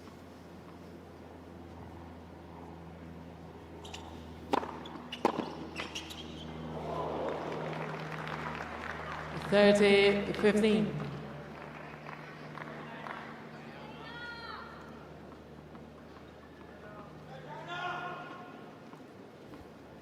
Lots to take in for Goran today.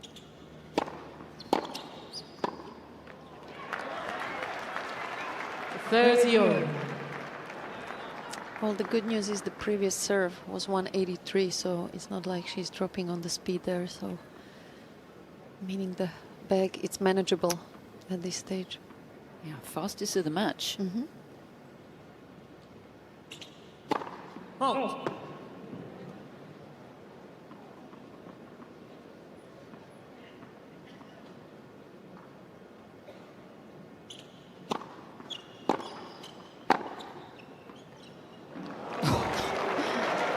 40-30.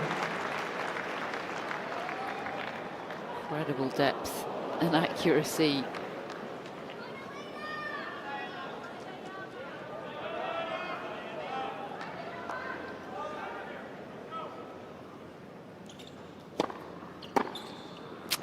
Match feels like it's going quickly now, doesn't it? It's a 4-2 lead for Aryna Sabalenka. 4 games in a row in this second set. After having trailed love 2, Yastremska's really let it get away from her, and that despite the gift of her opponent clearly being hampered, stretching out her back after every few points is Sabalenka. 15-11. So we still didn't get 2 over 3-shot rallies. Since we are keeping an eye on it.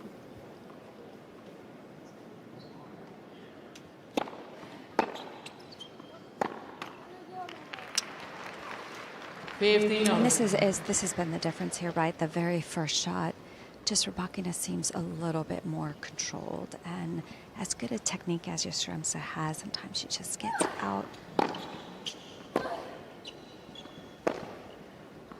Just out of her element a little bit and flails the racket a little bit, where you look over at Rybakina, overall just seems a little bit more stable, under control. We were about 2 inches away from a 4-shot rally there.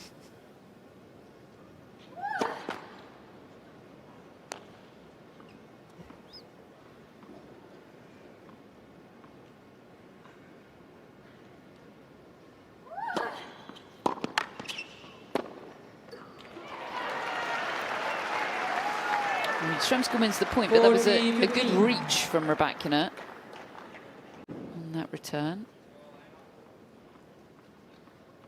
Lovely redirect on the forehand. And that shot had more shape. First time a little bit higher over the net from Yastremska, I believe, in this match.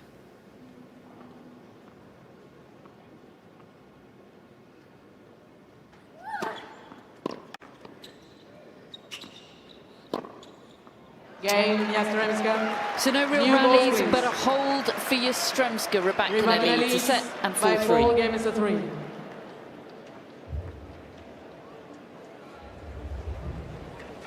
Jill, I want you to celebrate like John, the Hot Shots kid that did the Alcaraz coin toss yesterday, if we get a rally of over 4 shots. I actually haven't seen it, Catherine. Oh. I know. I figured I heard you mention it in the beginning, but I'll have to check it out after this match is finished.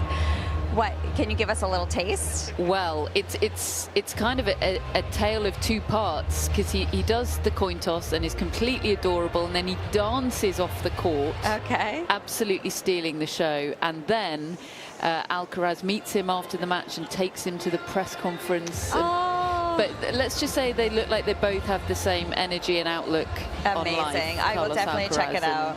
And little John. So Jill, we are just expecting to dance as soon as there is a rally over 4 shots. Okay. That's all you have to do. I'm waiting with anticipation.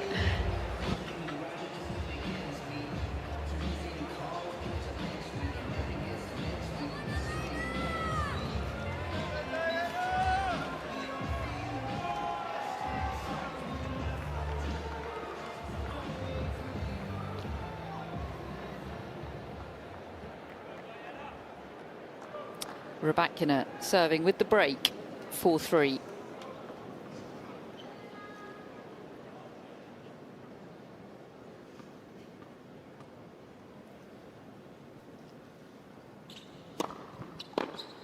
Oh. 15-11.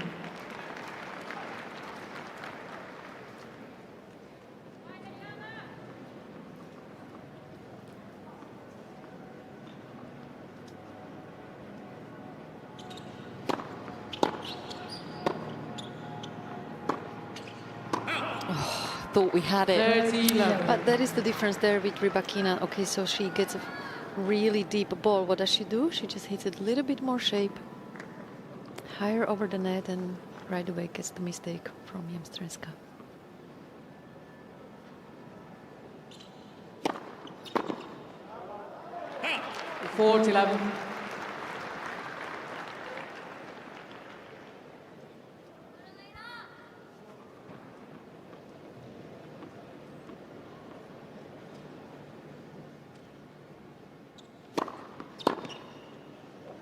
Game. What a hold from Rybakina. This match continues to go very quickly. I actually think the average rally length might be falling. I was just going to say, let's aim for 2 short rallies. From the incredibly low bar of 2.59 average rally length, it does feel like it's tumbling even further. Yastremska serving to stay in the match. Oh. Do we know what is the shortest shot average match so far? Potentially this one, Danny.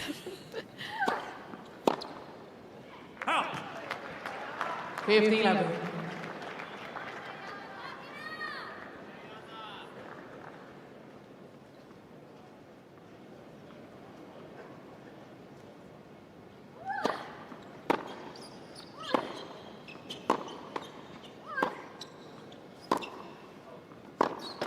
There we go. That was 6. Jill, ready for the dance? 15. We've been counting. I've been counting down here. Yeah, I've got some help too. We're all keeping tabs down here. I mean, that rally alone will bring up the average.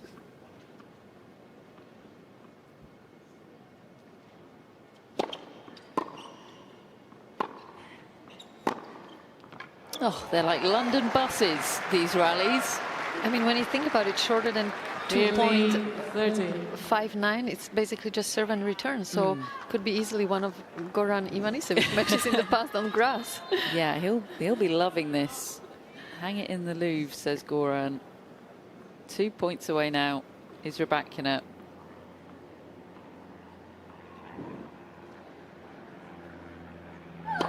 Oh.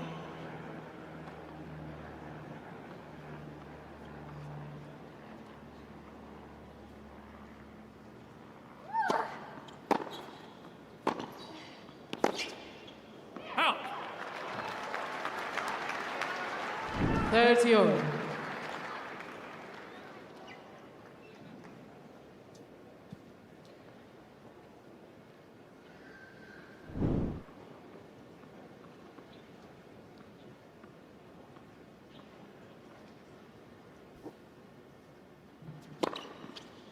Well, 40-30.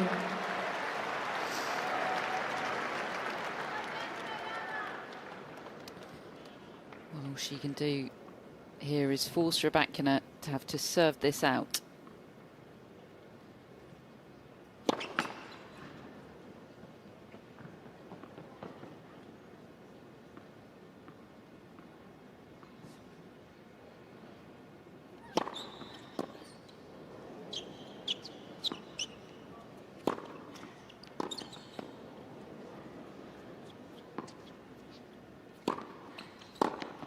Lovely.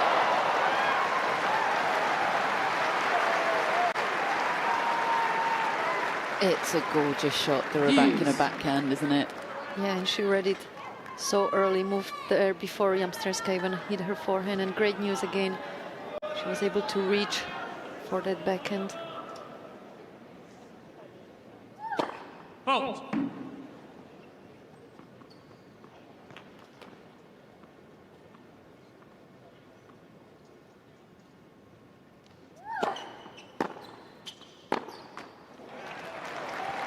Advantage, Rybakina. Well, perhaps apt that an unforced error from Yastremska brings up a first match point for the 6th seed.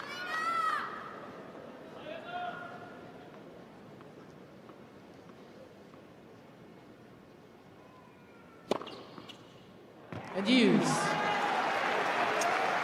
Not a bad time for your 3rd ace.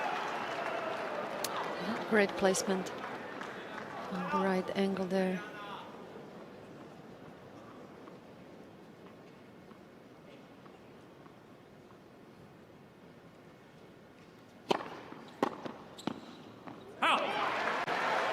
Another good Advantage, serve. Yastremska.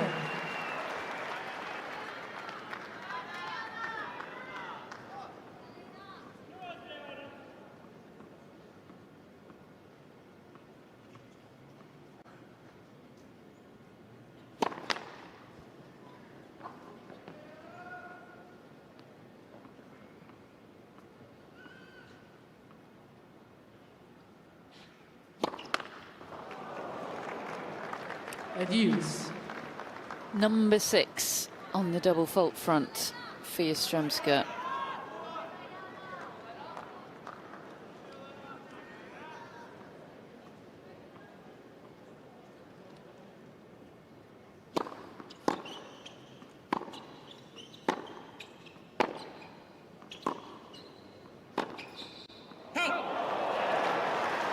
Beautiful backing up the line on the move from Rybakina. Definitely looks physically stronger now than she did half an hour ago, doesn't she, Rybakina? And that is good to see as she stands at match point number 2. Halt.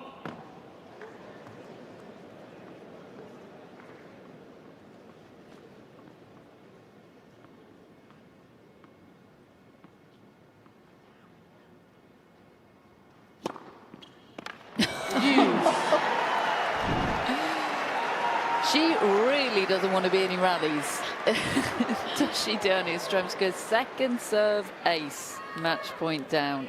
That is pretty gutsy. That's pretty gutsy, I have to say. Oh, that is Aryna Sabalenka all over.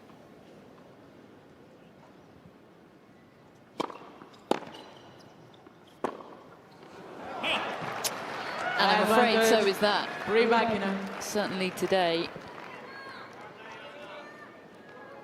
A semi-finalist last year. Her ceiling is so high, Aryna Sabalenka, but her floor is low. Great players will tell you that you don't win many matches playing your very best. Match point number 3 for Aryna Rybakina.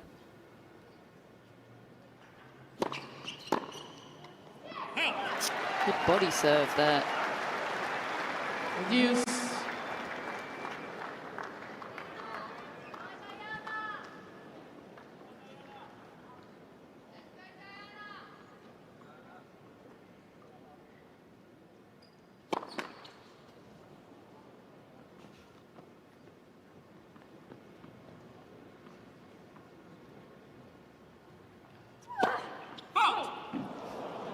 Advantage, Rybakina. I mean, if I'm Rybakina, I would maybe just move a half step a little bit behind, because Yastremska is going for it big time now, just to give herself a little bit more time and space. Match point number 4.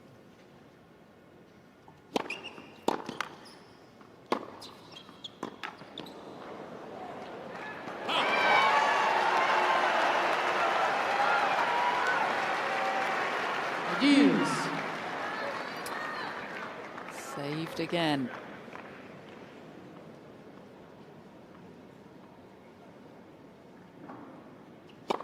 Halt! Stop! Stop! Just an interjection there from the electronic line calling system. Yes. Okay, so we're fine. Okay, we continue. Okay, thank you. Good to know. I believe she might be getting a first serve. I'm not quite sure if that's what the umpire said or not.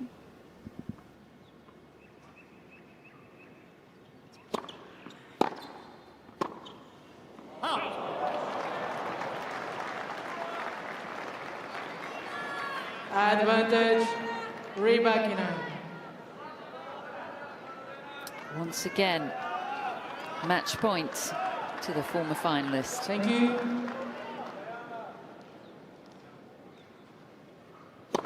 Halt!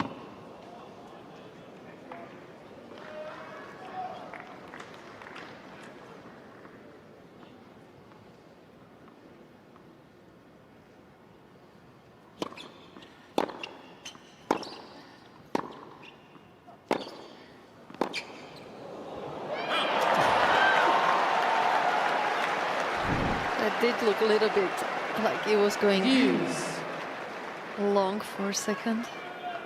Must have been right on the line.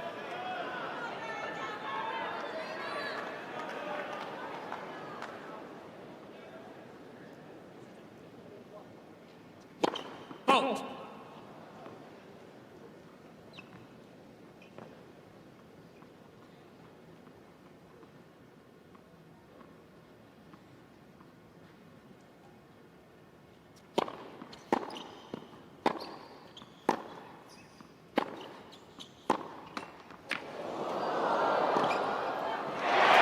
Did well there, didn't she, Yastremska? Very quick up to the net.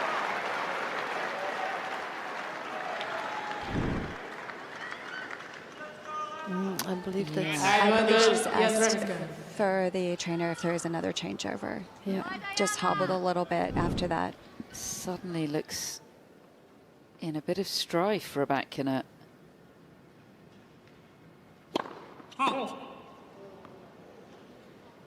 Yeah, she doesn't look good.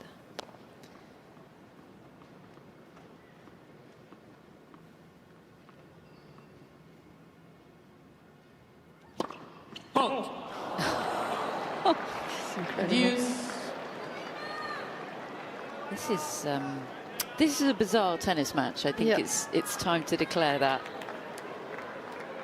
You can't take your eyes off it, but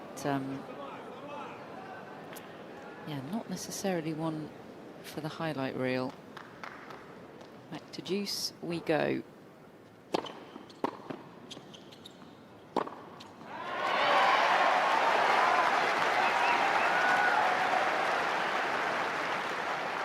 Advantage, Yastremska.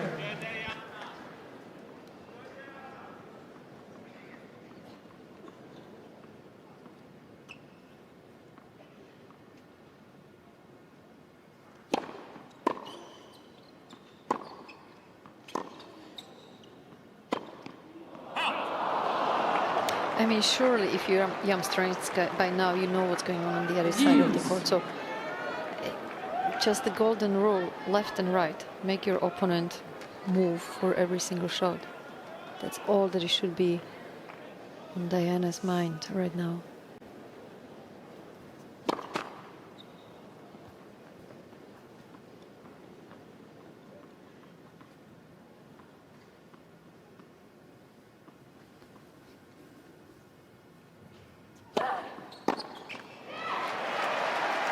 Advantage, Yastremska. That is a smart serve into the body.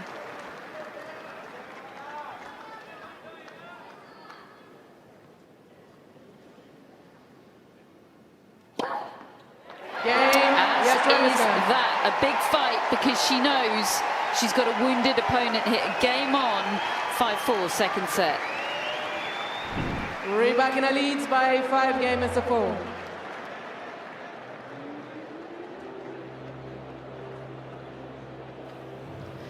The way Rybakina has been walking to her seat, it just does not look good.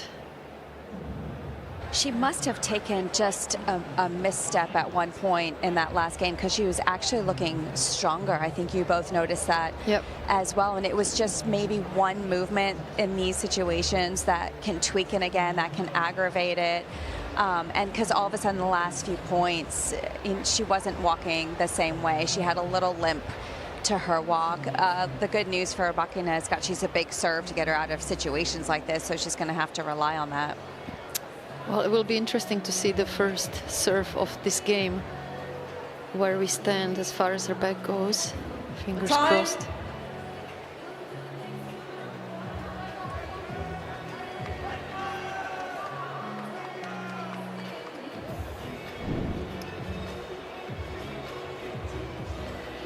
Yeah, all is not well in the world of Aryna Rybakina, except for the scoreline. A set and 5-4. She's going to come out to serve for a place in the 4th round. Can she hold it together physically enough to get over the line and get herself 48 hours until her next match? Well, she might need one of Goran's serves at this moment, just to make the points as short as possible. Thank you.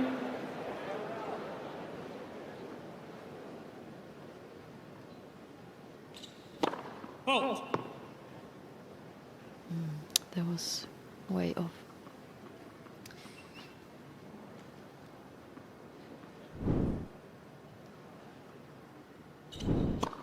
Let second service.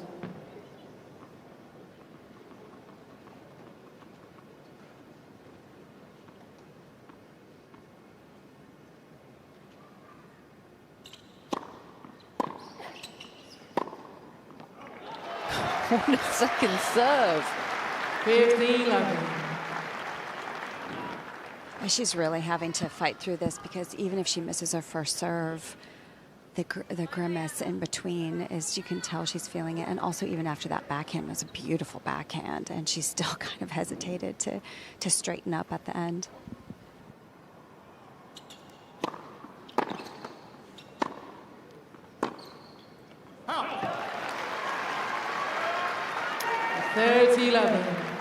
Well, in her own way, this is a real fight from Rybakina. She's been handed a lot of gifts today from Yastremska, who perhaps hasn't played the smartest match, but she's dug very deep as the 6th seed.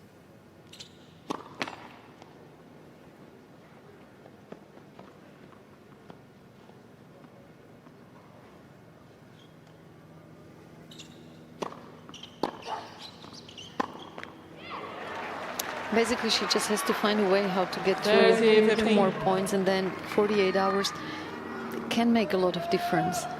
A lot of treatment. She's got a physio with her that travels all the time. So it's really about the next couple of seconds, how she can still manage. She's done such a good job until now. Halt.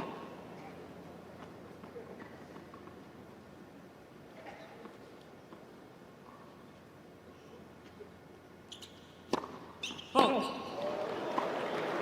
30-all.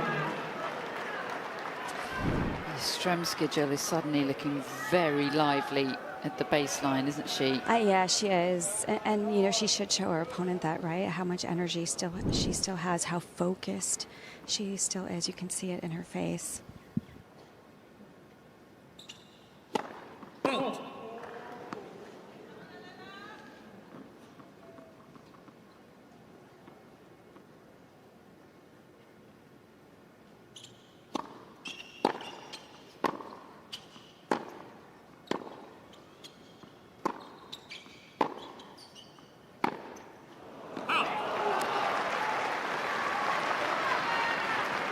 Well, 40-30. You don't want to be too harsh. You two have both been out there in the heat of battle. It's hard to think clearly, but there's been a lot of moments here where she's only had herself to blame, Yastremska. Yep. Match point number 6.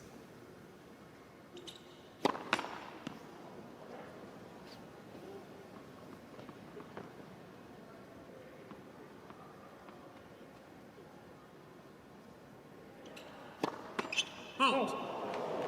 Adios.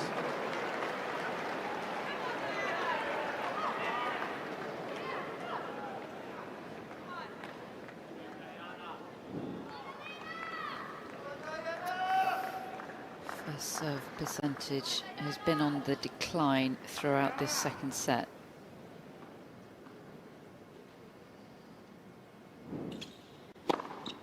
Advantage. Rybakina. You're welcome, Elena, for that commentator's curse. 6 millimeters of line, that one caught. And match point number 7.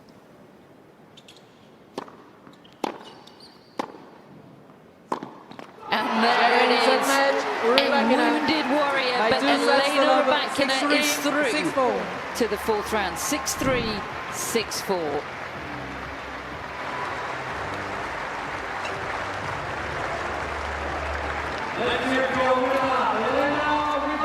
Well, an incredible fight today. Must be a real swirl of emotions for the former finalist here. She will be worried about her progress beyond this point, but that was a hustle from Rybakina, Danny, given what she was going through physically. Yeah, she really had to dig deep. Elena, given how much pain she was having in her lower back, and well done to her to get through the match with a lot of help from her opponent, because you know, it was obvious that Rybakina was struggling physically, and I feel like Yastremska could have been a little bit smarter with her shot selection at times and just make Rybakina reach out with her shot. But you know, there is no doubt that she will be back stronger, because there is so much potential in her game, but you know, at the beginning of the match we were talking about how Goran Ivanisevic took on maybe more of a less stressful job compared coaching Novak, but I feel like the last couple of minutes of this match he got his adrenaline up there, because I think we all have been stressed watching the end of this match and whether Elena was going to be able to get through it, and she managed just. You just want to see a fit and healthy Aryna Sabalenka. Hopefully she can recover. She's off now to speak to Jill. Aryna, congratulations, back into the 4th round. Diana, a very good competitor, someone you've never played before, but very similar game styles, not many rallies. What was the most important thing for you in this match? Yeah, Diana, she's a tough opponent and she plays really aggressive, so I knew that I need to stay there first few shots and try to hold the serve, of course, and yeah, just be there every point, and really happy that I won this match. And you showed some fantastic mental strength, obviously struggling a little physically. How are you feeling? How strong were you able to finish that match in your mind? Well, honestly, I didn't know how it's going to go because it came out of a sudden. I didn't expect, and of course it was not easy. I knew that it would be very difficult for me to stay long in the rally, so I was trying just to play aggressive, sometimes risk a little bit more. So yeah, really happy that it went my way in the end. How's it feeling now? Is it okay? Not really, so I will hopefully see my physio and he does some magic. Well, luckily you have a little time off before your next round. I know you have a new coach in Goran, a little bit new situation, but you also have your sister with you to support you. You've played sports growing up. How is it important to have her in your box, and what advice does she give you? Well, it's always good to have someone from the family, and I think on court, of course, she doesn't give me any advices, but off the court, it's good to spend some time also off, and yeah, it's nice to have someone from the family, definitely. Well, we'll let you rest and recover. Congratulations and best of luck. Ladies and gentlemen, Aryna Sabalenka. Yeah, Aryna Sabalenka, Elena's sister, has been present throughout Elena's time down under. She was at the United Cup in Perth and in Sydney. She's a great presence on that team. Helps Aryna Sabalenka have fun on tour, and I'm sure Goran Ivanisevic will do that as well. Some clear concerns for the 6th seed. She just doesn't know how that back is going to feel in 2 days' time. Yeah, doing a smart thing there, asking the security people to help her with her bags, because that is definitely not going to help with her bag. And fingers crossed that she said that her physio can do some magic now over the next 48 hours. And, you know, her game is right there. I mean, just looking at the stat, given how much she was struggling physically, still winning 76% of her first serves in, and 15 winners. It's been a very, very solid match. Obviously, not too many longer rallies, only 16 unforced errors, given that she had to take more risks. That is impressive, and I'm sure Goran will be super happy with the match, especially at the end when she was really struggling physically, how she dig deep. You know, she's a tough lady, and you know, the reason why she's won already so much in her career is because mentally she is very, very consistent, and she showed that today big time.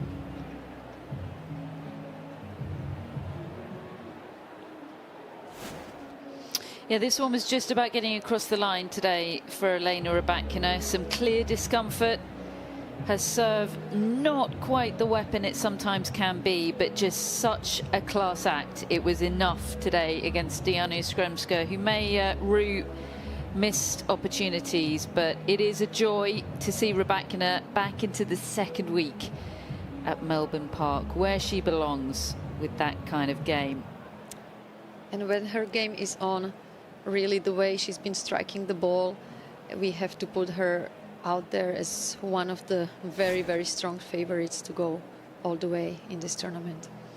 And this is how her draw is stacking up from this point onwards. She awaits the winner of tonight's match, the All-American clash between Madison Keys and Danielle Collins. It would potentially be 4th seed Jasmine Paolini in the quarterfinals and 2nd seed Iga Swiatek, a potential semi-final opponent. So lots of tennis still to be played, but Elena Rybakina is there. Fingers crossed for her recovery. We wish her well. She's through to round 4.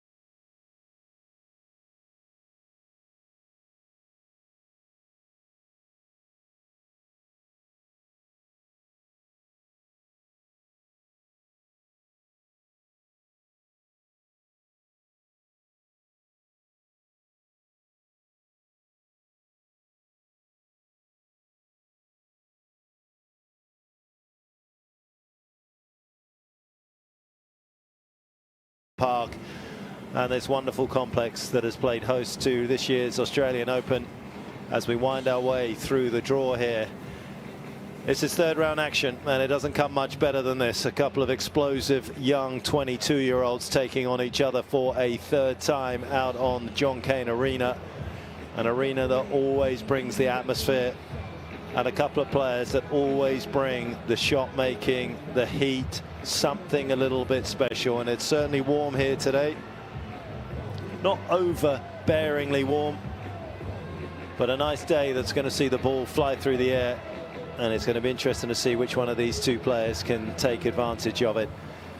A little whisk through the draw. It's that section that we are in, and Monfils against Fritz on court at the moment. That's a tough battle for the American. He's down 2-1 to the Frenchman. That underneath is going to be an interesting match as well, with Margaret up against Sonego, getting past Fonseca in 5. Tiafoe going down to the Hungarian in 5. And then Lernatin coming back off his 5-set win against Medvedev. Going to see if the teenager can bounce back from that.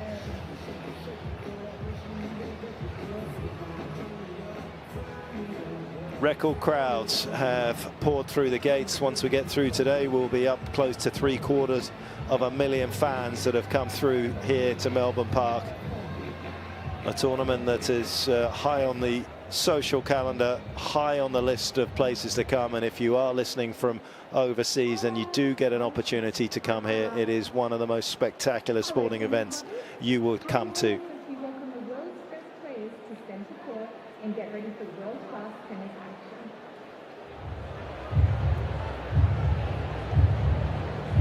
Here come the players.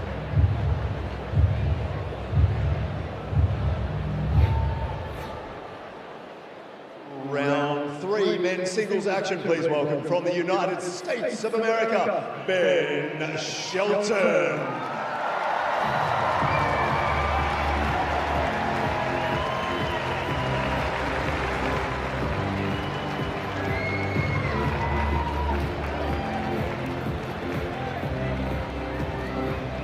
And his opponent, please welcome from Italy, Lorenzo Musetti.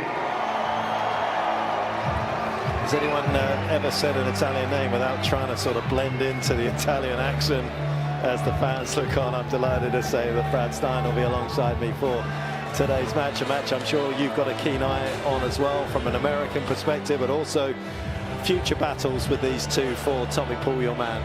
Si. How can you say Musetti without saying Musetti?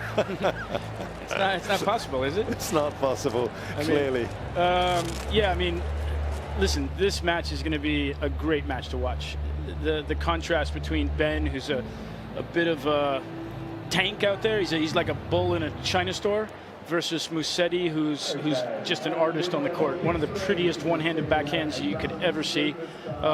Moves like he's floating around the court. It's going to be the raw power of Ben Shelton. And we'll see if Musetti can neutralize some of that and keep him pinned on the baseline. And I think this is going to be a really, really entertaining match. And it's one of those matches as well. We've talked a lot of this tournament about the sort of preeminence of power, particularly on the men's game, and how overwhelmingly important that's become. But we've got a bit of nuance here, haven't we? We've got a lefty and we've got a one-handed backhand out here, and it's going to be interesting to see how Musetti negates the big serving southpaw from Florida. Then our guest for this match. Hello, how are you? So, gentlemen, just a few reminders. I am calling the net. We have electronic line calling, including the football, will be called by the system. We also have a video review, so please, if you want a video review, please make the request immediately in a timely manner. The shot clock, it's in every corner in the side panel. Lorenzo, you get the blue box for the towel, and Ben, you get the red box for the towel. Any question? Okay. Ben, we have here AO or John Newcomb? AO, please. Up. John Newcomb? You receive. Thank you. You take this side? Okay. Can we make a photo, please? I say Florida, of course, because that's where Ben has made his home, in Orlando. Have a good match. He was originally born in Atlanta. As they change ends and we get the warm-up underway. A couple of titles for both these two guys. For Ben, of course, his first one coming back in 2023, which was kind of an iconic season in so many ways for Ben. It was his breakthrough season, of course. Quarterfinals at the Australian Open. Actually went 6-20 in terms of wins and losses in between the AO and the US Open, and then picked up 5 wins at the US Open, then picked up a title in Tokyo, and then 3 wins in Shanghai just prior to that. And really everything just sort of tumbled together, didn't it? It was basically a top 100 year for him in 2023 in January. After the AO run to the last 8, he was top 50, and by the time he had finished at the US Open, Brad, he was top 20 in the world. Yeah, it was meteoric, his rise coming out of college, what he did from the time that he left school until making top 100 and then jumping into the top 50, one of the fastest of all time. And one of the things that stands out to me in that run is that he's been very good in the Grand Slams. That's been some of it. You know, he won a couple titles. You mentioned Tokyo. Obviously, those are extremely important. But he's been very consistent in his development and his production of wins at the Grand Slam level. 3 out of 5 set tennis seems to suit him. He likes it. He's got the legs and the mind, it seems, to be able to deal with all the things that it takes to play great in 3 out of 5 set tennis. A couple of wins here last year before going down to fellow left-hander and ultimate safe cracker Adrian Mannarino. Ultimate safe cracker, I like that. He can pick your lock any day. Yeah, absolutely. As for this man, he's a classy, elegant player. He's had a few ups and downs, but a very, very solid last season. Yeah, absolutely, and he's become better and better and better at playing on the faster surfaces. When he first came out on tour, he was a little bit of a clay court specialist, I would say, and I think people looked at him that way and thought he was going to stay in that realm. And he and his coach have done an extremely good job of working on him getting more on his front foot, playing more aggressively on this type of surface. And he's had some really good results now, both on hard courts and grass. And as you can see, this is the first time he's managed to hurdle his way into the 3rd round at the Australian Open. 4th round at the French a couple of times, 21, 23. Of course, had some heartbreaking losses to Novak Djokovic there in 5 sets. That was when we first really sort of saw him break out back in 2021 when he lost from 2 sets to love up. Semi-finalist last year at Wimbledon. What a terrific run that was for him. And then he's had a couple of 3rd rounds at the US Open. His rise up the ranking as we take a little look, obviously, at their head-to-head. It's 2-0 for Musetti.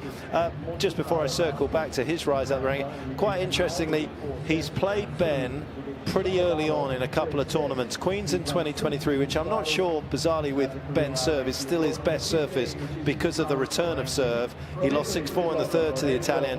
Miami hard courts this year, again, round of 32. I feel as though this will be a very different match today. Ben, I feel, has got more match tennis under his belt coming into this contest. Yeah, it makes sense. Absolutely makes sense, Petch. Well, before Brad gets stuck into that, I believe Brian Shelton's down at court. Brian, how are you? This is a matchup that hasn't worked out well for you and Ben so far. What's going to be the difference today? Well, you know, it's 3 out of 5. You know, listening to you guys talk, Petch. You should never do that, Brian. You should never, ever do that. Yeah, well, you guys know how to talk, that's for sure. Wow. When you're talking, I'm listening.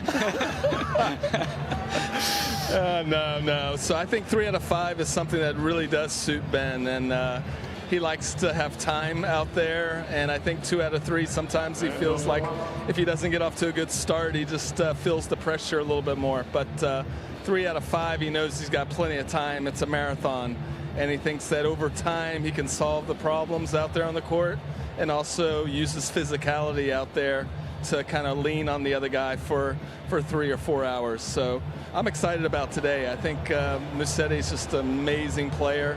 He's a player. He's not a ball striker. He's a player. He can do so many good things with the ball, and and knows the game so well, and it's such a challenge for Ben. It's going to be a chess match. Brian, anything, you know, obviously January, start of the year, you're coming off of off-season. Anything you can share with us that was a focus for you guys during the off-season? Some new wrinkles, anything that you felt like you really wanted to push Ben to get better at during the off-season? Yeah, I think, you know, obviously we've been working on him coming forward, getting more sound at the net, just cleaning up his volley technique a little bit. That's one area. The return of serve is a work in progress. I mean, we work on it all the time, and it's gotten better. Hopefully you'll see the result of that tonight. He's going to probably play a little bit deeper in the court on second serve return and really working himself into it, and we'll go from there. But super excited about this opportunity. Brian, thanks for your time. It's always a bit disappointing when I know I'd lose to the players, but I also know I'd lose to the coaches as well. Appreciate you guys. Have a good night. And you. Good luck. Ready? Play.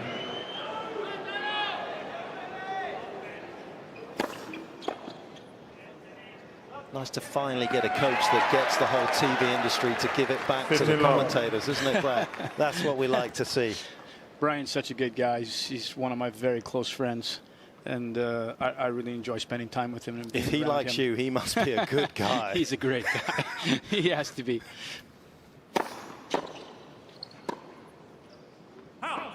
59. Wow, what a return, and there we go. And we've seen already these first 2 points. This is the battle within the battle here is serve and return. Ben trying to keep Musetti from putting too many balls in play and forcing him to have to grind a little bit. And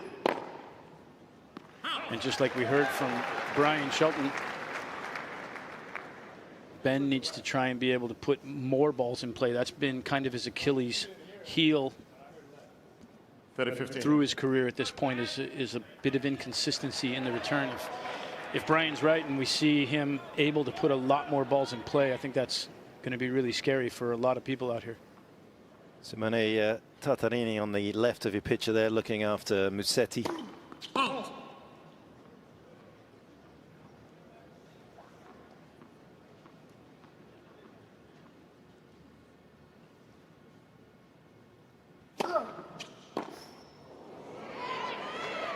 Interesting to see Ben's second serve, how much he moves it around to the forehand and the backhand. It always feels like an easy win for a lefty going into a one-handed backhand, but I think he'll move it around a bit. It is a class shot. He also takes it very high, Musetti, on the takeaway, so he's up with the ball.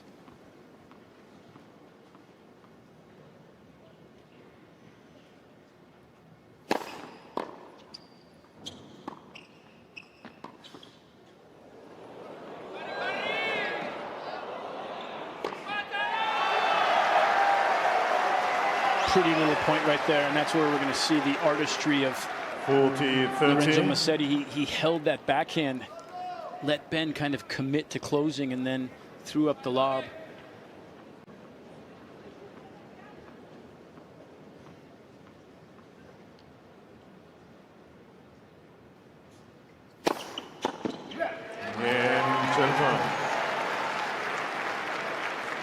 Just beautiful speed, great delivery. Good consistency, but already just a little inkling of what we're going to enjoy over the next couple of hours. Yeah, absolutely. It's always interesting as well in these 3 out of 5 set matches to see if someone like Ben, who is a great server, if as the match goes on longer and longer, if Musetti can keep him out here and make it a little bit physical, does he start to lose his legs a little bit? Win predictors, it's just toned it down a little bit. It's been on steroids for the most of the first week, but it's just kind of calmed down. It calmed it down this morning, which was nice to see with Navarro and Jabeur. It was like a 60-40. To be fair, Brad, and I said this on air earlier, it actually pretty much nailed the Djokovic-Majic match. We gave it a hard time, but it was 91% for Novak, and it pretty was that. Yeah, it was pretty accurate.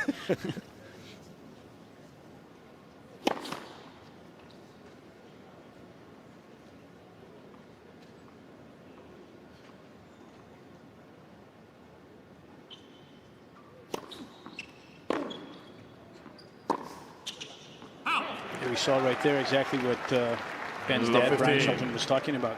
Went back on on the first second serve return look there.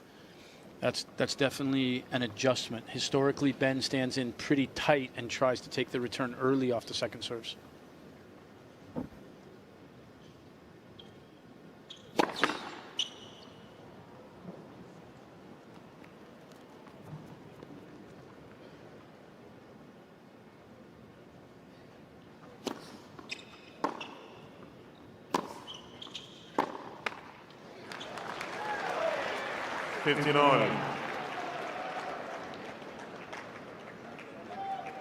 Tommy found any difference in the speed of courts, depending on where he's playing? Yeah. I mean, he's played on 3 different courts, obviously. He's played 3 matches. He played on Kia, he played on 1573, and then he played here. And the 1573 court was extremely fast. Extremely. Way different than the other 2 courts. 30-15. I think he felt that Kia and here were more similar to each other, both playing, I would say, medium fast. I think a good pace, they're fair, I think, for everybody. 1573 was quick. A little bit different feel for sure.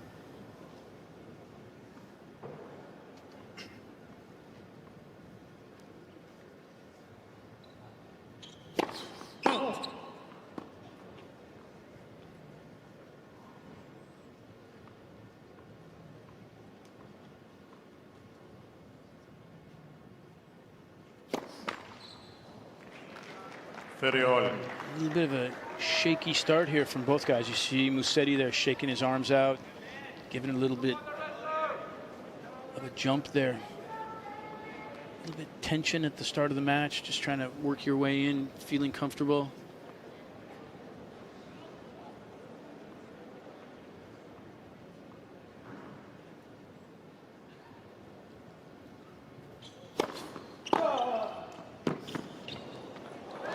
Quality. Conceived in Orlando at the National Tennis Centre there, executed to perfection here in Melbourne from Ben Shelton. And an early opportunity for the American. I'll be interested to see where Lorenzo goes here on this first break point.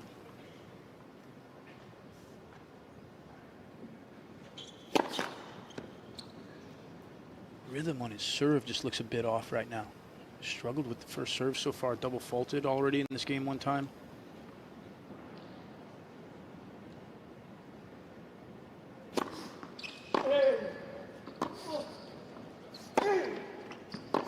How's that for a start? Yes, the door was opened by the double faults from Musetti. But Shelton doesn't need another invitation.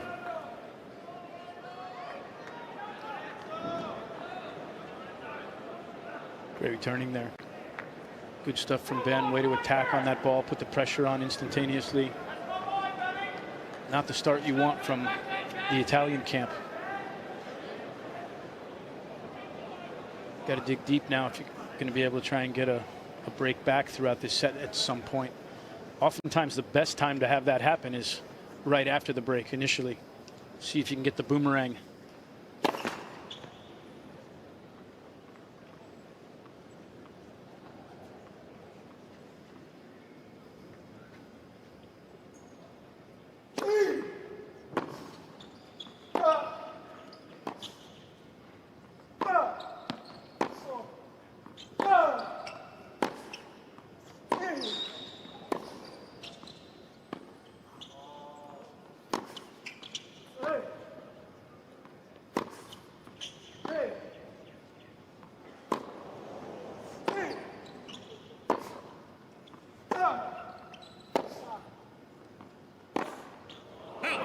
Just missed it.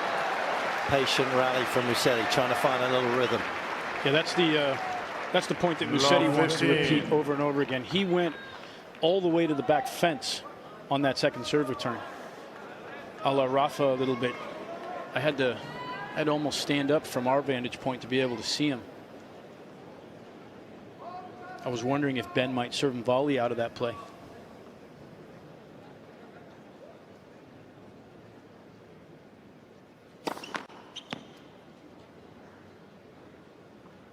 Musetti going deep again.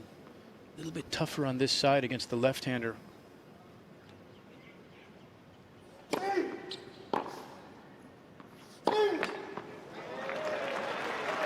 So I say his takeaway as a one-hander is already up at shoulder and above. So when that ball is rising, which it does even on Ben's second serve from back there, he's actually in a nice place to strike. A lot of the one-handers are almost sort of waist height, and then you've got to pick the racket up to catch up to it. You're talking about yours. We're not. That shot doesn't deserve to be discussed.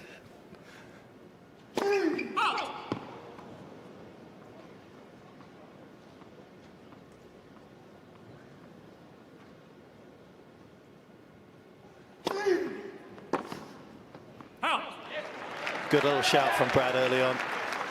That's why we pay him $10 an hour. Little serve and volley from Ben Shelton there just to counter the deep position. Yeah, you've got to figure that, you know, with Ben's game, I mean, that fits into Ben's game, and he can hit such a big second serve that if Musetti's going to return from that deep in the court, I would imagine he's going to start serving and volleying on a pretty regular basis on second serves. Wow. That's a good pass. 15, the approach from Ben could have been a little bit better.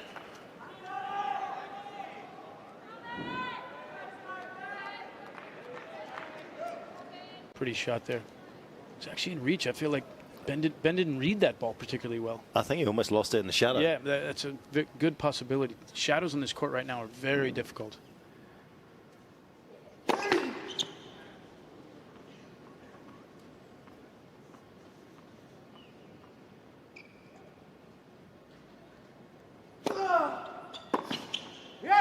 Excellent serve. Not just well located, but good pace behind it at 175.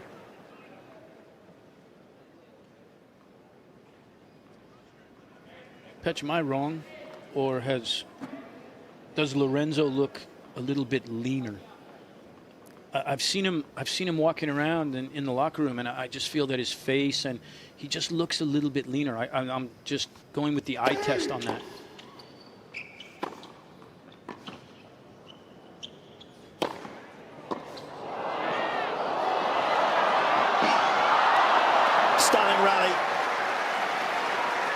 And that's what these two can produce when they take on each other. Yes. And Ben had to be incredibly vigilant on that last volley. Smash down the middle. Great counter from Musetti. Knew he was going to get to this ball. Question is where he was going to be able to play it. Just missed on the cross-court angle.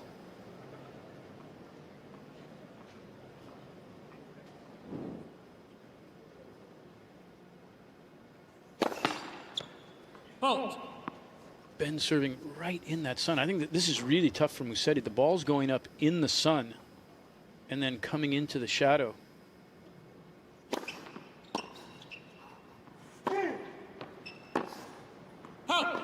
Advantage, Shelton. He won't be happy with himself on that one. That was an interesting little adjustment there as well. It took that second serve return much earlier and played the chip off the backhand side.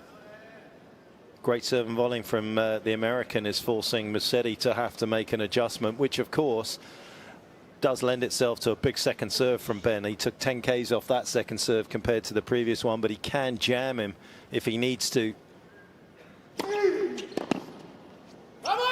That is a huge hold of serve and the perfect start for Shelton. 3-love. Shelton leads 3 games to 0.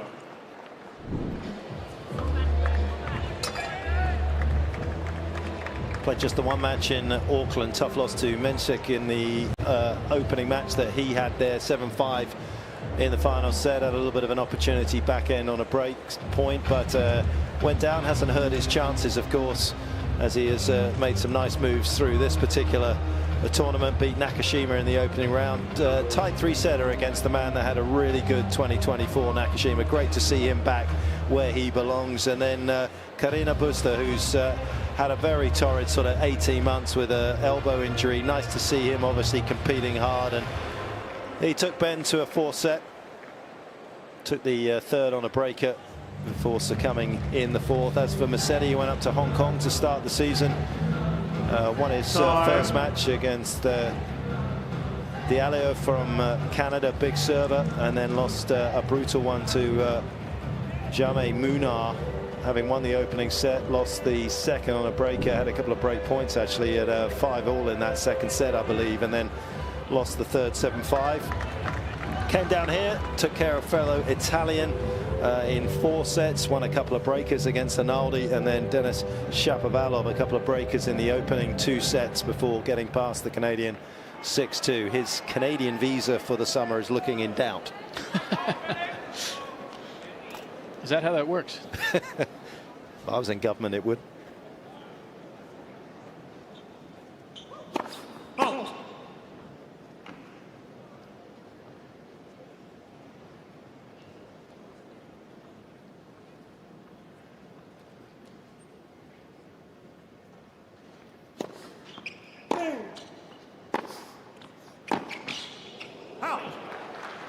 Musetti struggling with the first serve so far.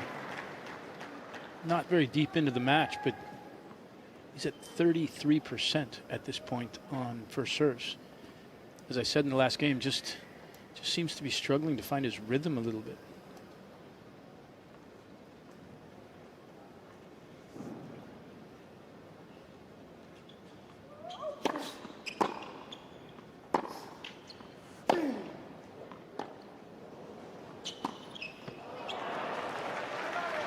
The first really tame end to a point really for Ben Shelton. Yeah, that compares to a season average for the Italian last year of 64%. He is usually one of those guys that's putting in those sort of numbers.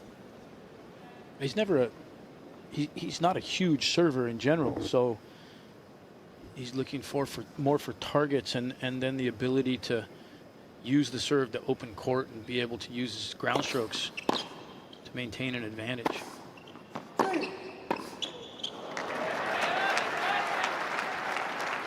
Yeah, 68 matches for Lorenzo last year. Produced 227 aces. Actually coughed up 107 doubles as well. That's not the greatest ratio for a player in the world's top 20, 2-1. No, absolutely not.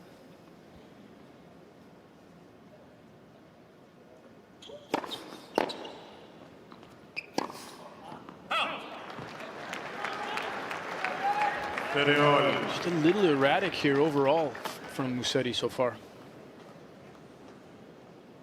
I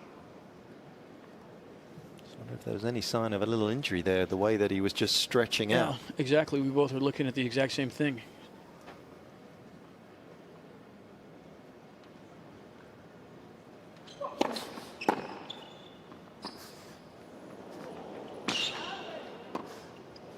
Oh, yeah. He's too good an athlete to get that over. 30-14. He's about to break this first set wide open if he can convert here.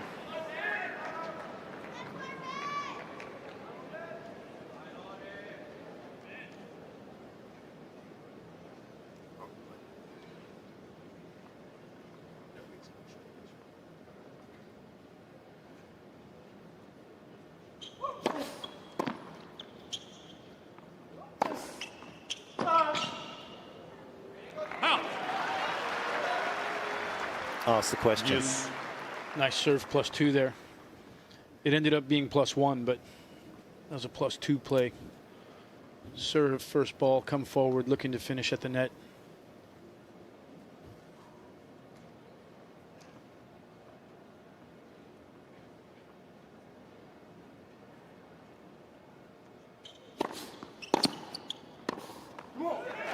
So good from Shelton through the middle of the court. And for me, that's the side that Ben returns better on in general. We talk about his return, but the two-handed side is much more simple. He can keep the swing compact. He goes through it. He always has forward momentum on that side.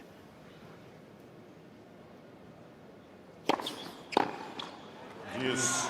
That's what I was talking about before on break points. When Tommy's played him, one of the things we've talked about is that you have to serve a pretty high percentage of first serves to the forehand, and then you come back to the backhand on second serves. When the ball's kicking up and it's a little bit slower, he has some difficulty generating pace on that kind of a ball. But when it's coming through fast on the first serve, he attacks them off the backhand side.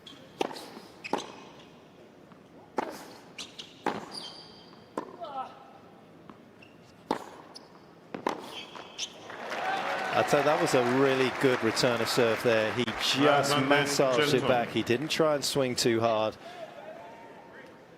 And getting himself back in play so often in this opening segment of this match is creating more pressure on the Musetti serve.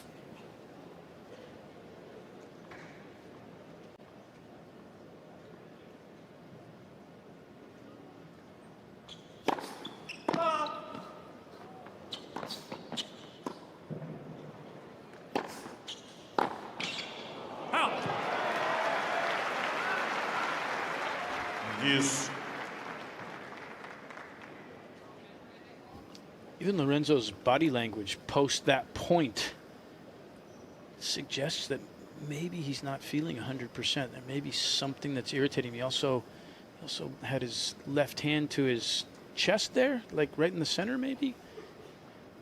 Not sure if it's an injury or...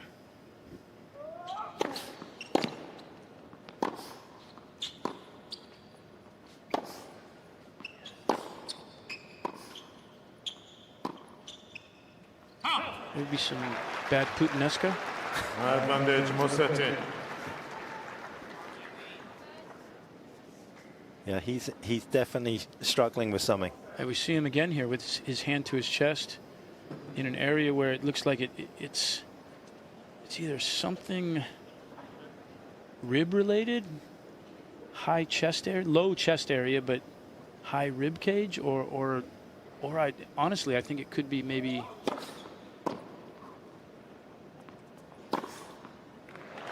Anyone that's ever had a little bit of acid reflux, it's very uncomfortable at times. Where he's putting his hand to his chest, I mean, that's the only other thing that I could think of potentially.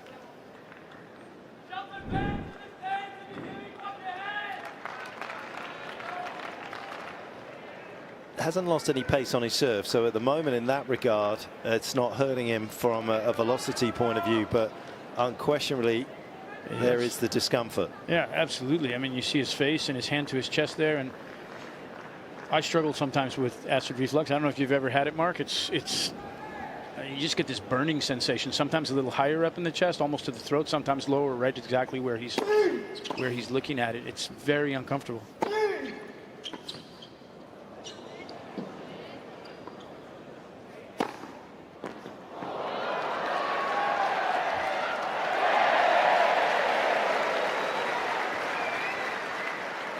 Just a little nod at that gentleman with a hat on there. It was never going to get dropped.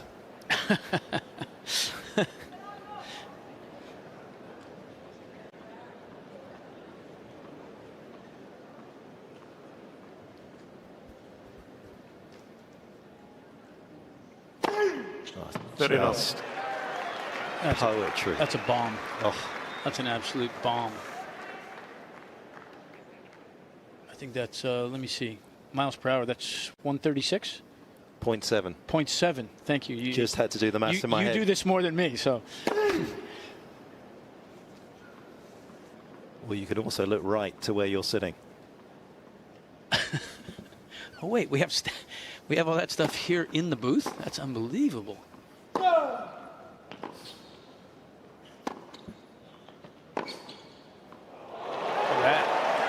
That's pretty.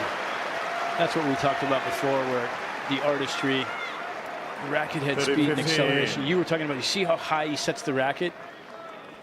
To me, many of the best one-handed backhands are set a little bit higher like that. I feel like that's a little bit more of a European style than North American, maybe UK.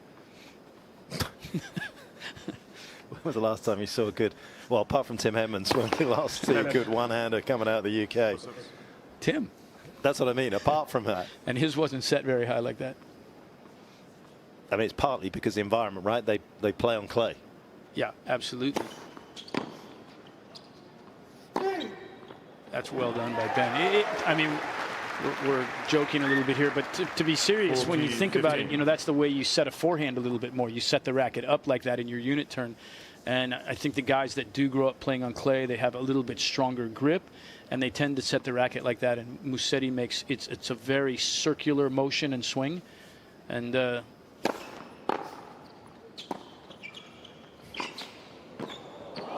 great.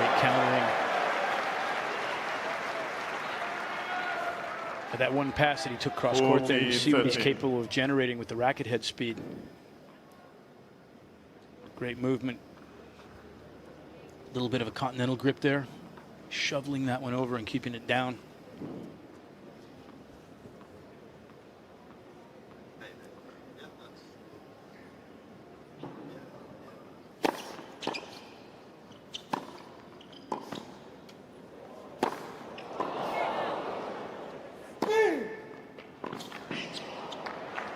So good from Ben. Shelton. Electrifying start. No doubt his opponent is a little bit hampered, but he has got his tactics absolutely spot on. And he is on point, up 4-1.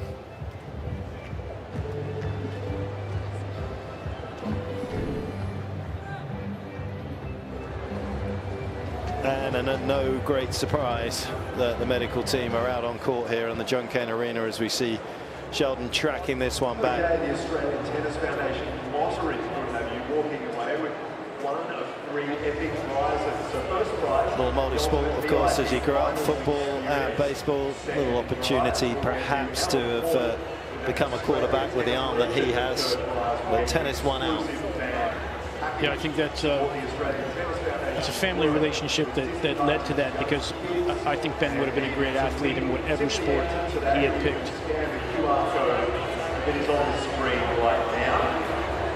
Grab your phones out and scan that QR code. Nice and simple. Or Musetti, of course, himself has won a couple of titles. Hamburg 2022, which he did a great job, of course, in beating Alcaraz in the final. That was the youngest ATP Tour final at the time since 2005.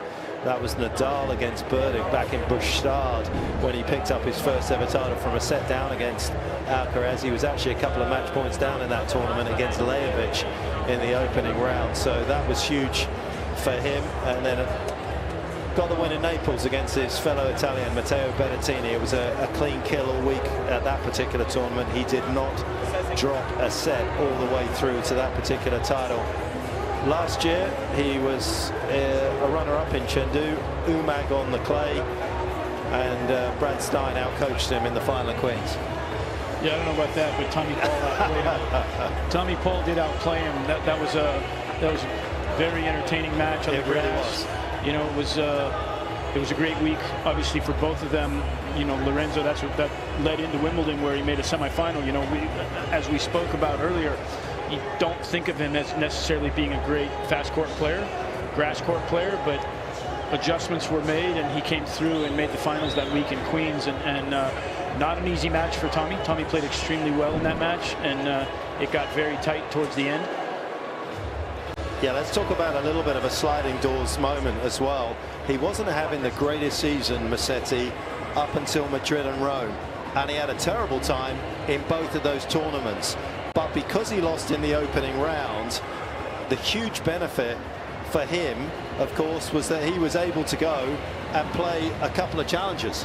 And that really, in many respects, turned his year around, because he ended up going to Cagliari, making the final, lost to fellow Italian Mariano Navoni, as we see the medical staff just making sure that obviously his heart rate, his blood pressure and everything else, that doesn't look like an actual muscular injury here for Musetti. And then lost in the opening round in Rome to qualifier Terence Altman, who was 137 in the world, ended up going to Turin Challenger and making the final there. And then his season picked up dramatically. Round of 32, lost to Novak in 5, then went to Stuttgart, made semis, lost to Berrettini. Your man took care of him in the championship match in London. In the same city, he was in the semis of a major for the first time, then lost in the final of Umag 7-6 in the third, in a match that actually he probably should have won. Semis, bronze medal at the Olympics, stunning result. And the rest of it, final in Chengdu, as I say, and a good semi-final appearance in Vienna. That was not the original schedule. Yeah, you wouldn't have expected that the best part of his season came on the grass. And that really ignited everything that occurred after that. Winning takes care of a lot of things at whatever level you get it done at. There's no substitute for winning matches and going to those challengers and getting some wins.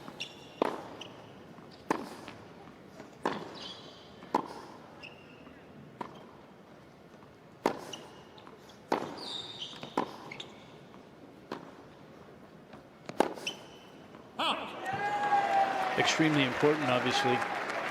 So yeah, it's I always say it doesn't matter if you're beating your grandmother in your backyard, you're still winning matches, you know? It makes you feel better about yourself.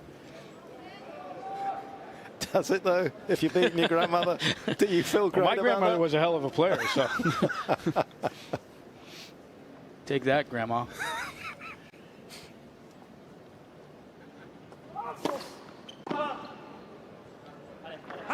You know, definitely a little concerning there on that changeover, though, watching him also. I mean, that was a full medical examination, you know, blood pressure, checking with the stethoscope for his breathing, seeing if there's any blockage there, obviously heart rate and what's going on exactly with him. I mean, still not entirely clear.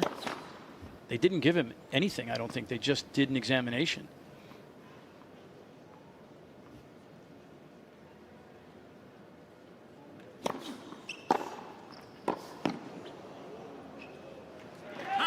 Great play there from Ben again.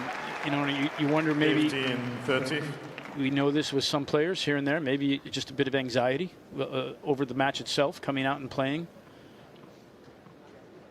Who knows? Tough to really pick exactly what's going on. But as you said before, Mark, doesn't seem to be an actual injury like the type of thing that we would.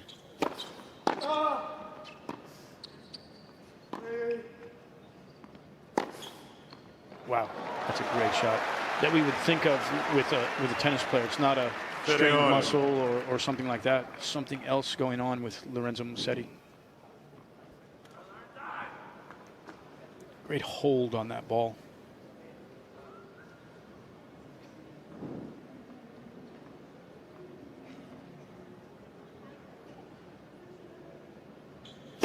Oh.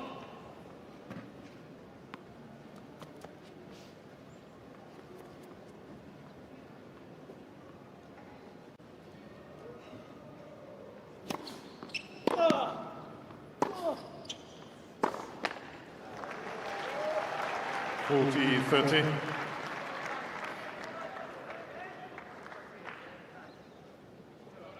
From that suboptimal start to the season for Musetti, he actually ended up having a career year in terms of picking up 40 matches on the ATP. Hadn't been anywhere near that number really up until last year. Oh.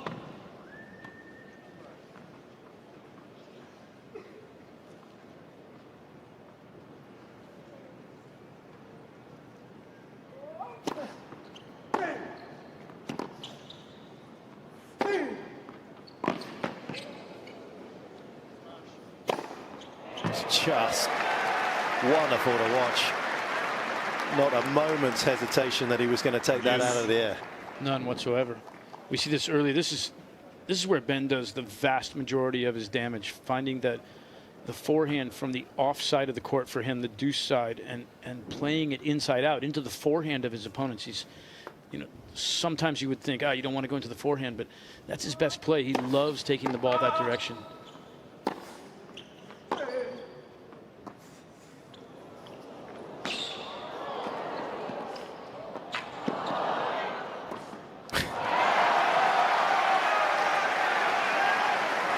Got away with one there. He actually made an incredibly good drop shot on that first ball. He was a little deep to play that ball in the first place. Look where he is. He's a good 2 feet behind the baseline when he played that. Actually hit a very good drop shot from that position.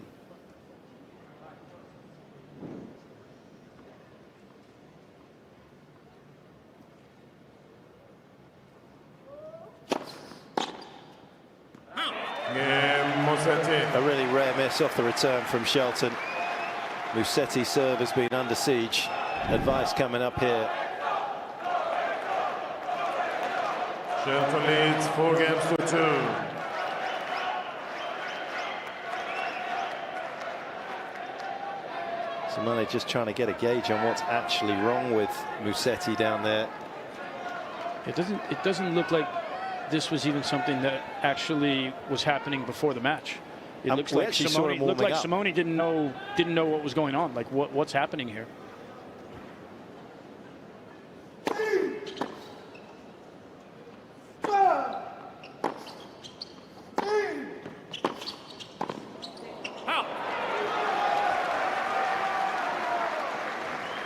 15.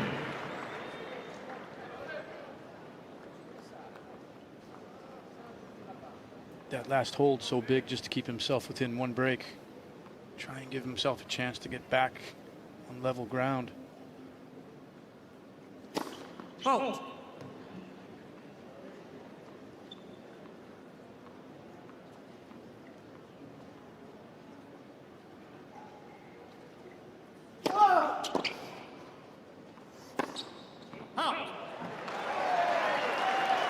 Love 13.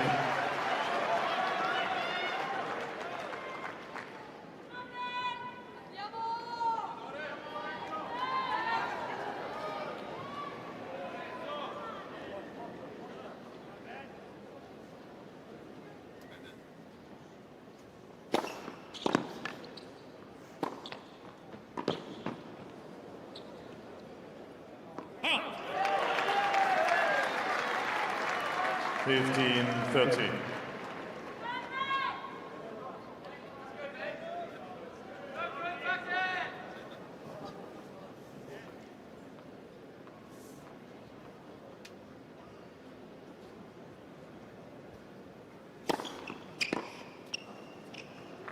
That's just a great left-handed can opener. 30 all.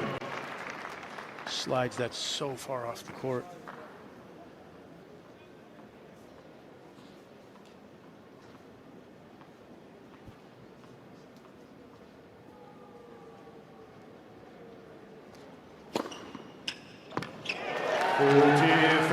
That is a special serve. So much action on that ball. You said that coming in at 184, but this one he just carved it, similar to the last one, but down the tee just continues to run away from Musetti.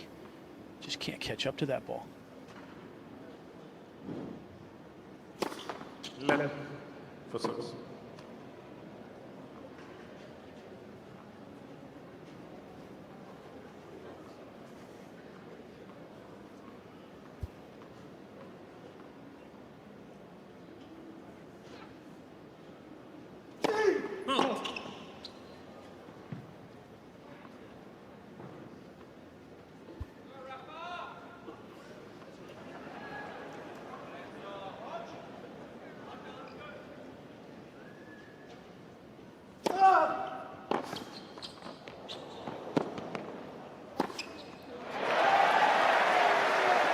A little bit of a net skimmer on the return. Would have been a tough pickup anyway for Shelton.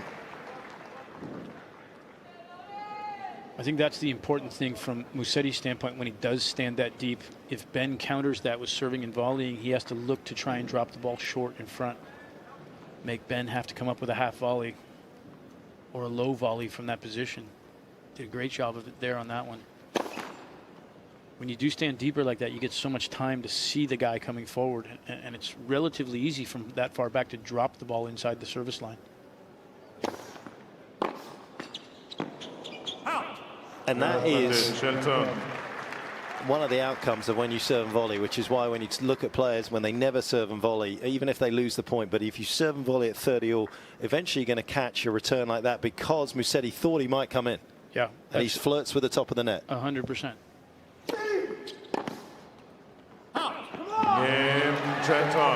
It'll always go down as a missed return, but it's just great strategy being executed beautifully by the 22-year-old American. And he's a game away from this opening set.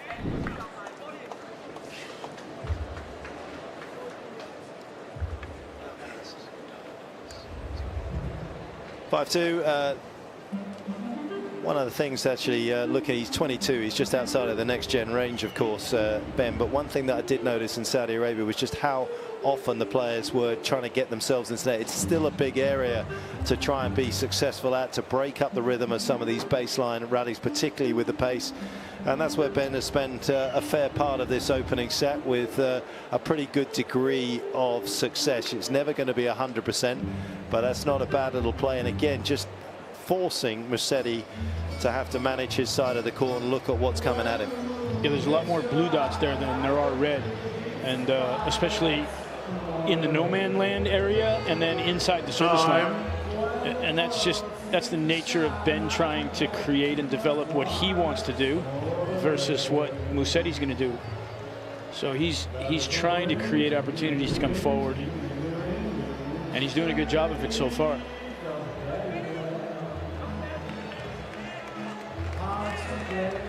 '22 saw Ben win 3 challenges in a row, 15 straight matches. That's when the world of tennis kind of stood up and realized that he was going to be something a little bit special. Thank you, players already. Thank you. Showcased it over the last couple of years and is doing so again today.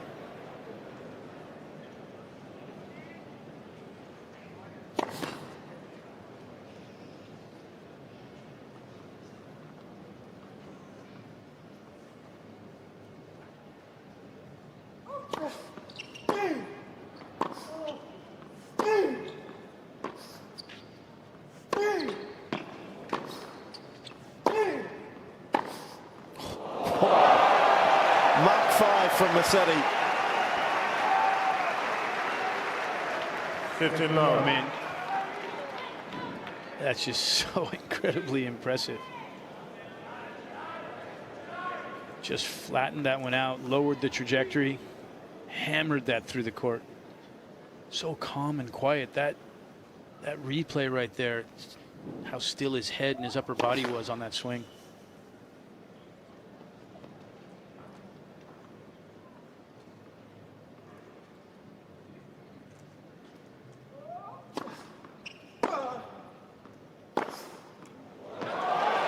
Again.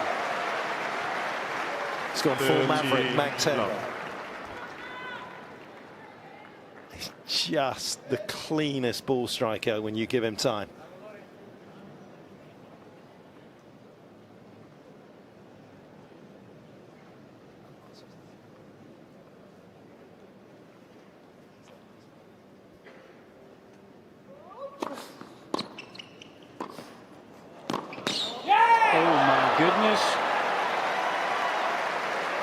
I thought he was going to struggle to get to that. 30-15. Not only did he get to it, but that was just such a strong little wrist flick. This is not a full swing. Watch, look, that was fully out of the hand. Said he was impressed. Oh.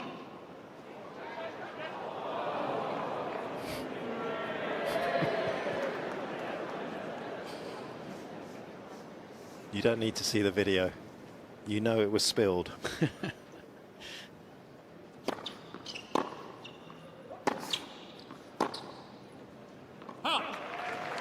That's a little bit of Ben Shelton there. You see the pass from before, such a spectacular shot, and then a pretty basic forehand there that he just lets get away. That's sometimes he can be running a bit hot and cold like that.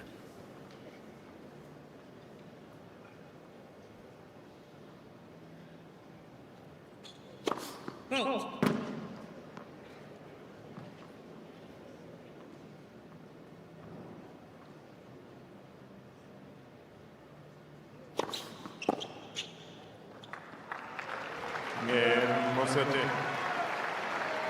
There is an undeniable logic as we see the Italian give himself one last chance to try and break the American in playing that type of erratic tennis from Ben Shelton, particularly when he's got the lead, because it just doesn't give this man any rhythm. Yeah, I don't think it's purposeful. No, without a doubt, but you're exactly right. You come off the court after having played Ben sometimes, and you hear players just say, just couldn't find a rhythm out there. And that's the same, obviously, with returning the serve. You make a return here and there.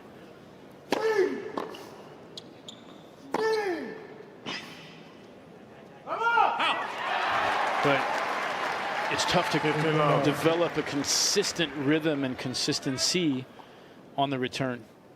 And that makes you feel like you don't have a lot of rhythm as well. A guy like Musetti wants to find the rhythm. He wants to make Ben have to stretch the points out so that he can get more comfortable with what he wants to do. But it's just hard to do against Ben. There we see it again. That swing just technically, mechanically is not fantastic. very vertical on that swing.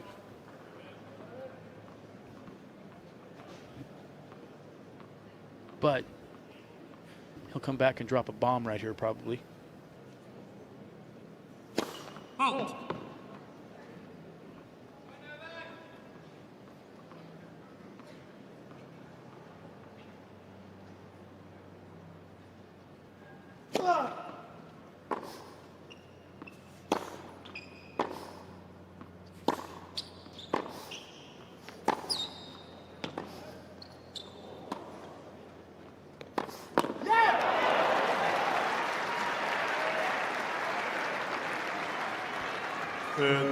Pretty good job by Ben there, just neutralizing, defending with the slice a little bit.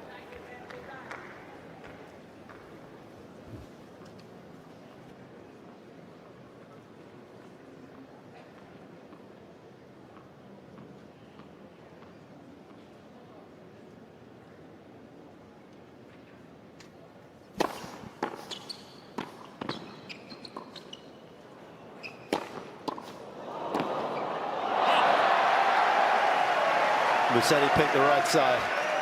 He just stayed at home there. Ben went big on that overhead, but just to the wrong side. It was a great first volley by Ben, and then that last one, just kind of swiping at the ball. He's got to control that a little bit better. Musetti here with a little bit of pressure. Is that a string?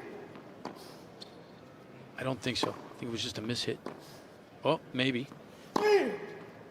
Yes. Yes, you're right. You're right again. I know your wife told me that you're always right. Exactly. They should have called the ELC, machine Mark. Because it's always right. Wow. No ego. Hey, that's tough. Jeez. Yeah, that was a nightmare time to break the string. 30-all. Trying to get the break back. You make the return and break a string. That's some crazy bad luck right there. Yeah, he knew it, didn't he? So important to play with a broken string in practice when that happens, to try and get yourself out of trouble. Tallinn couldn't. Shelton with set point.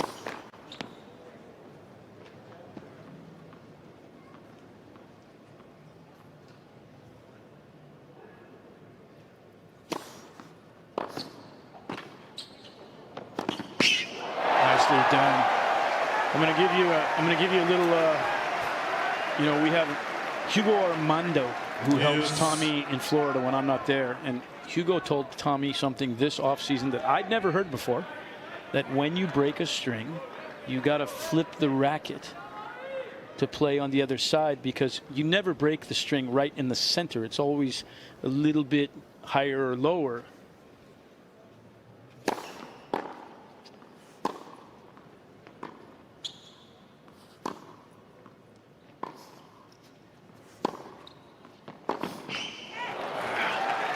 Don't like that play right there from Musetti.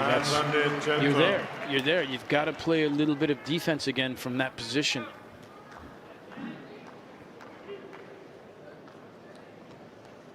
Too big a point to let that go, and that was kind of a 1 in a million, trying to be the hero on that last ball.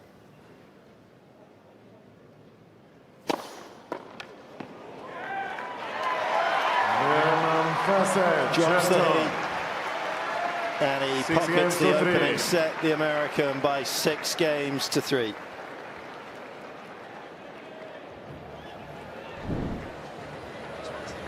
All right, let's circle back. So you flip the racket round because you never break it in the middle. Yeah. So now you get a hit or two with the area of the strings that still hold tension. I'd never heard that either. I've never heard that in my life. Tommy started doing it. He says you can feel the ball better. What did we used to do back in the the 90s, the early 2000s? When you broke a string, you chipped and come in. That was the first thing now. First thing, automatic. As soon as you broke a swing, next ball, bunt it, chip it, do whatever you have to do, and run to the net. At least you put some pressure on the guy. Make him come up with a shot. And you can kind of volley with a broken string. Nobody does that anymore. They all start chipping forehands. Yep. loses so much tension, doesn't it? Bigger area, and when it pops. But that was a set that belonged to the American, but there was enough, even though he's obviously just a little bit distressed, Musetti, with something that's bothering him at the moment from the Italian that suggests that there could still be a bit of a turnaround in this one. Yeah, he just played a really bad first service game, got down an early break right away, and against a guy like Ben Shelton, it's just tough. It's hard enough to try and break the guy, much less having to break the guy being behind. We'll see if Musetti's issues have kind of subsided a little bit. I don't know if I never saw the medical staff give him anything. We saw a similar situation last night with Novak, but it seemed to subside in his match last night. He was under some distress in the second set, not feeling well, struggling with his breathing. Medical staff came up. He did take something, I think, and it seemed to really make a huge difference. Oh.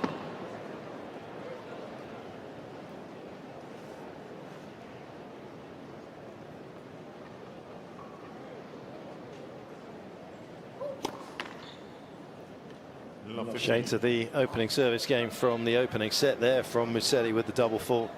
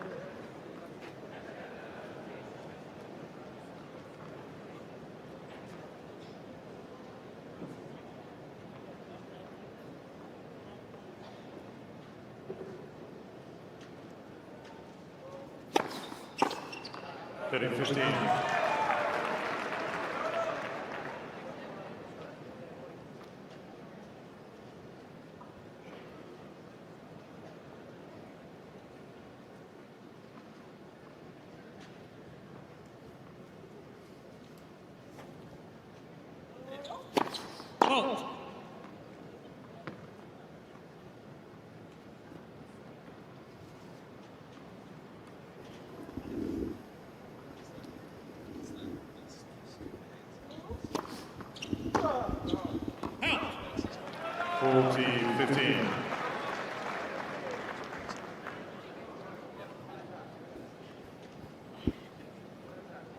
Despite the double fault here to start this game, a better start for Musetti here for the second set.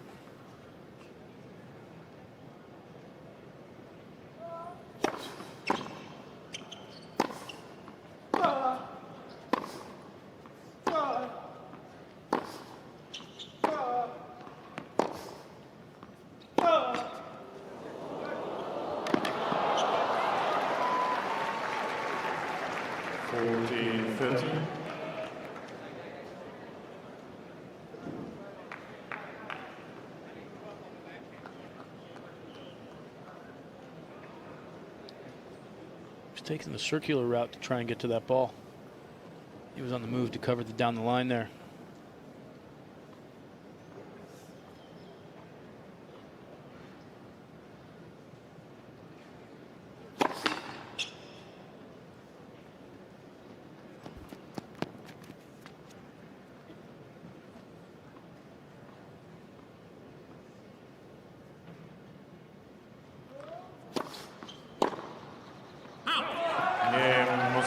Hasn't missed too many of those.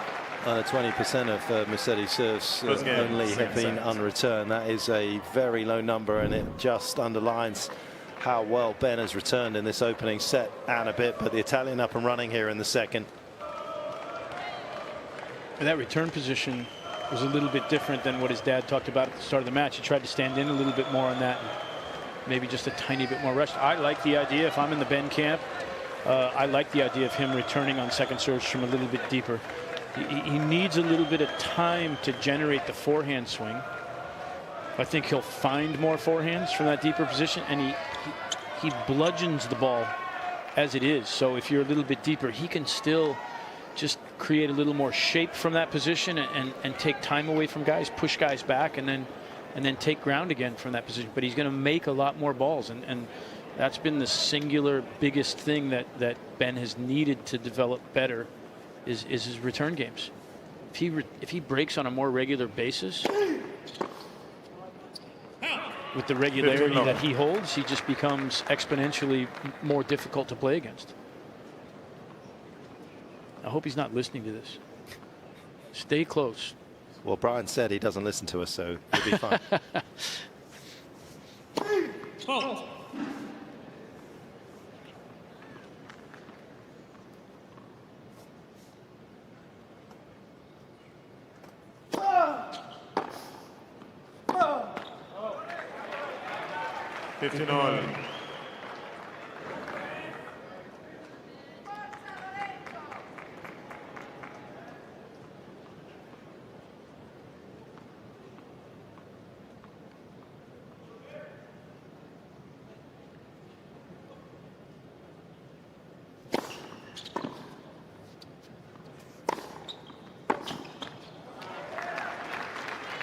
It's an interesting play right there that we don't see very much nowadays. That approach right down the middle, closing forward.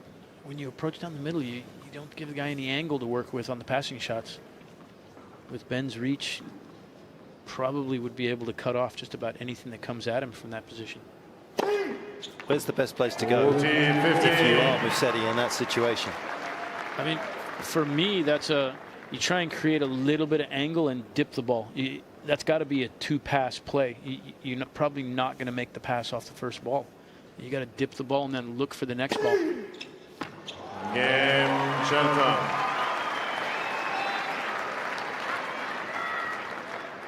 One game all.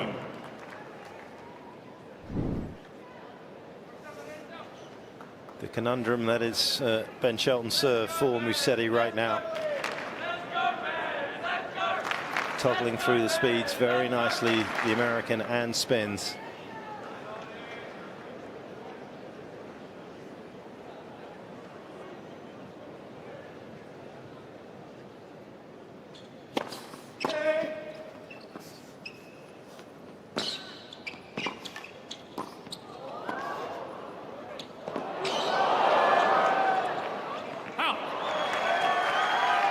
Nice maneuvering point there from Musetti.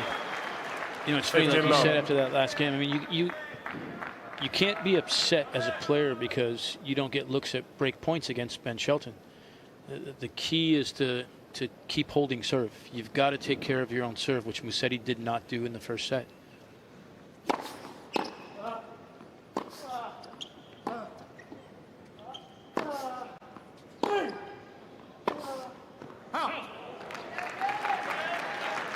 You've got to try and limit those kind of errors on your own service games. Especially in this set, serving from in front. Get a good hold and then take your chances where you can. Hopefully Ben gives you a little bit of help. He's the kind of guy that you need a little help from. You need him to miss a few first serves.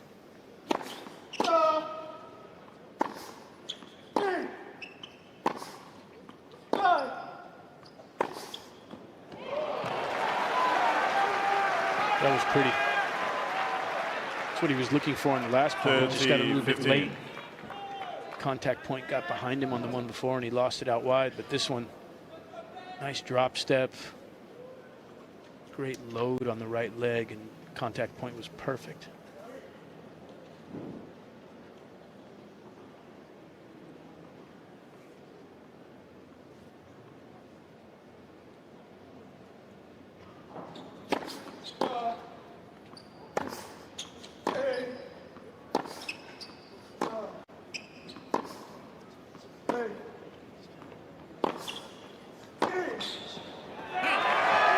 Nicely constructed point there again from Musetti. Controlled, good depth. The forehand that he took up the line was comfortable. He wasn't rushed.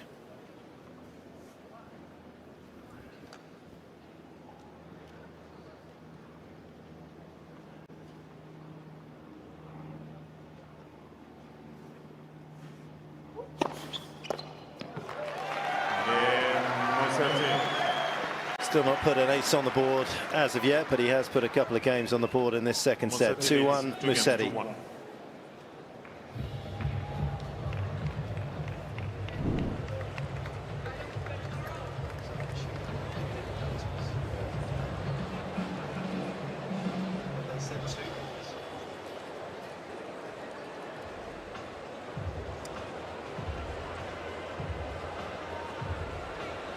Whatever problems Musetti was having at the sort of midway through that opening set seems to have disappeared for the time being, at least, which is good. Maybe it was something to do with obviously the change of heat that we've got today. Everyone was saying it was going to be very hot and difficult for the players today, and maybe just because it was a little bit cooler than normal here in Melbourne. We have just clicked past the 30-degree mark late in the afternoon, but we're sort of in the shade. Didn't feel, there's always like a feeling of how hot it didn't feel that oppressive, Brad. No, I don't think so. I mean, overall, the first week of the tournament's been almost cool during the day and in the evenings, especially in the evenings. It was almost chilly during this first week, but today's the first day where you feel like, okay, we're in Australian summer. It's supposed to be the summer, right?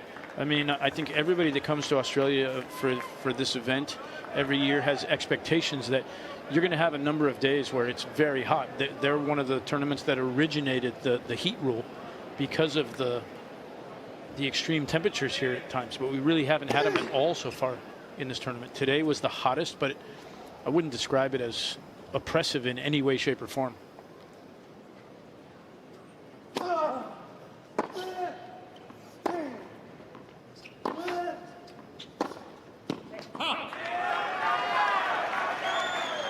Love 15. It's one of the few times, maybe the first time, that Musetti's won the first point on Ben's serve.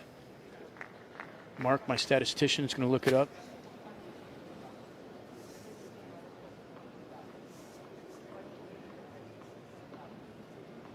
It's a little bit like a grass court match. When you win that first point, you get this tiny sense that you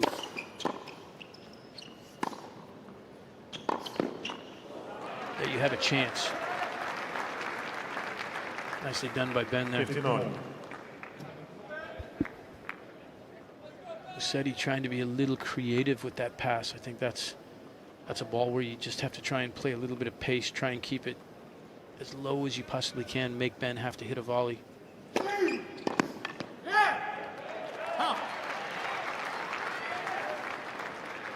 30-15. Actually, the second time that it's happened. Actually, the third time it's happened. A couple of times in the opening set that he's dropped the opening point. That third game, of course, a couple of break points saved by Shelton.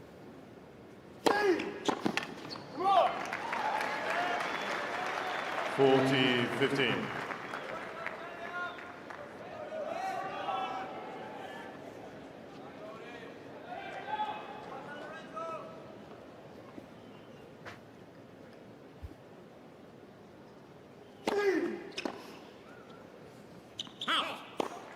Dropped the opening point of that game, but absolutely no look in there for Musetti after that.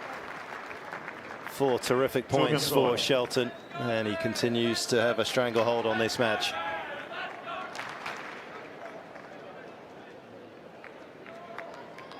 Had a decent record against left-handers over the last 15 matches, has Musetti. Won 11, lost just 4.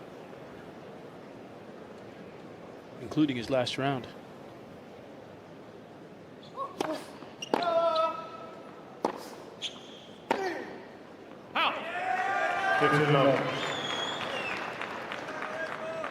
And the one-hander from Musetti there, of course, not always a great strength against a big server, and Ben against one-handers in recent times, won 8, lost just 3.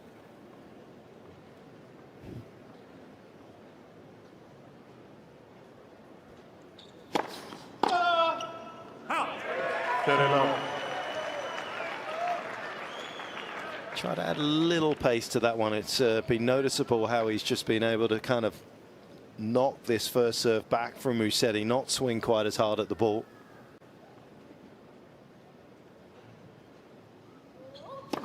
Halt.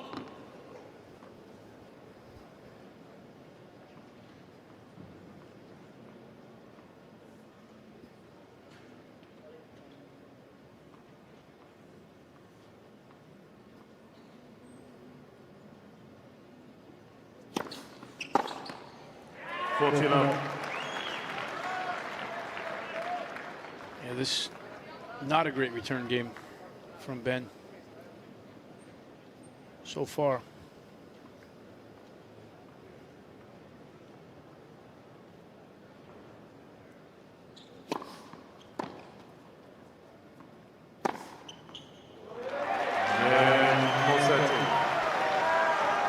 Seals the game. Comfortable one for Musetti.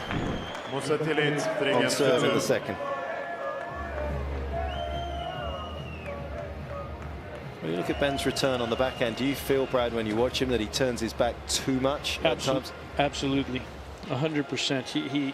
He's almost facing backwards at times, and then the swing from that position also gets too vertical, kind of chops through the ball a little bit too much.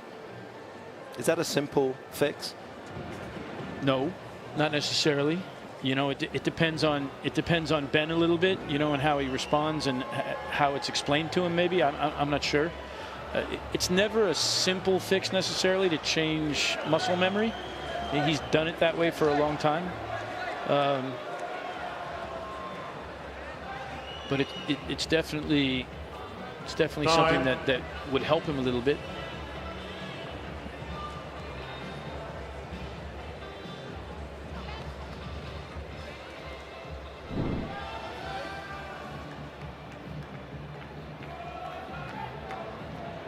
Wasn't the complete making of Ben Shelton, of course, this tournament, but it was well, we saw the headlines that he was going to generate back home in America by being successful overseas. His first trip overseas, of course, back in 2023. First time it needed to use his passport when he came down to Australia.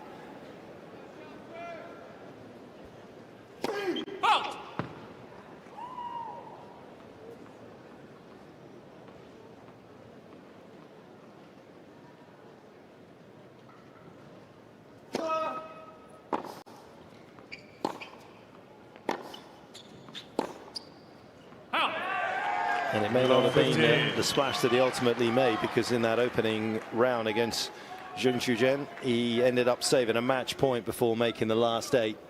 Also got past JJ Wolf in 5 tough sets.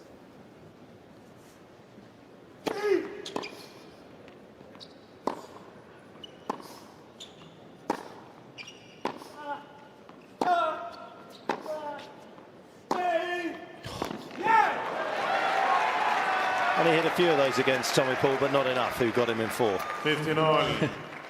Yeah, this is the one where letting him have this ball, I mean, you're obviously not trying to, but Musetti giving him the opportunity to be able to move around and find that forehand pretty comfortably from that position. It's a little bit of a tactical error from Musetti. He's got to work harder to get that cross court, stay on the backhand.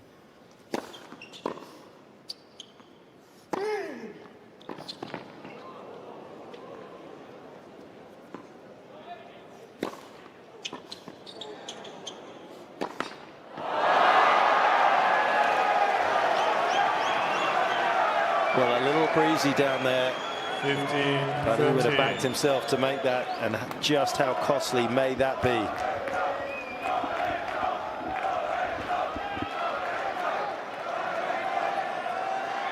Thank you, please. Thank you.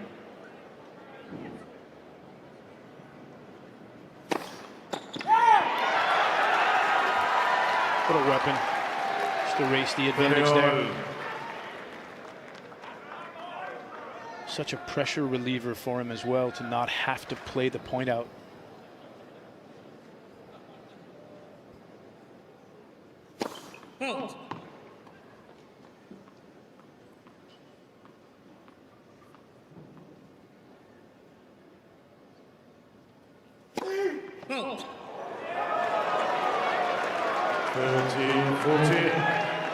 First double.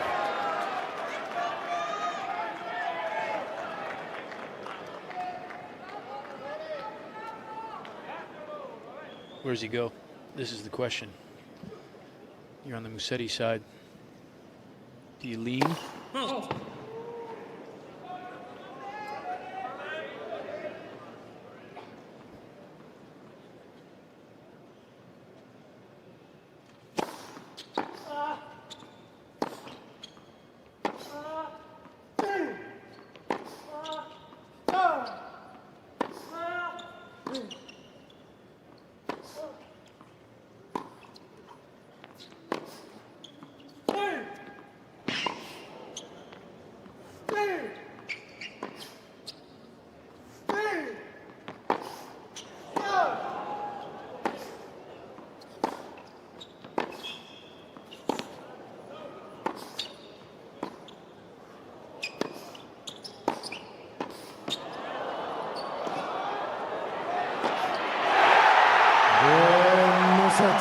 Extraordinary.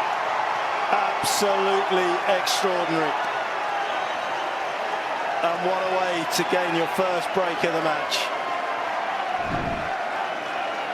All credit to Lorenzo Musetti there. Ben did not give in that point, made him play.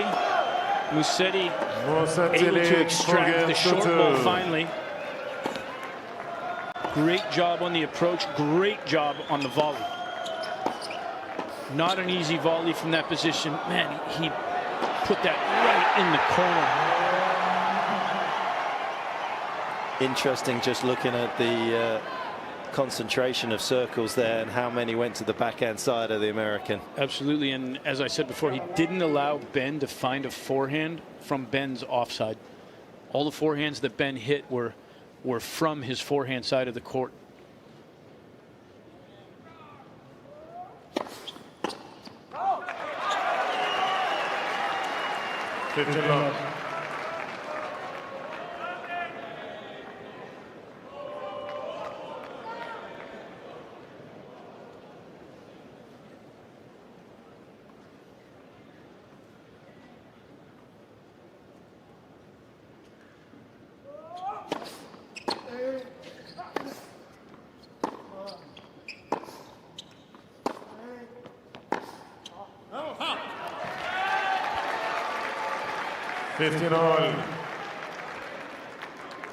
It's a little bit of role reversal here as well.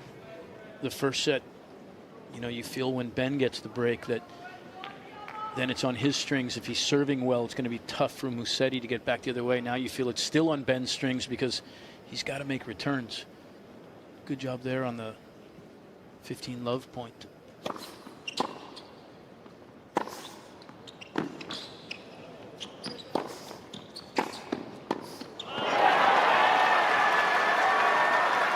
Great location for that shot from Shelton. No angles to work with for the Italian, just trying to deny the American here. And that approach just pulled it into the center a little bit.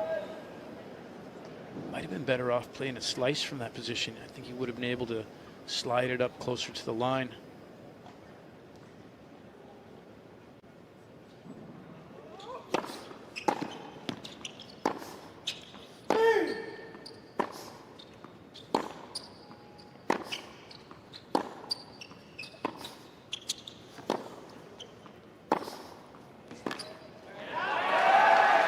Pulls out the scalpel and just knifes that backhand. Yeah, one of the things, I think that's one of the things, the areas that he's really improved in. He uses the slice more often now. He sticks it through the court. I think that's one of the bases for why he was so successful on the grass last summer.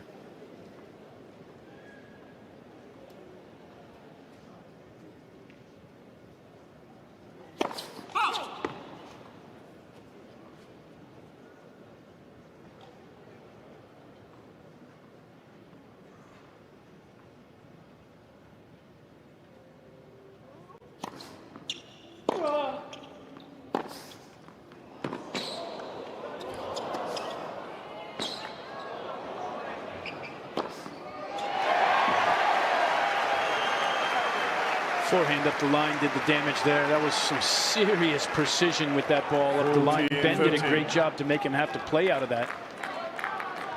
I think he cut that overhead a little closer than he wanted to. That ball.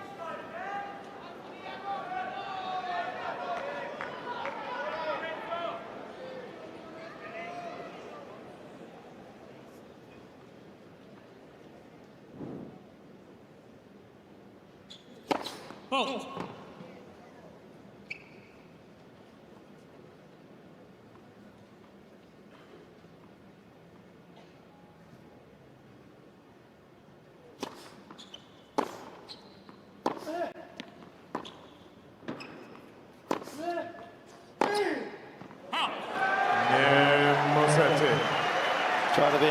impactful with that forehand. Shelton unable to do so. Musetti shifting this second set please. in his favour, 5-2.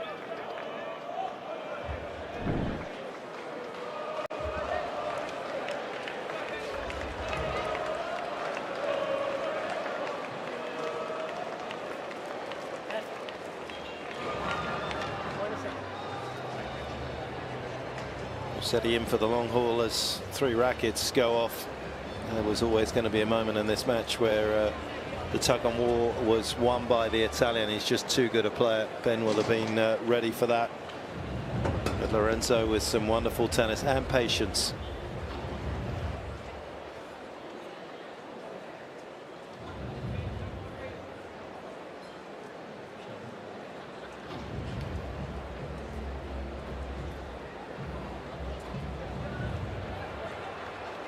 Time.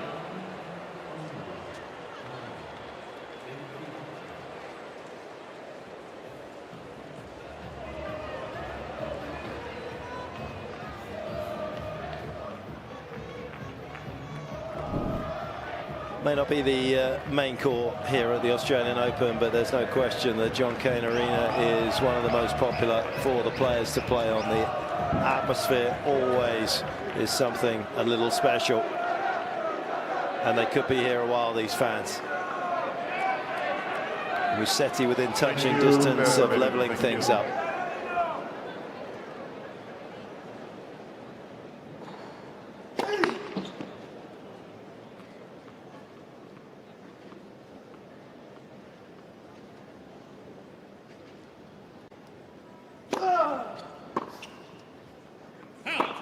Love.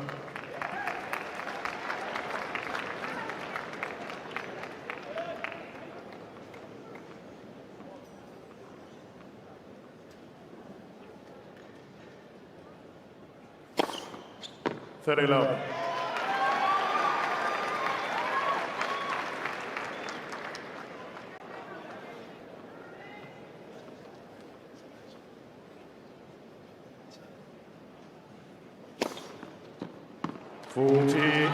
Love.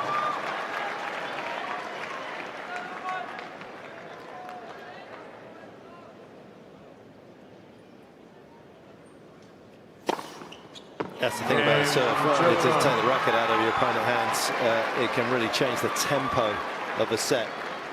Absolutely, but at the same time, it's 5 games to 3. 5-3 Musetti. Interesting there. That's kind of a pressureless game in a way. You know, it's the previous service game. Ben hurt himself, 30-all, double fault, is what gave Musetti the opportunity for the break point that he was able to convert on. Now we've got the real meat and potatoes of what we want to see here.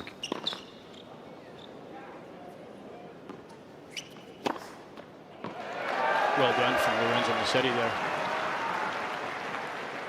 One of the best first serves we've seen from him. That really opened the court. Ben did a good job just to make him have to hit that overhead from deep in the court.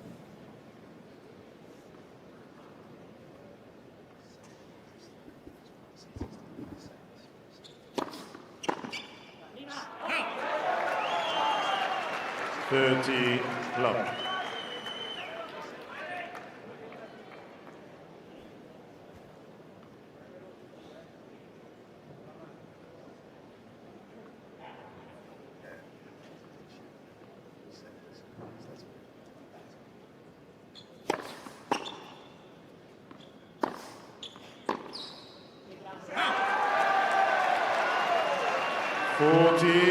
Love.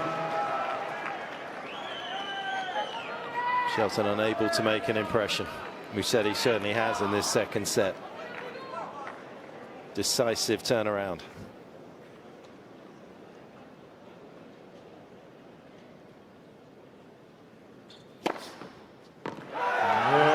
Second set. Musetti. Plenty of fire in that celebration from Musetti. Long way to go in this one. It's a set apiece. 1 set all. And one of the things he did so well in that second set was pick up the first serve percentage. We talked about it. It was a sluggish start in terms of that particular area. Ben was able to capitalize on it early on there was just no let up in that second set. He was up around 80% of his first serves going in. And Ben has got a little problem solving to do. There it is, 79%. He won 83%. And second serve, 79% points won.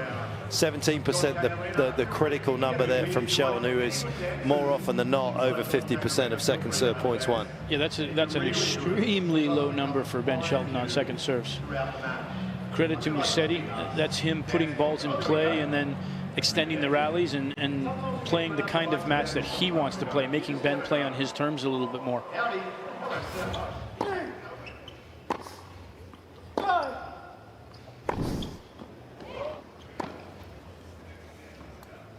That forehand is absolutely lethal.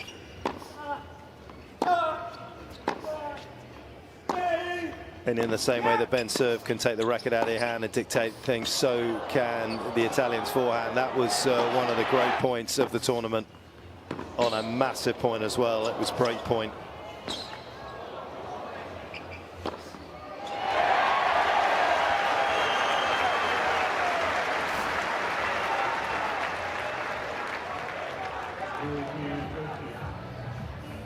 Set a piece. Weren't sure we were going to get to this particular stage in the opening set. Musetti with the medical staff out there. Looked as though he was suffering from something. We're not entirely sure, but he has certainly rejuvenated his challenge here in the second set. All to play for.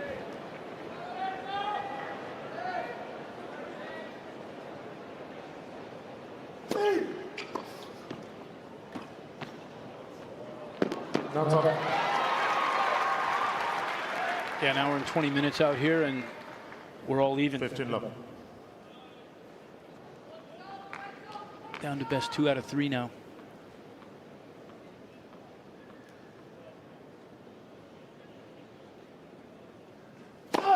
Left. For service.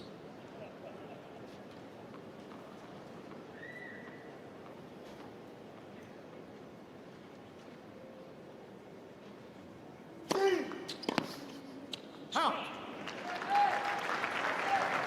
30 love.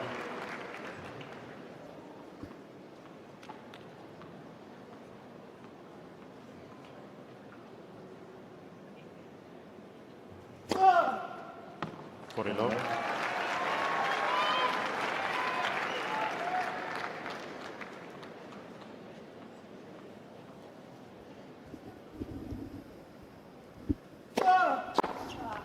Game, Shelton. Starting to rattle through his service games. First game, third set.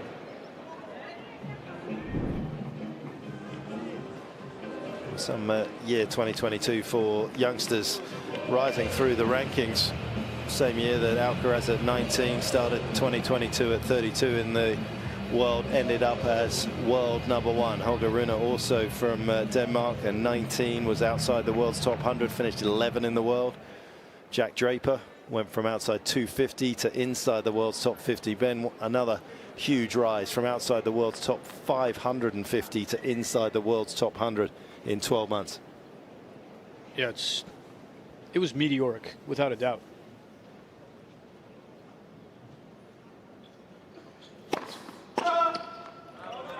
$15 long.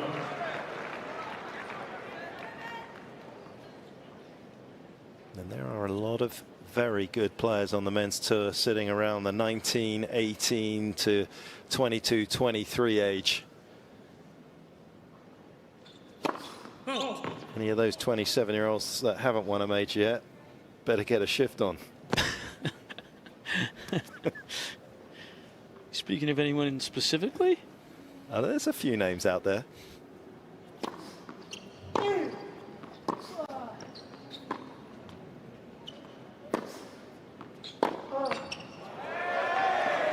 $30 long.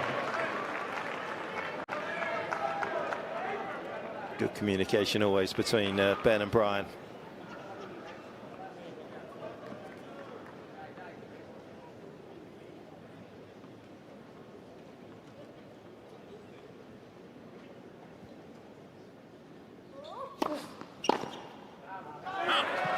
40. Brian, of course, the only head coach to win the NCAA in both men's and women's. Won it with Georgia Tech and with the Florida Gators.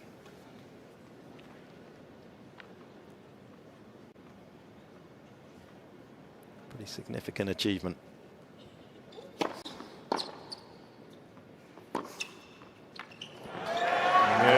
Musetti. Rock solid on serve, both players at the start of the third. Wangemol. Yeah, Bryant's is also just a class act. Calm, but at the same time, there's a burning desire within him when he was a player and now as a coach. Not easy to coach your own child, son or daughter. And anyone that's read any sports psychology books on that will know that it's also tough for the player. You just hear things a little bit differently when it comes from a parent. And you mentioned it earlier. I think Ben and Brian do such a great job. You can see the respect.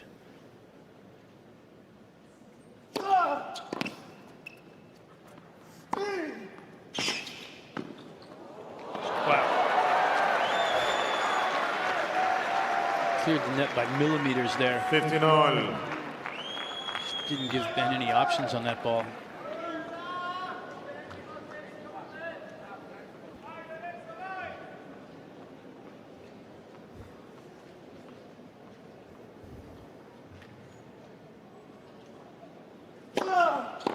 Yeah. 30-15.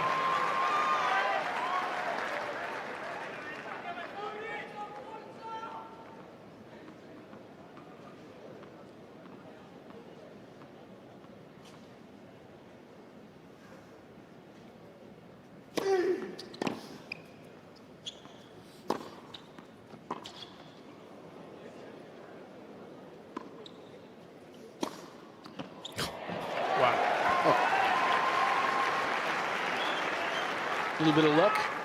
40-15. You can't be judging everyone by your standards. Not sure he meant to cut this quite that close.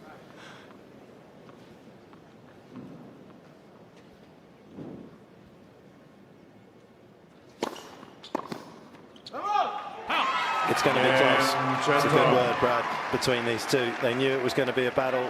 It was going to be a rare thing if somebody got through this in straight sets. 2-1.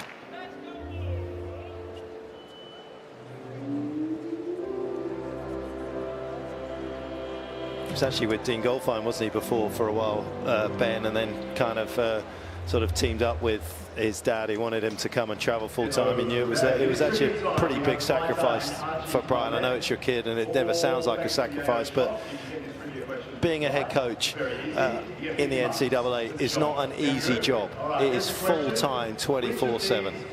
You've got to recruit and you've got to coach and you've got to do logistics. Yeah, absolutely. And Ben, when he first came out, yeah, Dean was helping him through the USTA, the U.S. Federation. Brian's still coaching at Florida at that time. So Dean did a great job of helping Ben along, transitioning in his rookie year, really. Time. And then Brian made the decision and came out full-time on the tour. And we've seen the progress since then.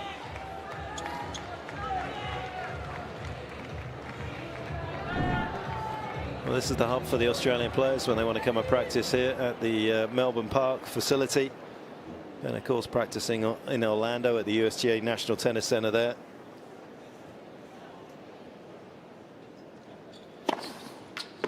$15 long. Vincent Brooksby was there over the sort of Christmas period. Mackie McDonald.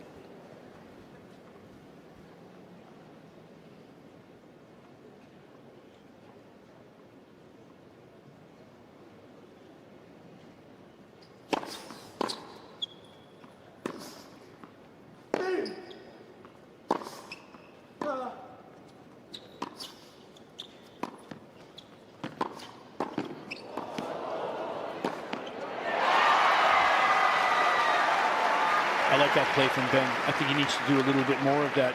Don't be satisfied to let Musetti extend the rallies. Here he kind of bullied his way in. A little bit of a short ball there from Musetti. Jumps on it, comes forward. That's where Ben can really expose his athleticism in a way that takes advantage of his offense and his capabilities up there at the net. The one thing I loved about that video as well was his court positioning. He's having a little look at the line here. He felt that may have been a little deep. So many players you watch who don't really understand where to position, come in, and then they just head to the middle of the court and open up pretty much both sides. He was way off center. Yeah, we heard Brian saying that, you know, they spent a portion of the offseason working on volleys, working on positioning, trying to get his transition and his net game even better than it already is. And that's a massive aspect of that, is the proper positioning based on where the volley's going, following the target.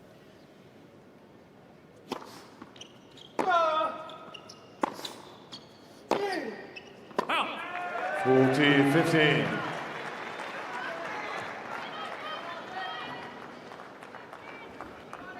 Just as others are going to have to be patient against Shelton as he continues to rain down big first serves, so does the young American on return.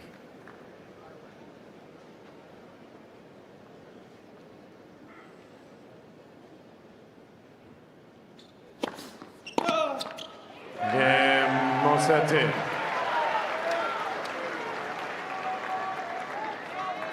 Two games all.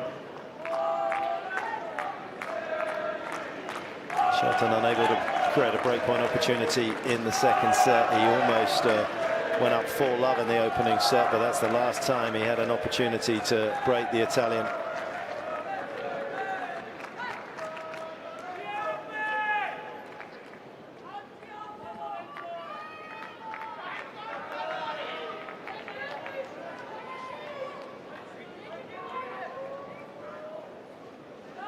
Definitely going to be a day where there are going to be precious few breakpoint opportunities.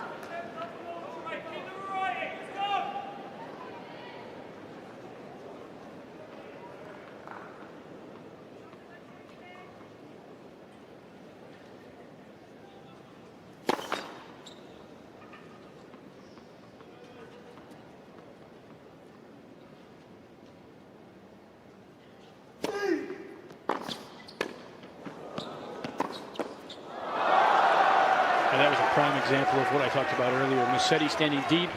Ben makes the decision to serve and volley. Musetti has a lot of time to see him coming forward from there. And look where he dips that return. Well inside the service line, makes Ben have to hit a half volley. And he gets a second chance there. The second ball's always going to be an easier ball to pass off of.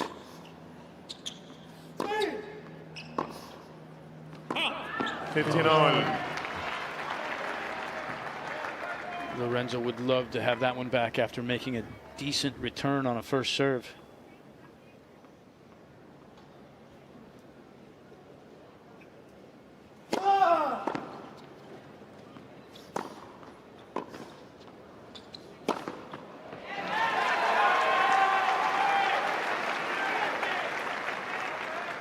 $30-15. Interesting there, that shot. Ben's a tiny bit choked up on the racket.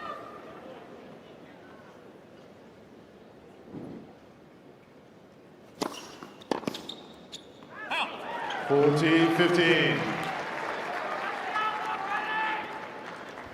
Historically, Musetti's been one of the best returners out there in terms of making first serve returns. Back in 2023, he was second to Casper Ruud.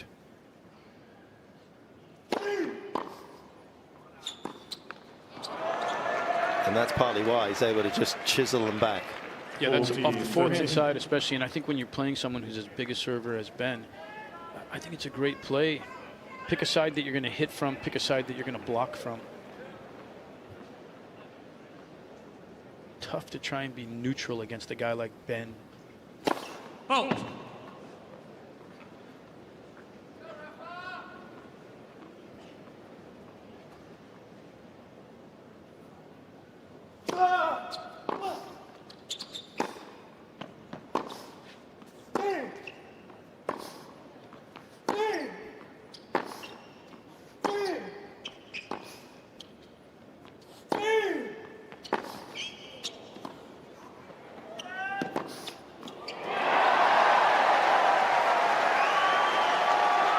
I'll tell you what he has also done on that single-hander is drop it short effectively when Ben has served and volleyed and added extra pace, and then flattened it out or chipped it to great depth. Absolutely, that's a part of Musetti's game, the capability to do such a wide variety of things from both wings, forehand and backhand. Recognition of where the ball needs to be placed in the court.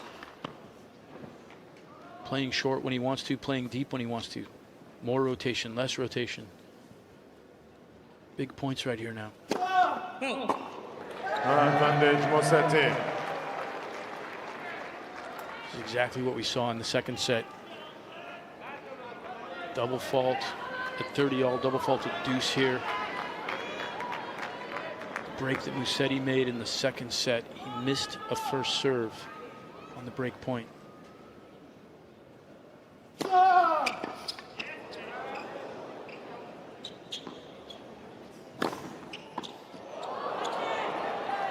Not this time.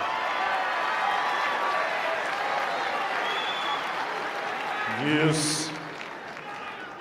Using the old school advantage of being a left-hander there, whipping it out wide.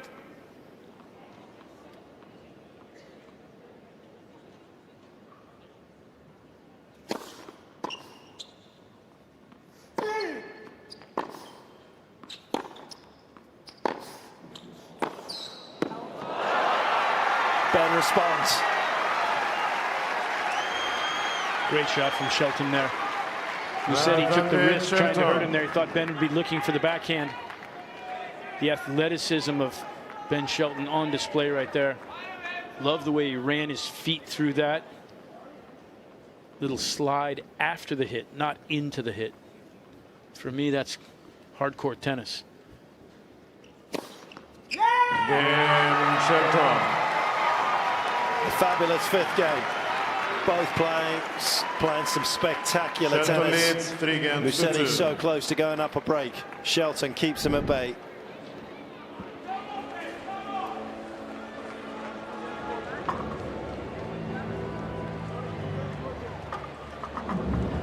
And that can be the moment of inspiration if you're Ben Shelton on the next game. And there can be a little bit of residue for some of his opponents after being that close. Musetti did a good job of chiseling the first break point back into play. Couldn't really do much else. But that's what you love to see. Third round action here at the Australian Open. Undiluted passion.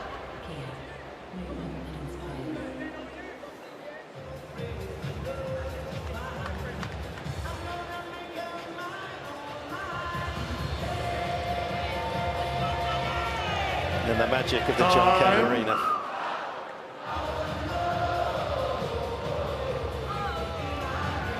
A little concert atmosphere.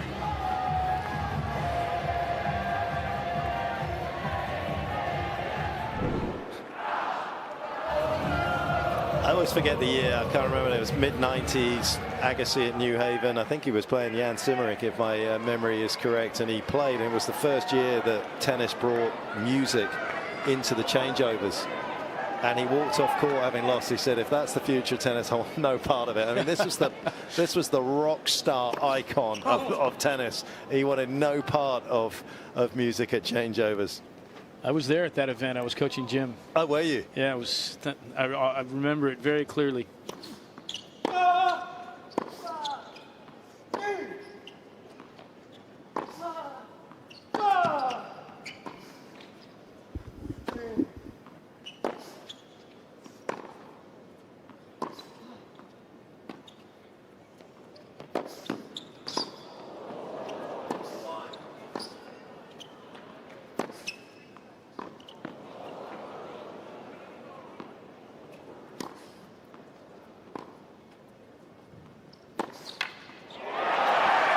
That's just great tennis to watch.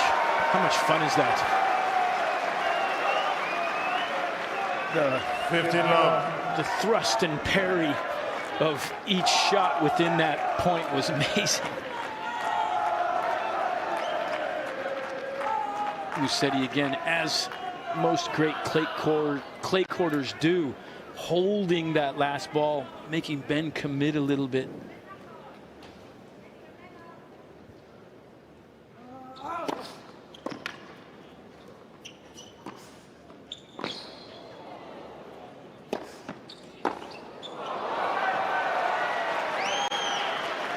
Shelton's thrown everything at these opening couple of points.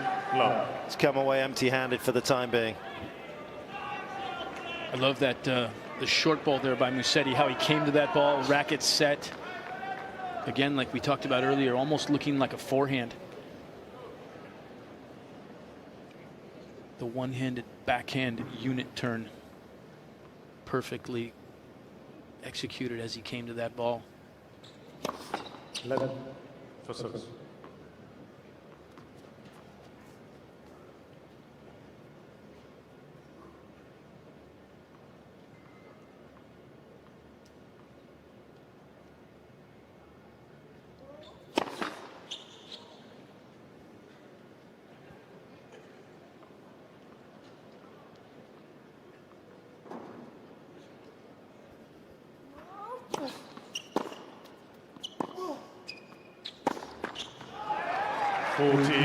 Love.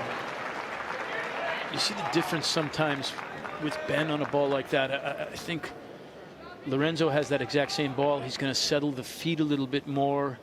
He's going to be a little bit more balanced as he hits that ball. Ben trying to kind of run through that ball almost. I feel like he crashes into it a little bit there and just makes it more difficult for himself to be able to execute that. Oh.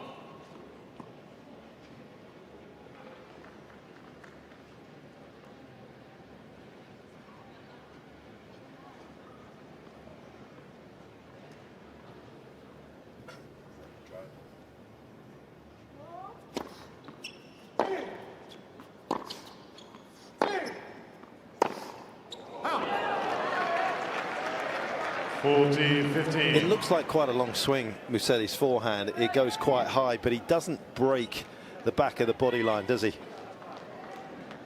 It is. It's big. It's long. I'm a big believer. There's not very many guys on the tour that don't have relatively big swings. It's how you generate the pace that they generate. It's a matter of the spacing and the timing that you create. Who had a bigger swing than Juan Martín del Potro? Very rarely late on contact. A massive, powerful swing.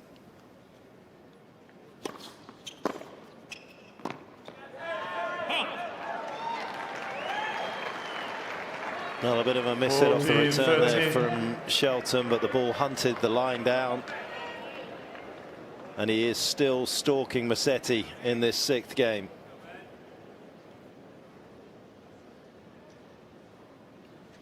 Feel the tension in these points, the constant give and take between the serve and the return.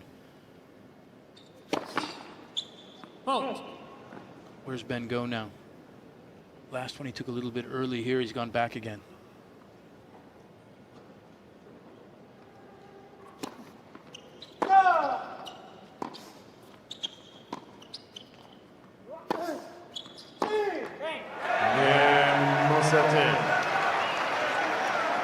Could he have come in on that slice, Mark? He could have.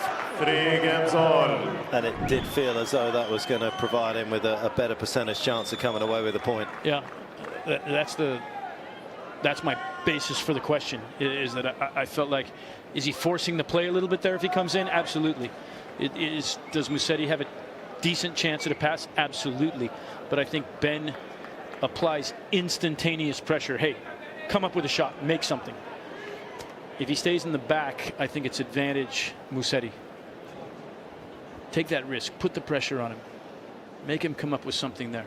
Oh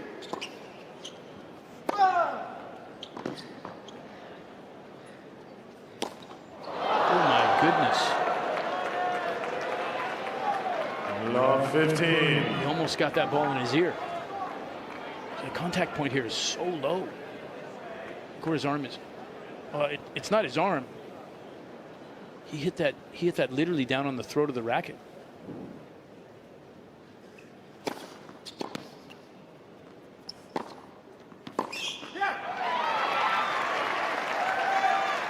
That's a ball that Lorenzo will be 59. extremely frustrated with.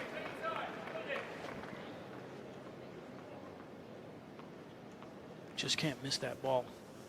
Ball in play.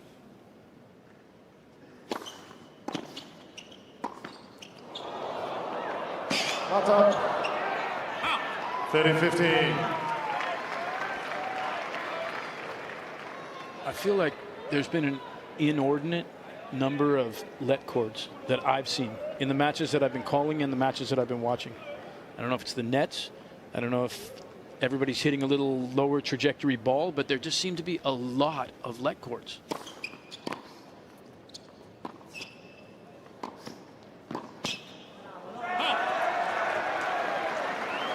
Well, with the prevalence of power, you probably have to keep it a little bit lower to keep the ball in the court.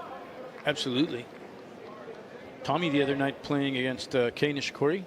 Nishikori had 5 let cords in the first set and a half that all went his way. Maybe that's why I feel that way.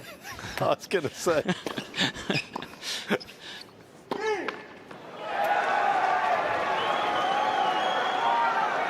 How skilled has Musetti been in just making these returns? I said he was a couple of seasons ago, he was the second best in making returns off a first serve, and we're seeing that.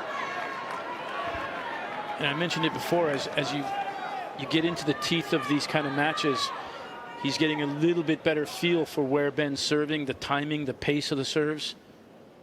That's a bomb. 221 down the tee. Fastest serve of the day from Shelton. Bails him out of trouble. Musetti tried to give him the center and then actually moved to close it.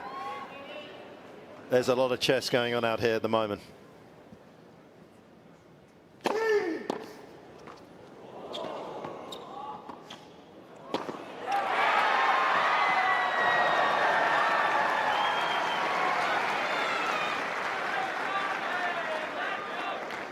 Advantage Shelton.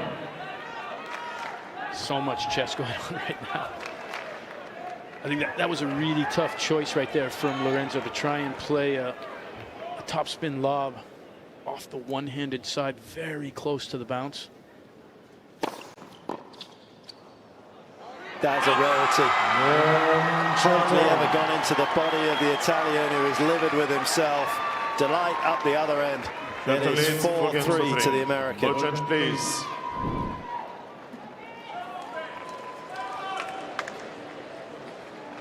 And it's so easy, isn't it, when you see Shelton serve, just to say, you know, he just needs to throw it up and put it wherever he wants. There was a lot of thought from the young American to get himself through that game. Yeah, he needed to come up with a few. That one on the break point was, as you said, biggest serve of the match. 221 right to the tee. Half volley, topspin lob. Tough ball to play from that position. I do feel that Ben's someone that you can beat sometimes with pace at the net also. He's a big body, tough for himself to clear space at times, especially on the forehand side. He can tend to get his contact point a little bit too deep on his body. Love to see Lorenzo with a second chance at that ball to just rip the ball through the court at him.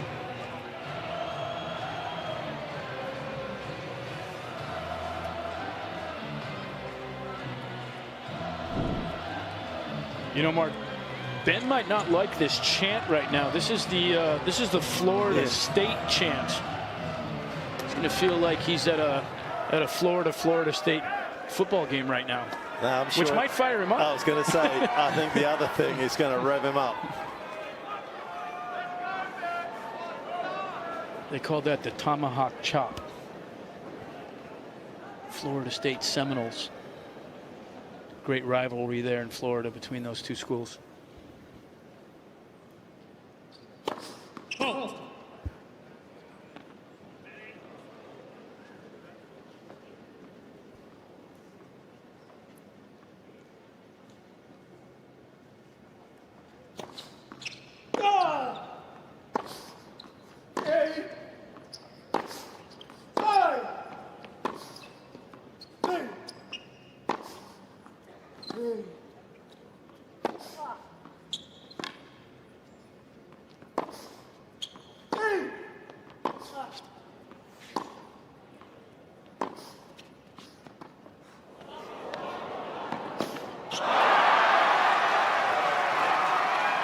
There was an ocean of blue down the line. And Ben got away with one there also. That was not a great drop shot. Sat up a little bit. Lorenzo was there in plenty of time to make the play on this.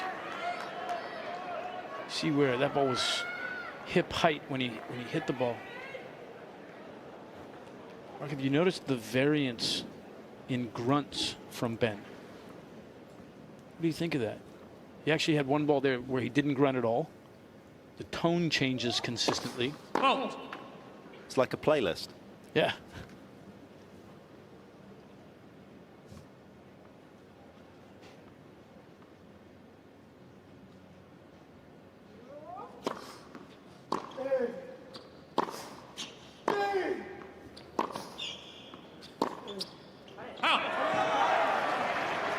You think it's intentional? Can you be that self-aware in these moments? I don't think it's intentional. I don't. It would be really hard to, you'd literally be focused on your grunting rather than striking the ball. I think it's just something that he kind of like does naturally based on how he's hitting that particular ball. It's just something that we notice. But I wonder if Lorenzo notices it.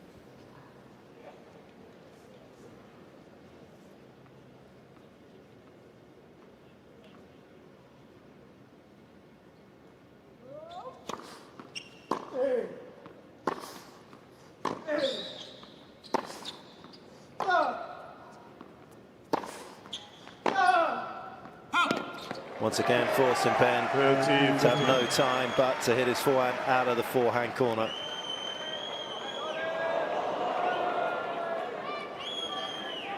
Yeah, pinning Ben in that forehand corner. Interesting because he's been targeting that side a little bit more than he was in the previous set.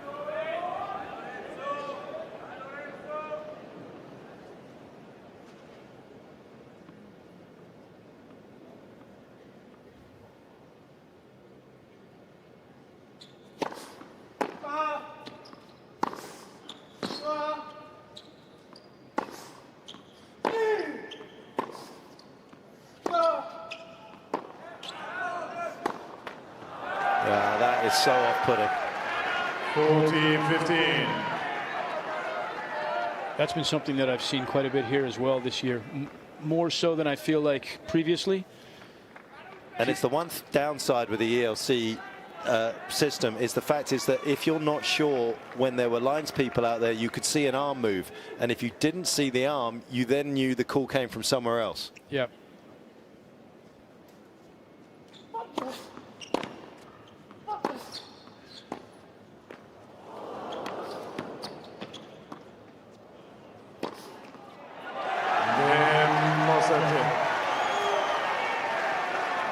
In fact, if you go back and watch a game film of other matches, you would have seen umpires also put their hands out at the umpire's chair for that.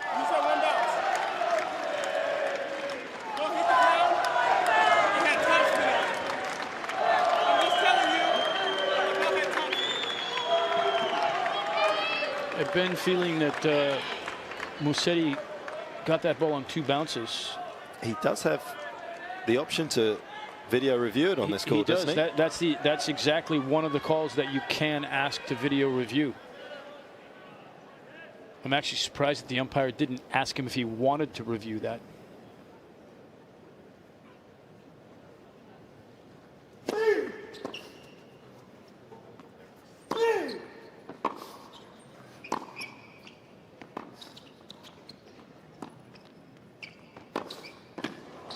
Great volley. Carved something out of nothing there. And that goes back to what we were talking about earlier. There Ben takes a relatively deep ball, approaches, and lets his athleticism take over.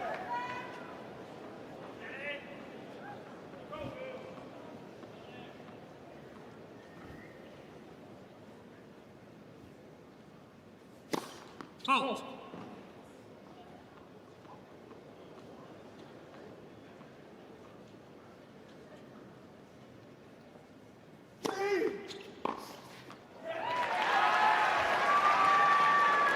That's a nasty second serve from there. Musetti's got to recognize court position there. That ball shouldn't be. You've got to try not to miss that in the net. That ball's got to be carried really deep through the court.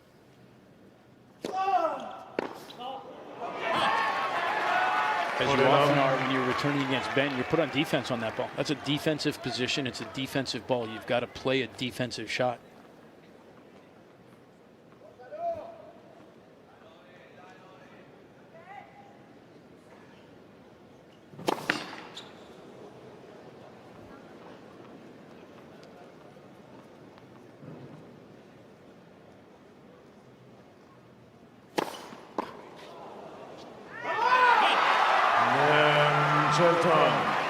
The luxury of lethal pace, even on a second serve for the American. 5-4. Shelton leads 5 games to 4.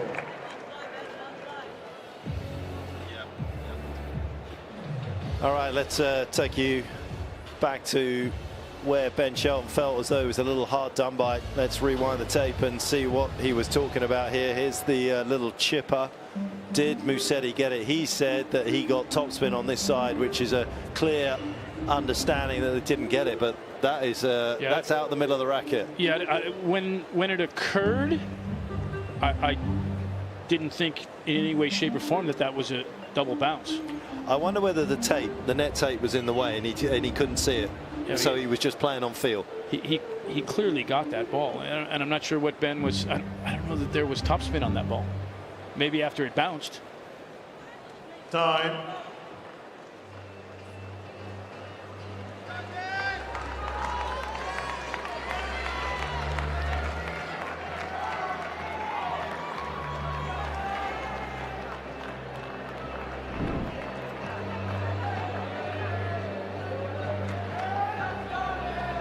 Given how both of these two have kind of got through to this third round, there's been at least a breaker in each of the 4 matches. They've played 2 apiece. Perhaps that's where we're heading.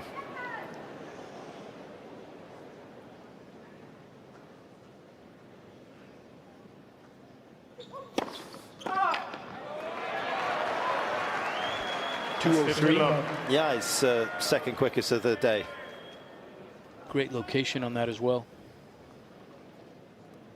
What's the percentage takeoff pace from your top line serve? What percentage? There? You got to explain that to me better. You mean so if you're serving at 220 like Ben, what would be your sort of safe zone for your average pace of serve? Got you. That's what I thought you meant, but you were speaking English. So you did know what I was saying, but you just wanted to humiliate me on air. Okay, I got it. I'll see how this works. I mean, I think that you know, it's an interesting question from the standpoint. Okay, you look at pace, but how you take pace off a ball for one of these guys is by creating more action, more rotation on the ball. So you don't necessarily slow down the racket head. I think that's an extremely important point when you're talking about that.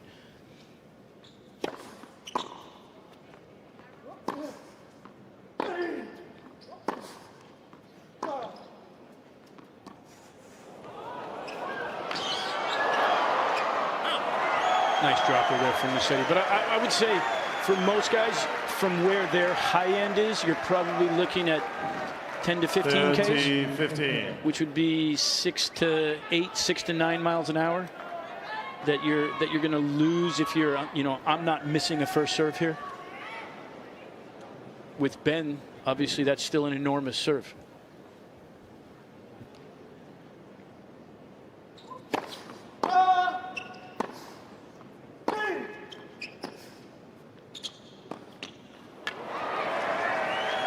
Trying to come forward, trying to apply the pressure there. 15. I'm pushing for that if I'm sitting in the coaching box with Ben. Continue to do that. It's okay. It's the right play, I think. Put that pressure on. Make him come up with a pass.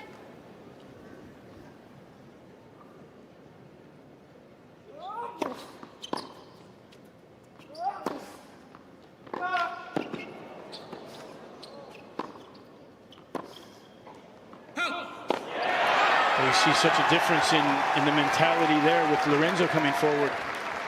a natural volleyer is going to keep moving forward and take that first ball out of the air. That was a volley. He's going to get to that ball in the air. It's a volley. And instead, he backpedals, plays it off the bounce, and then retreats to the baseline. Saw him do that a few times at Queens as well on the grass.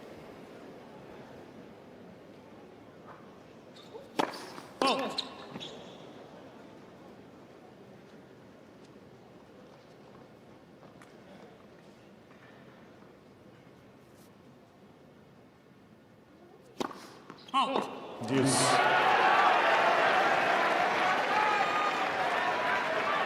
Often the thought is for the baseliner who feels he's superior in that department over his opponent is because that's the percentage play to go back and he's going to outlast Shelton. It didn't turn out that way for Musetti. Significant pressure. First double fault of this set.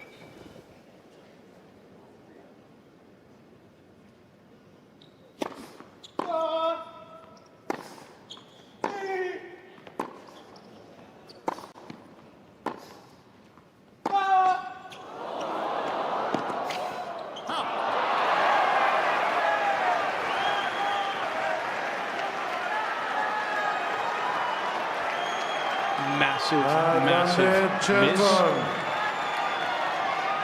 And now opportunity for Ben.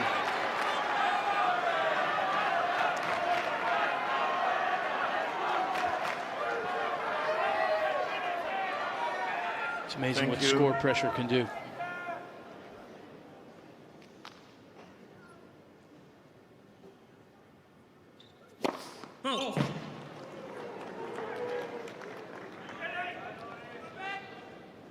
Staying in tighter this time on the second serve return.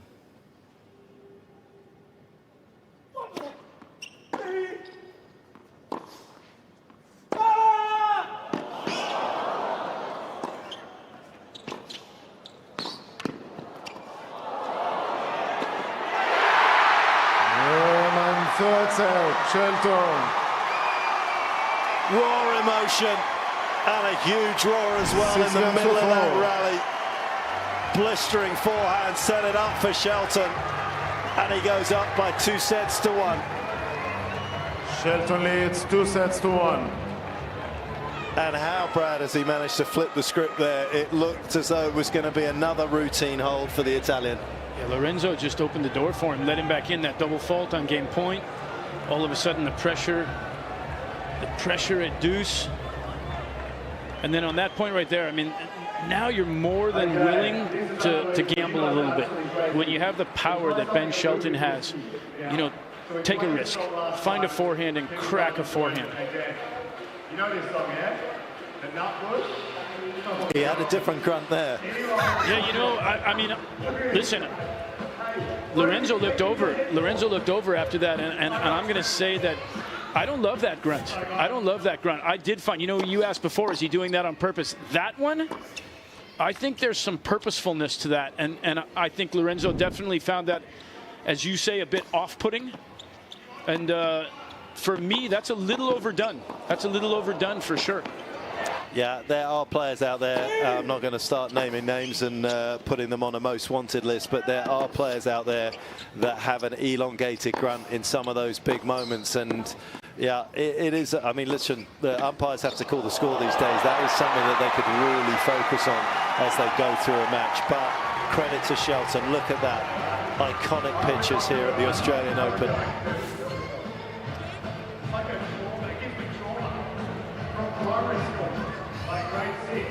Everybody just taking a breather. What a conclusion to that third set. A crescendo it built to, and it came out of nowhere, to be honest. He hadn't really made too many inroads on the return, and then all of a sudden it just ignited. But it was exactly like you said. Lorenzo had that game point, 40-30. Threw in a double fault. You feel that he's got the advantage in the baseline exchanges. Doesn't need to go for too much there, but the tension of the moment obviously leads to poor execution on that, and he just pushed it a little bit long to let Ben stay in the game. And then he missed a short forehand. and Ben clubbed that forehand on the break point. 15 love.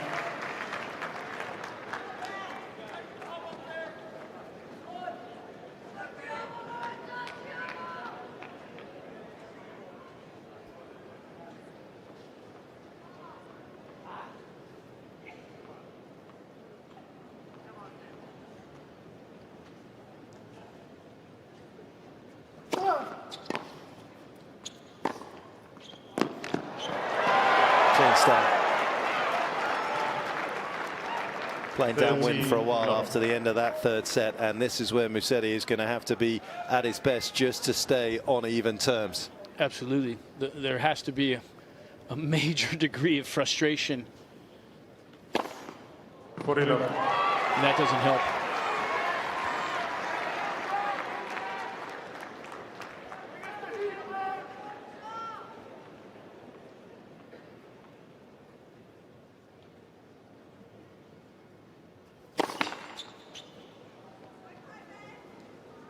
Ben definitely energized here. That was 225.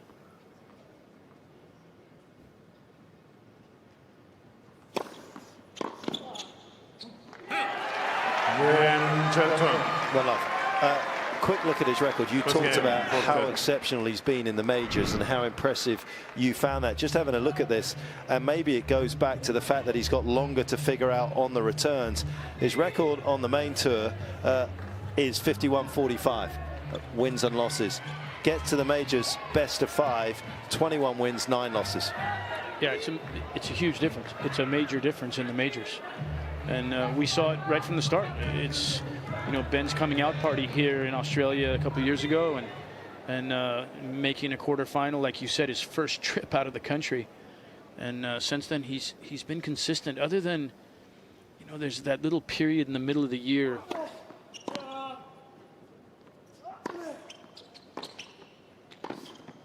He hasn't quite figured out the clay and the grass yet. And I think clay potentially can be a great surface for Ben. And the grass, as you mentioned before, he's got to figure the return aspect out. Obviously, he's a great server. But to be a great grass court player, you have to be a great returner. That's the part of grass court tennis that's often forgotten. Oh.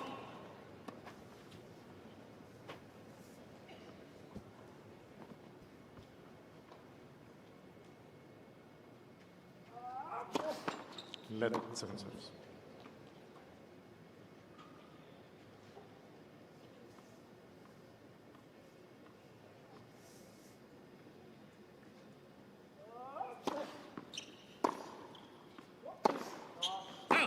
Living on the edge here, and that's what I kind of felt like that sort of third set conclusion came out of nowhere, and suddenly he's got to manage his flat spot, and Ben Shelton in the ascendancy here. Adrenaline pumping for the American. Yeah, and again, when you get down to these situations where 1 point can make the difference, Ben becomes incredibly dangerous with the power that he has.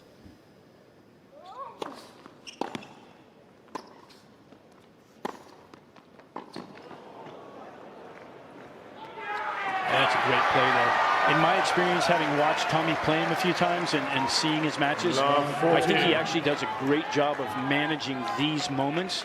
When he gets a little bit of a lead, he presses that lead by putting pressure just like that, finding opportunities to come in and put pressure. If he gets a look at a second serve here, I'd expect him to take a big rip at a ball.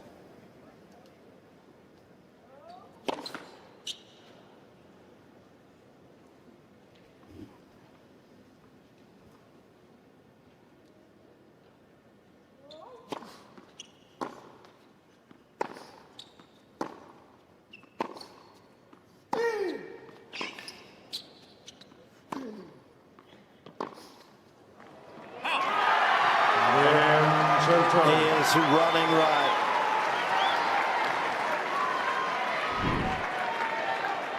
Shelton leads 2 games. Immaculate start to the fourth set for the American. And with immaculate timing, I believe Roger Rashid's turned up, which means this is going to go to a 5th set, because that's all he ever does. Roger, you're right. Go back to the green room. You're right about Get that. away from our court. A 5th set would be pretty good, wouldn't it? It would be.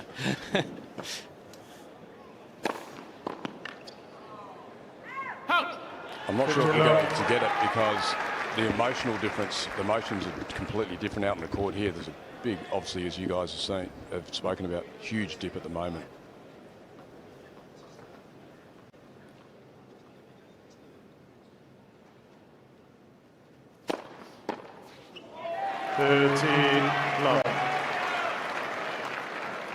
Yeah, the Shelton train is picking up steam right now.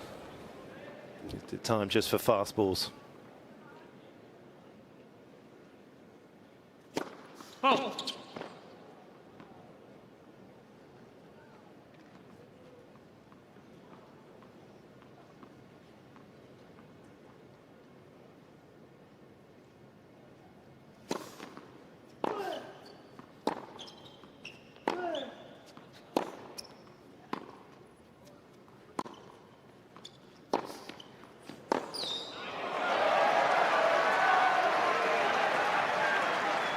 I'm sure you guys have spoken about this, but the extra heat on the court today, the bounce of the ball, gee, it's jumpy, and there's no daylight on it at the moment, like sunlight on it.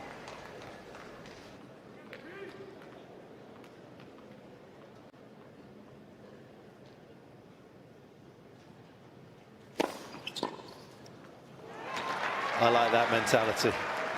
40-15. You've got a point-ending shot, use it.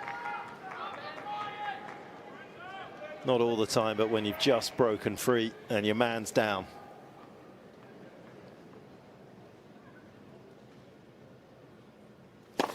Let for service.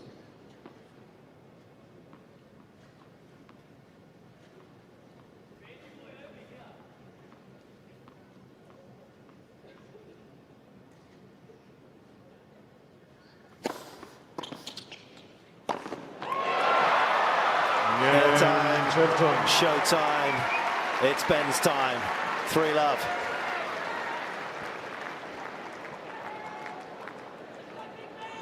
Shelton leads 3 games to love. And that's the pressure that Roger, an opponent of Ben's, is under consistently, that we don't really see. Obviously, it's one of those things that you just have to try and manage, because you are constantly worried that one bad service game is going to lead to the loss of the set. Yeah, absolutely. And as you guys both know, with Ben, once he gets that sniff and he's a front runner, the points become almost quicker. You know, he races through them, he finds some good spots, and when you look at someone like Musetti, who doesn't have that huge firepower where he can get access to a lot of free points, it builds and builds, and what it eventually breaks your mentality, doesn't it? Your belief system. And I think right now it's, how do I come back? Time. He may need a bit of these guys, Cain on his side, I reckon. They did things pretty well.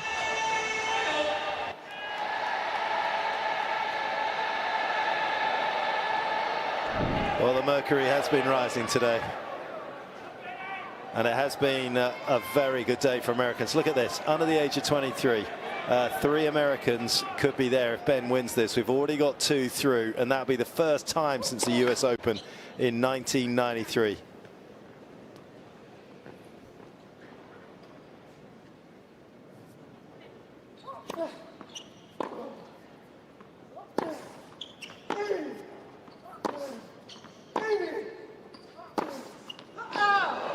And I always bring up this stat. It was back in May of 2021 when, for the very first time since the ATP rankings were introduced in 1973, there were 0 American men inside the world's top 30 at that particular point in May of 2021.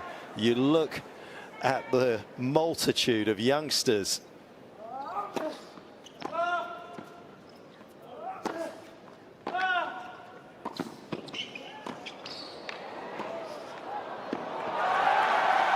That's some pretty tennis right there. 5 American men inside the world's top 25. It has shifted around very quickly for them. Etienne just going through, Alex Mikkelsen getting through earlier today. The other two that Ben's looking to join.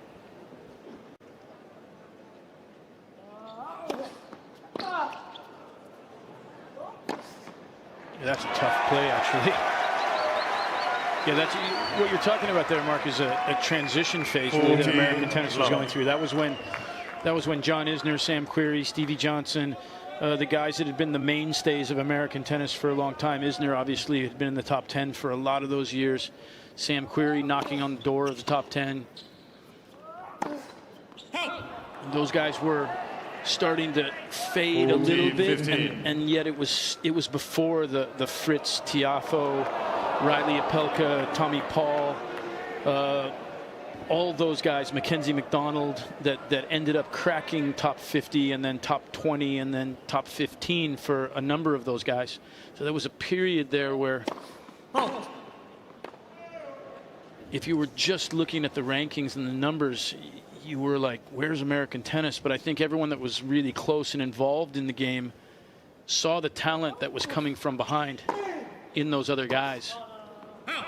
And you look at where they are now. You know, Taylor obviously has been the mainstay of American tennis now for 3 or 4 years, and knocking on the door, making a Grand Slam final last year. And it's interesting because I'm pretty sure statistically he was the oldest first-time ever Grand Slam finalist. So Tommy's in that exact same age range. It's not like they're youngsters, but I think they're all still improving and pushing forward with what they're trying to do right now.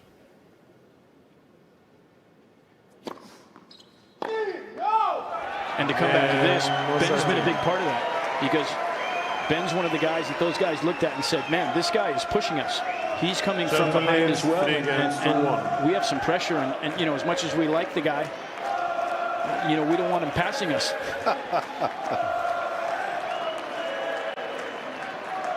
The 3 Americans that were in the round of 16 under 23 back in the US Open in '93, incidentally, were Pete Sampras, Michael Chang, and Chuck Adams. Chuck Adams. And I beat 2 out of 3 of them. That must have been a weak era. Where is Chucky now? I hope he's doing well after the fires. That's an area that he's always lived in. Chucky Adams. Wow.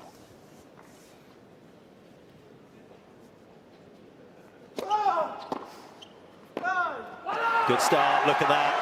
Little injection of emotion as well from Musetti, letting Shelton know he's hanging around. He's not out of this. He's still only down 1 break. He needs that energy. He needs some emotion right now. He's got to match Ben on that level as well.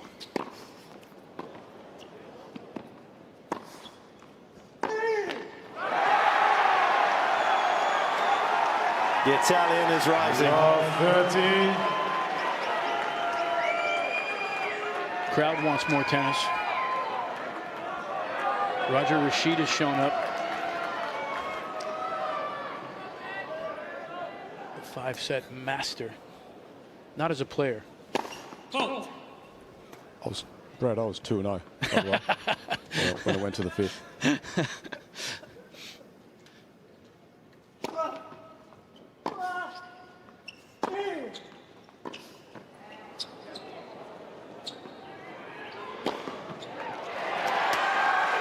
Big point right there for Ben.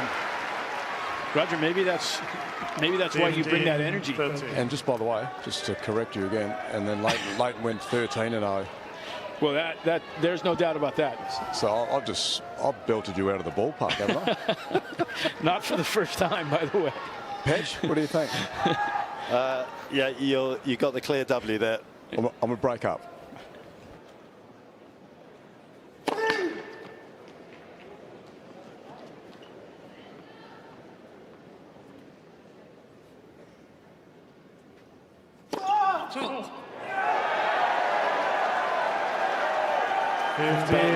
Is a break-up, but will he remain a break-up?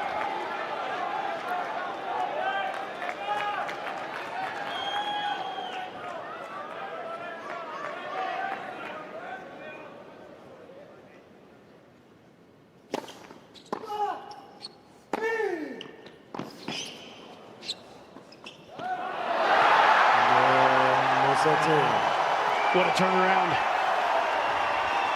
He resisted the forehand this time.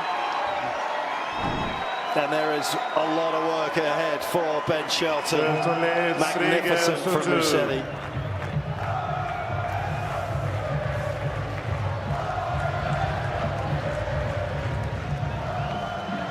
Got to say, his ability to get a tennis ball back into play and also stick it in quite an awkward place at a different pace against a serve like this is super impressive. He was in hibernation for a while there. And Petra was highlighted on that second point, wasn't it? It was a first serve and it jumped. It was pretty high at shoulder height and he was able to steal with that single hander, hit an aggressive reply. That's talent.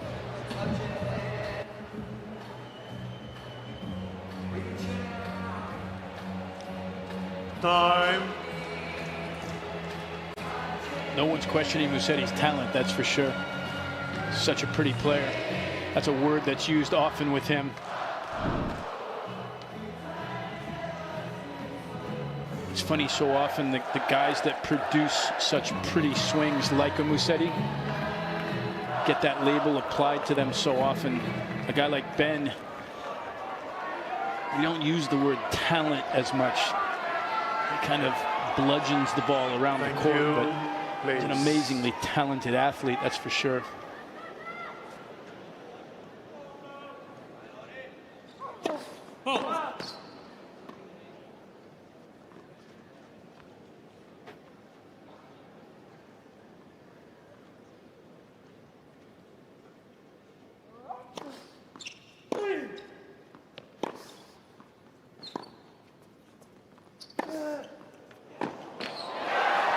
What a great first ball from Musetti there. 15 love. Pulled Ben outside the doubles line.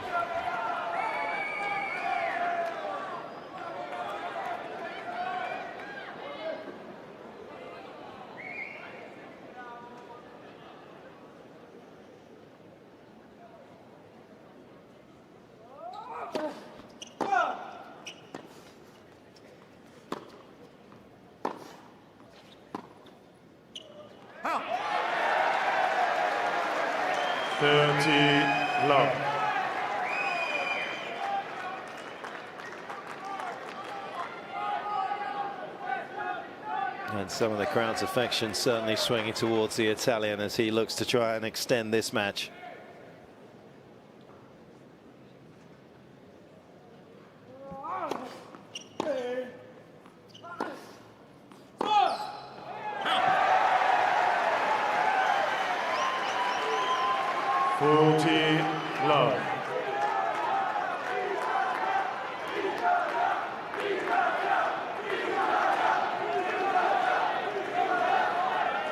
Thank you.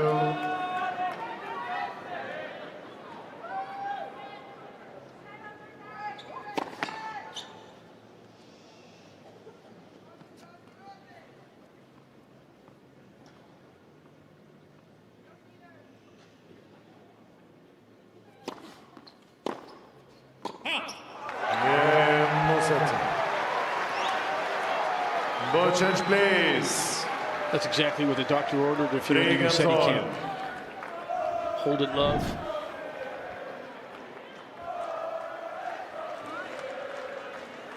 And this is the beauty of 5 sets, isn't it? We really do get to see the characters of the players because there are so many ebbs and flows, swings and roundabouts, pressure, pendulum swinging one way and the other. He was coasting. Was Shelton up 2-1 and 3-love. This has also not been a happy hunting ground in terms of a scoreline for Musetti. 8th time he finds himself 2-1 behind only once against Darderi at Wimbledon as he turned around this deficit. It's dug in though.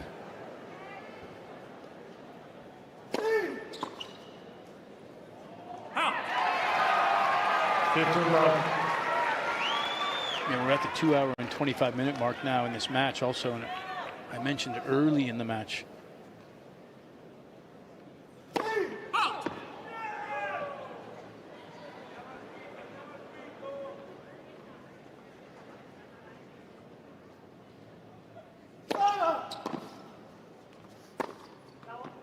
That's a great shot from Ben. I mentioned early in the match, if you can keep a guy like Shelton out here long enough, does he start to lose a little bit of push with his legs? Maybe he loses a little pace on his serve. He has not so far, that's for sure. He's still dropping absolute bombs. Yeah, for all the narrative and the negative narrative around big servers, it should always be remembered that it is a skill in itself to be able to serve at this pace for 3, 4, 5 hours. Absolutely, and I think this is where your off-season work comes into play as well. Ben's a worker. He's a workhorse. He will have put in a lot of time.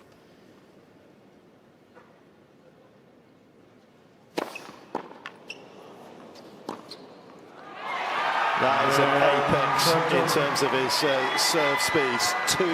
2-2-4 incoming to Musetti. And it is 4-3 in the fourth to Shelton.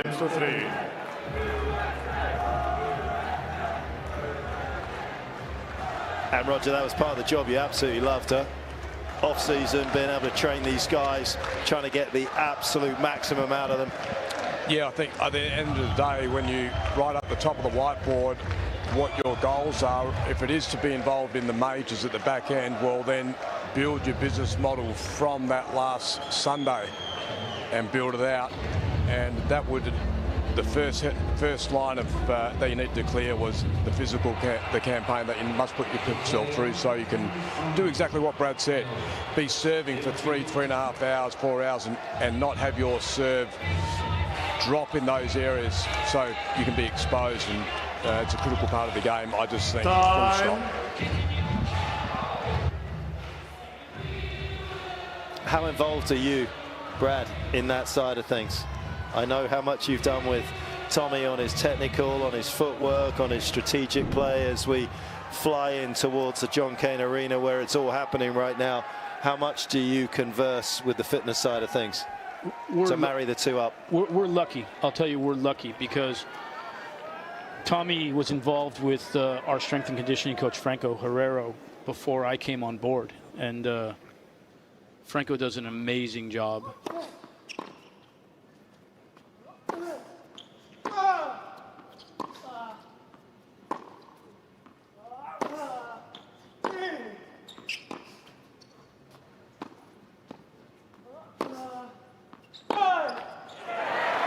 Nicely played, but one of the things I have enormous respect for Franco about is the fact that when I came on board, there were some things that I wanted done a little bit differently in relationship to footwork drills, movement drills, not so much the endurance building and that kind of stuff. That's more in his wheelhouse. But we talked a lot about when he's on court and working with Tommy on his footwork specifically and doing those kind of drills. Great play from Musetti again, looking very comfortable right now. That we wanted him reflecting what I wanted him doing within the context of playing points and how we wanted moving on the court. And some of that was different than what Franco had done in the past.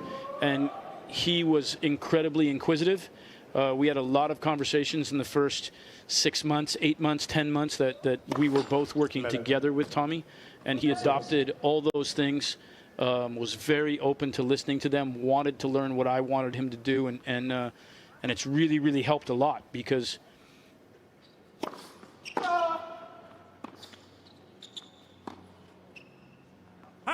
you get that reinforcement from both ends. 40 love. So I feel lucky to be working with Franco because of that. I spent some time with a few different guys over the years that were a little bit more difficult when it came to that kind of situation.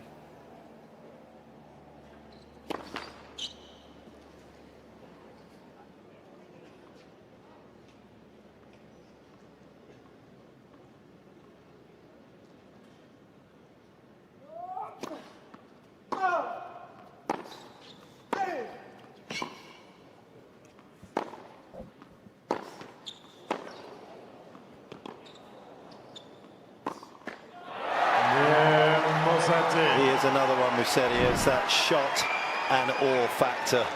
The crowd just sense that there's something a little bit special at times when it comes off his strings.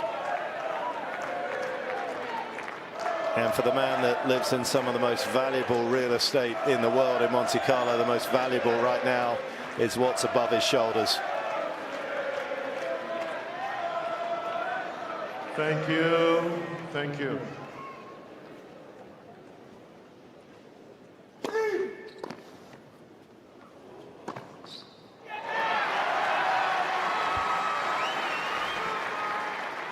Fifteen love.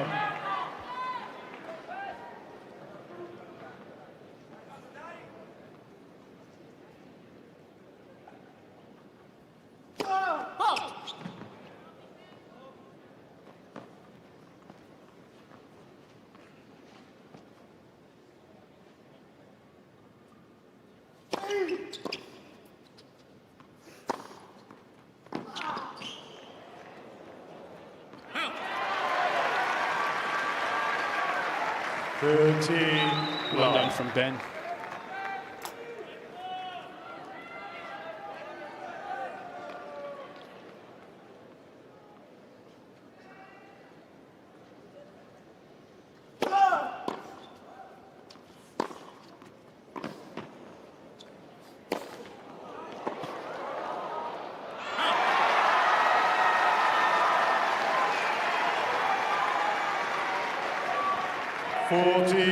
Both guys cruising on their serves these last few games.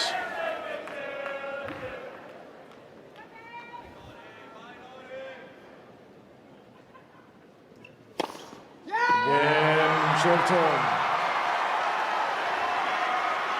4 points away, but there's still a lot to do for Ben Shelton. 5-4. Shelton leads 5 games to 4. Because Musetti has resurrected himself from the rubble at the start of this fourth set after the dramatic conclusion to the third. It was a slow, sluggish start, but he has been prodded into action. And Shelton serve keeping him out of trouble for the time being.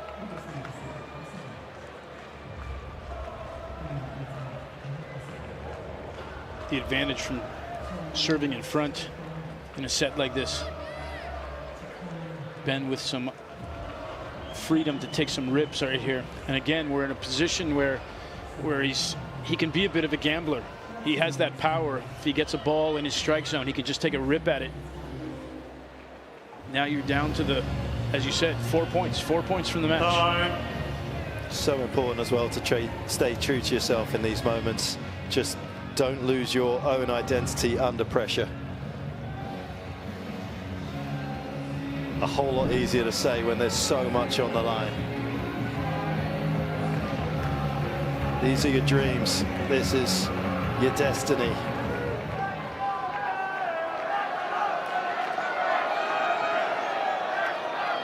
Players are ready. Thank you. Thank you. Please, players are ready.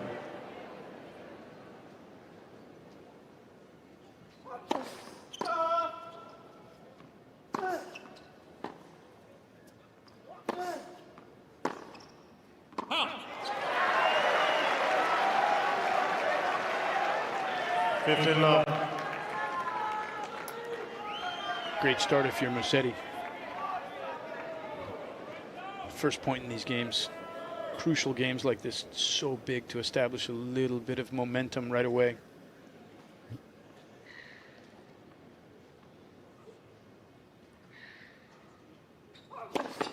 Level for service.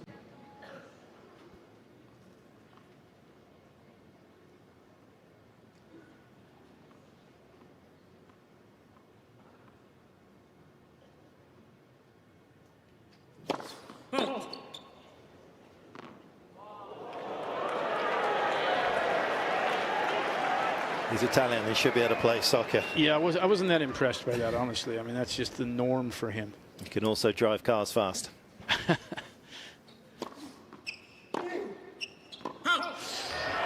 If Ben had done that, we would have said, wow.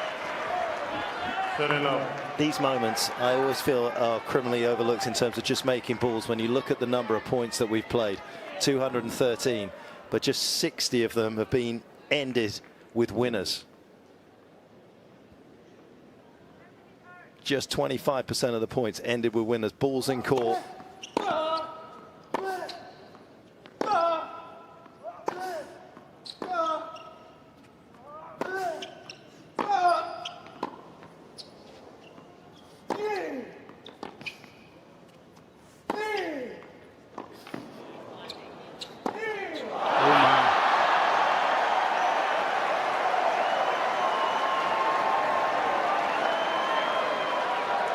got everything that he wanted. Did a great job there.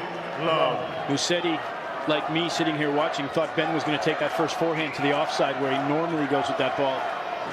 Got fooled on that. Had to throw this up, and then that was missed by a long way.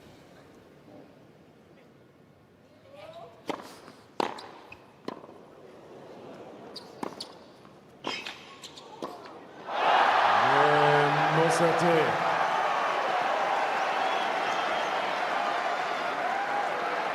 Time for Ben to walk to the tower, reset, compose himself. Untidy end to that last game. Musetti survives the 10th game. Yeah, those 2 points could have easily put us at 30-all. Easily, both those balls on his strings to finish the points.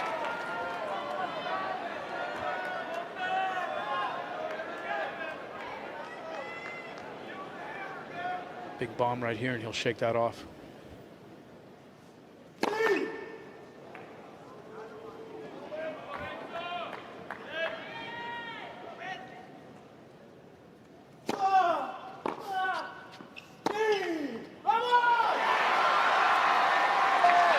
Boys, I'm sitting down here just in reflection, actually thinking how many great entertainment matches have we had already at the Australian Open? And you've been the common denominator. The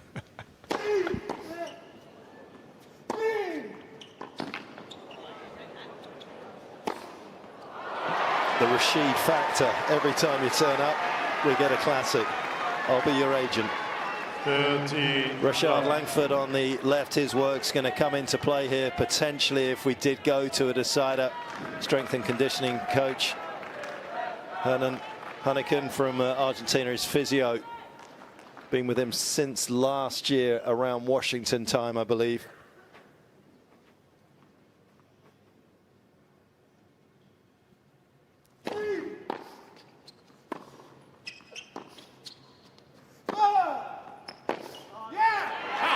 Ben taking care of the X's and O's off the court as well as on them in this game. 40 love.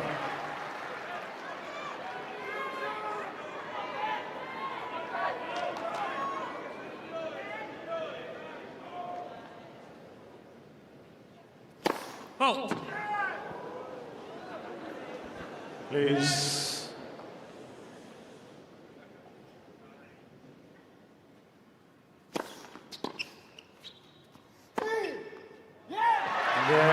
Shelton. Couple of elite forehands in that game. Shelton, 6-5, fourth set. Shelton leads 6 games to 5.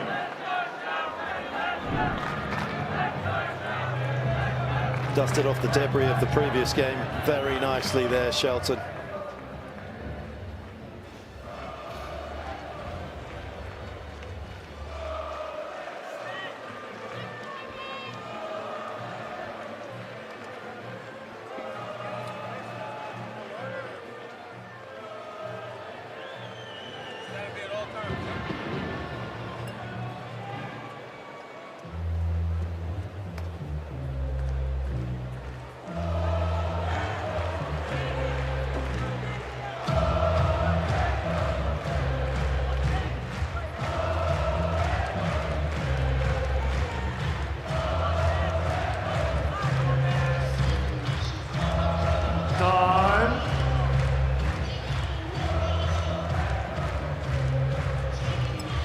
These afternoons, these evenings leave a huge void in your life when you decide to leave the sport of tennis. It'll be a while for these two at just 22 years of age, but this is what they live for. There's nowhere else they would rather be.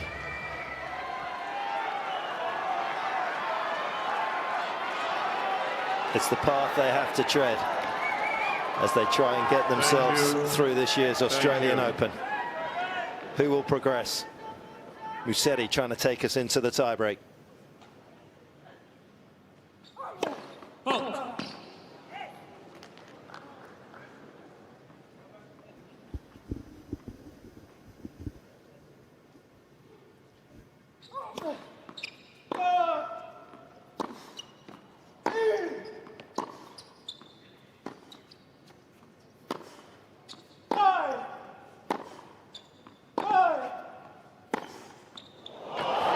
Wow.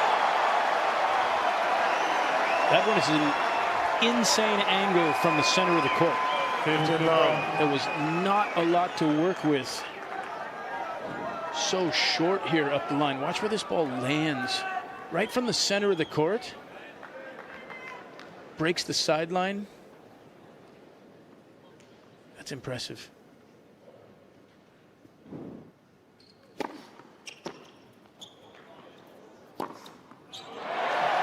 I think that's a really undervalued quality to be able to create angle out of the center of the court. Love. That offside forehand was amazing. You see the beauty of that one-hander. Extension. How long did he keep his eyes on the ball for? Yeah.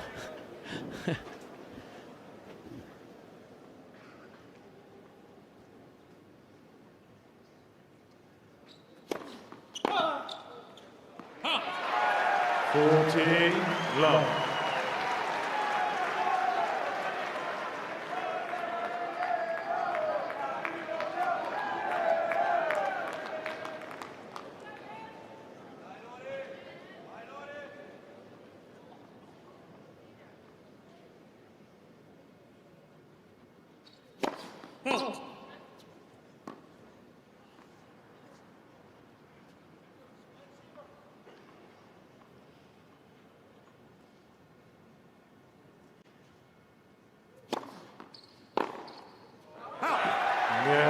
Musetti.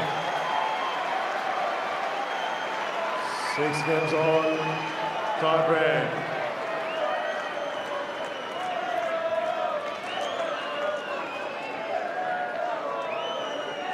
Well, the Italian probably a little more relieved than Shelton that he's arrived at this destination. He dragged himself back from despair, trailing 3-love in this 4th set.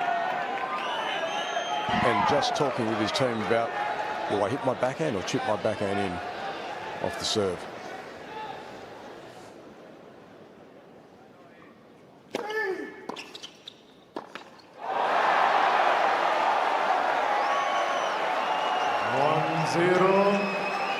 Musetti. And it was a tough choice there from Ben. I think he picked the hardest volley to play out of that ball. Body going a little bit the other way, like you talked about on the slice backhand, is the little brother backhand volley there. Back turned a little bit too far to the net.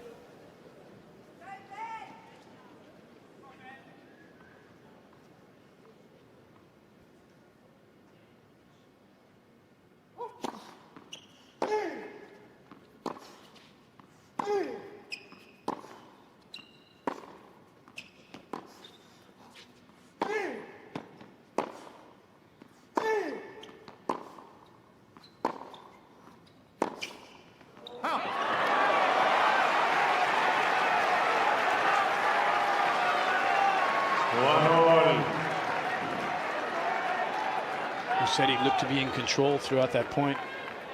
Got what he wanted there.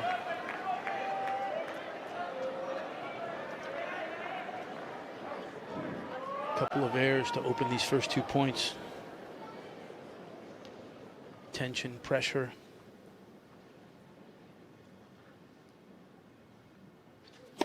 Oh.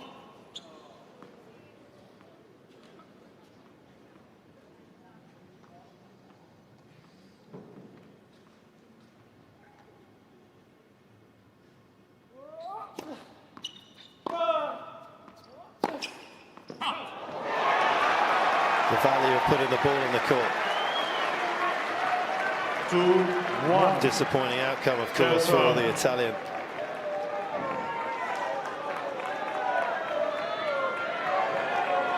But there is so much circulating at this stage of a match. You've got to try and put it to one side. Not easy to do, as we've seen.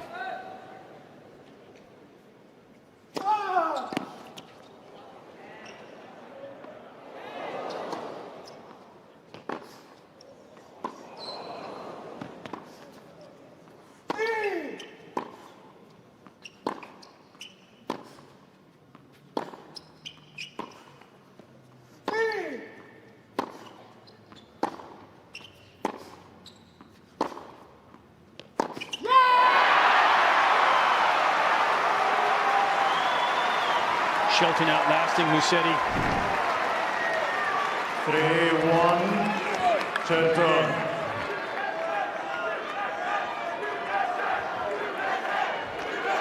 He's kept it close in rallies over 9 shots.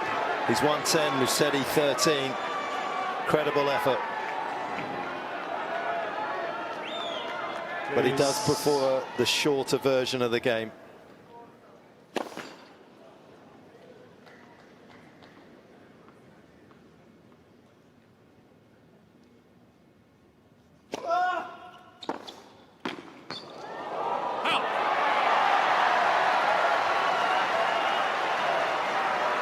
You've called it a few times, Brad. Yeah, as we spoke about, from that deep position, an opportunity to see Shelton coming forward. Does exactly what he needs to do right here. Dip the ball. Dip it low. Ben's got to recognize that he has to play that volley as an approach shot. It's an approach shot once he's in that position. You can't try and hit a winner out of that ball.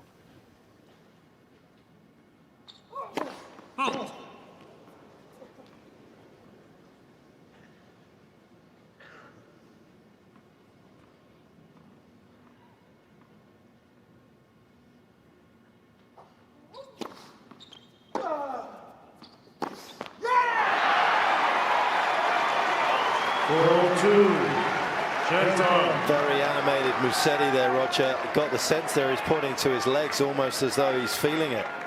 Yeah, that's right. And because that ball jumped up a bit, just I think trying to cover that bouncing ball, and he doesn't feel like he's got the same power coming out of the quads.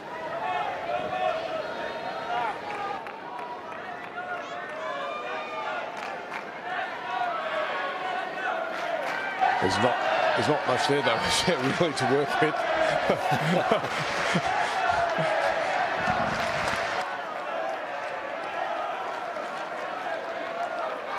These are the moments, though. You can't leave anything in the gas tank right now. It's all or nothing for Musetti. Regardless of how the legs are feeling, he's got to push through. The brain has to take over and push you through that moment.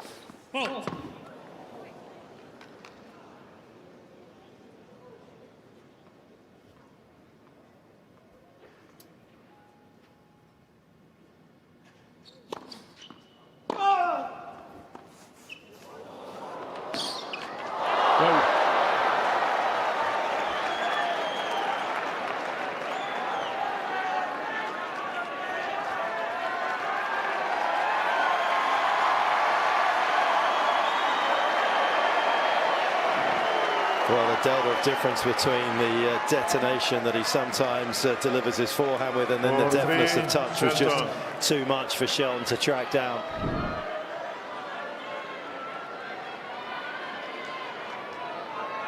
Thank you. The gap's back at 1. Please.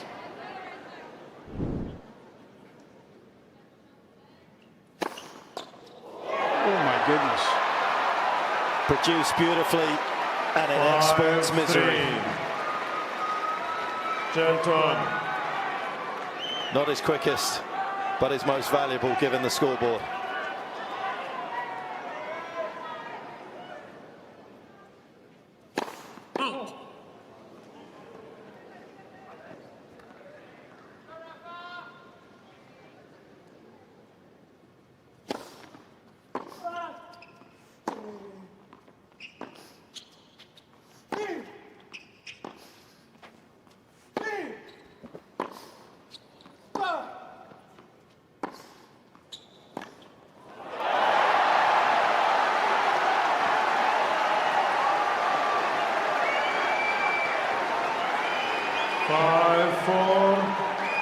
Shelton.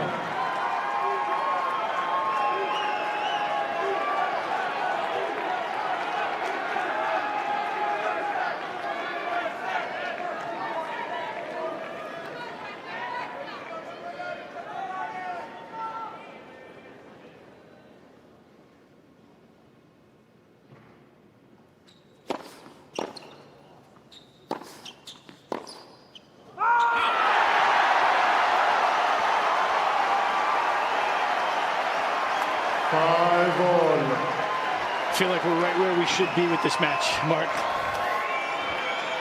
5-all in the breaker. The tension is palpable from both ends.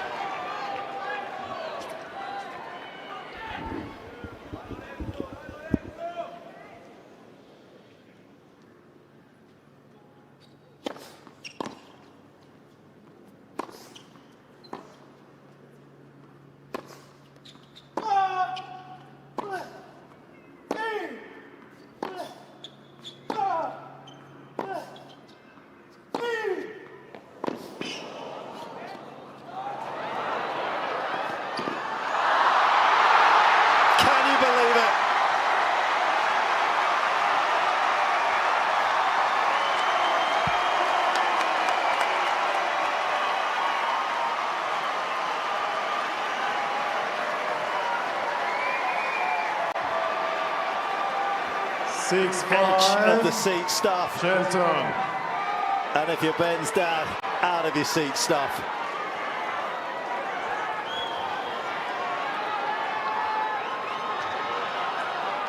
Post-celebration, I love Ben's demeanor. Thank you, quiet, please. calm.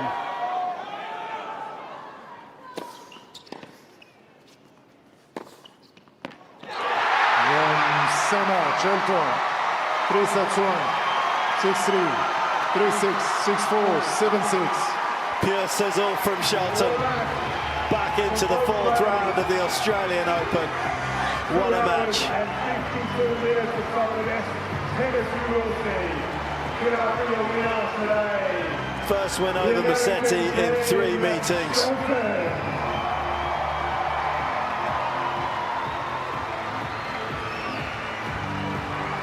What a finish, what a fighter. What an entertainer. Yet again through the 4th round of the Australian Open. Great stuff from Ben Shelton. What a play from that 5-all point. Stay at home, read that. To be able to finish the point, get himself to that match point.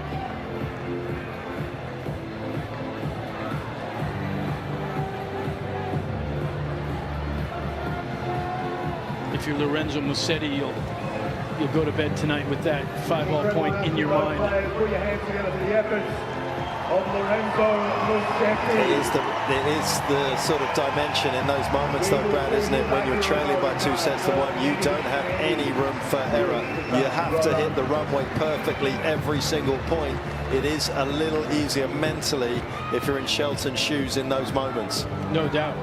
No doubt. And at the same time, as we always talk about, these matches come down to such small margins. That 5-all point is the difference right now. I mean, if Musetti rips that ball through the middle of the court, good chance he wins the point. The winner is with Josh Eagle.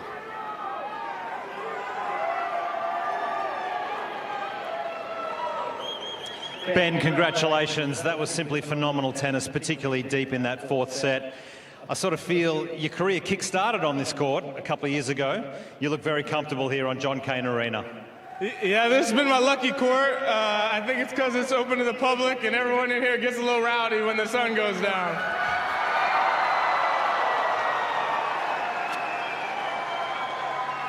Any chance of requesting your next match on here, because you've got Gael Monfils next? That's a popcorn match. Yeah, I always want to play on here.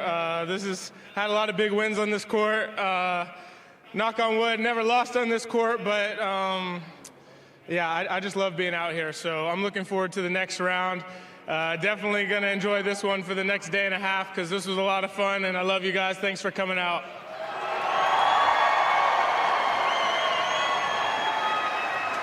I'm sure they love you too. I thought today was a really disciplined performance from you. You really had to work incredibly hard. You're grinding deep in these rallies. Gee, you worked hard.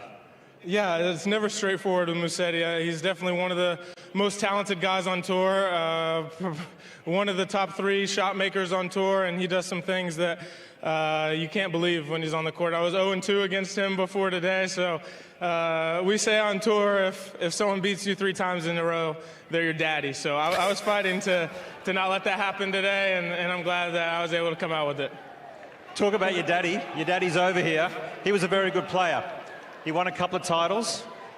How old were you when you could beat your dad?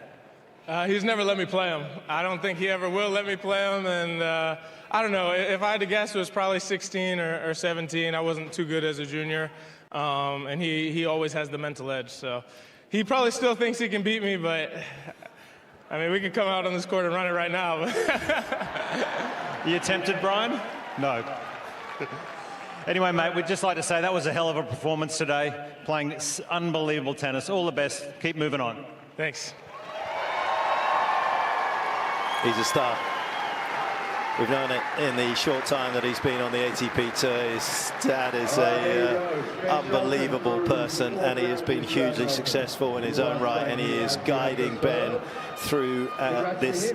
Well, it can be quite turbulent seas when you become as famous as he has. No, absolutely. Ben's just, he's such a charismatic personality, both as a tennis player. I mean, the way he produces his tennis is exciting always to watch. Redlining to some degree, you feel like that, but he's really not. And then at the same time, you listen to him when he gives an interview like that, and he's just got such an engaging and charismatic personality. Makes you want to hang out with him and be able to sit and watch sports, I think, you know. Yeah, he knows how to make second weeks of the majors, and he's done it. Margins in sport, Brad, are vanishingly small, aren't they? And that was the case for Musetti. He could have easily found himself in a fifth set. Yeah, absolutely. I mean, the fifth set there and the fourth, but even how he ended up losing the third set, that it was so contested, and drop serve in the last game, kind of a couple of giveaway points. And then again here, as I mentioned before, that 5-all point in the breaker just was the difference once he got back from being behind. It's not negotiable to watch Monfils against Shelton, isn't it? That's their first ever meeting. I mean, as Josh mentioned, that's a popcorn match. Grab a bag of popcorn, get yourself in front of the TV, and get settled in to watch some amazing, engaging tennis in that. The rationale to attack for Ben against somebody that moves as well as Gael is going to be absolutely fascinating. It was marginally more obvious against somebody like Musetti. It gets even more complicated against the Frenchman. Yeah, well, I mean, that match is going to be so interesting to watch, because we know Gael comes into matches like this a lot of the time with an attitude that he's just not going to miss very much. He's not going to take a ton of risk. He's willing to run. He's willing to try and put balls back in, and Ben can give you free points. So it'll be interesting to see what exactly is going to happen with that match. Starting to build a real reputation in the majors, 22-9. I think some were a little disappointed he didn't do his phone celebration there. But it's Ben Shelton who rings up another win here in Australia.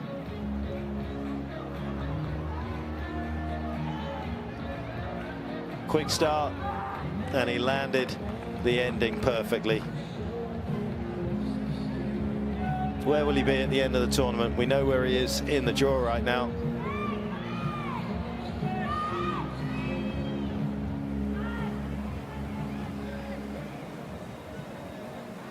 And he finishes up that bottom section. Sinner, Giron on Kecmanovic against Rune today. That will be another fascinating one. But Lerner, Tien, and Mickelson and Shelton, under 23 years of age. Stars and Stripes are going to have to call this a US Open.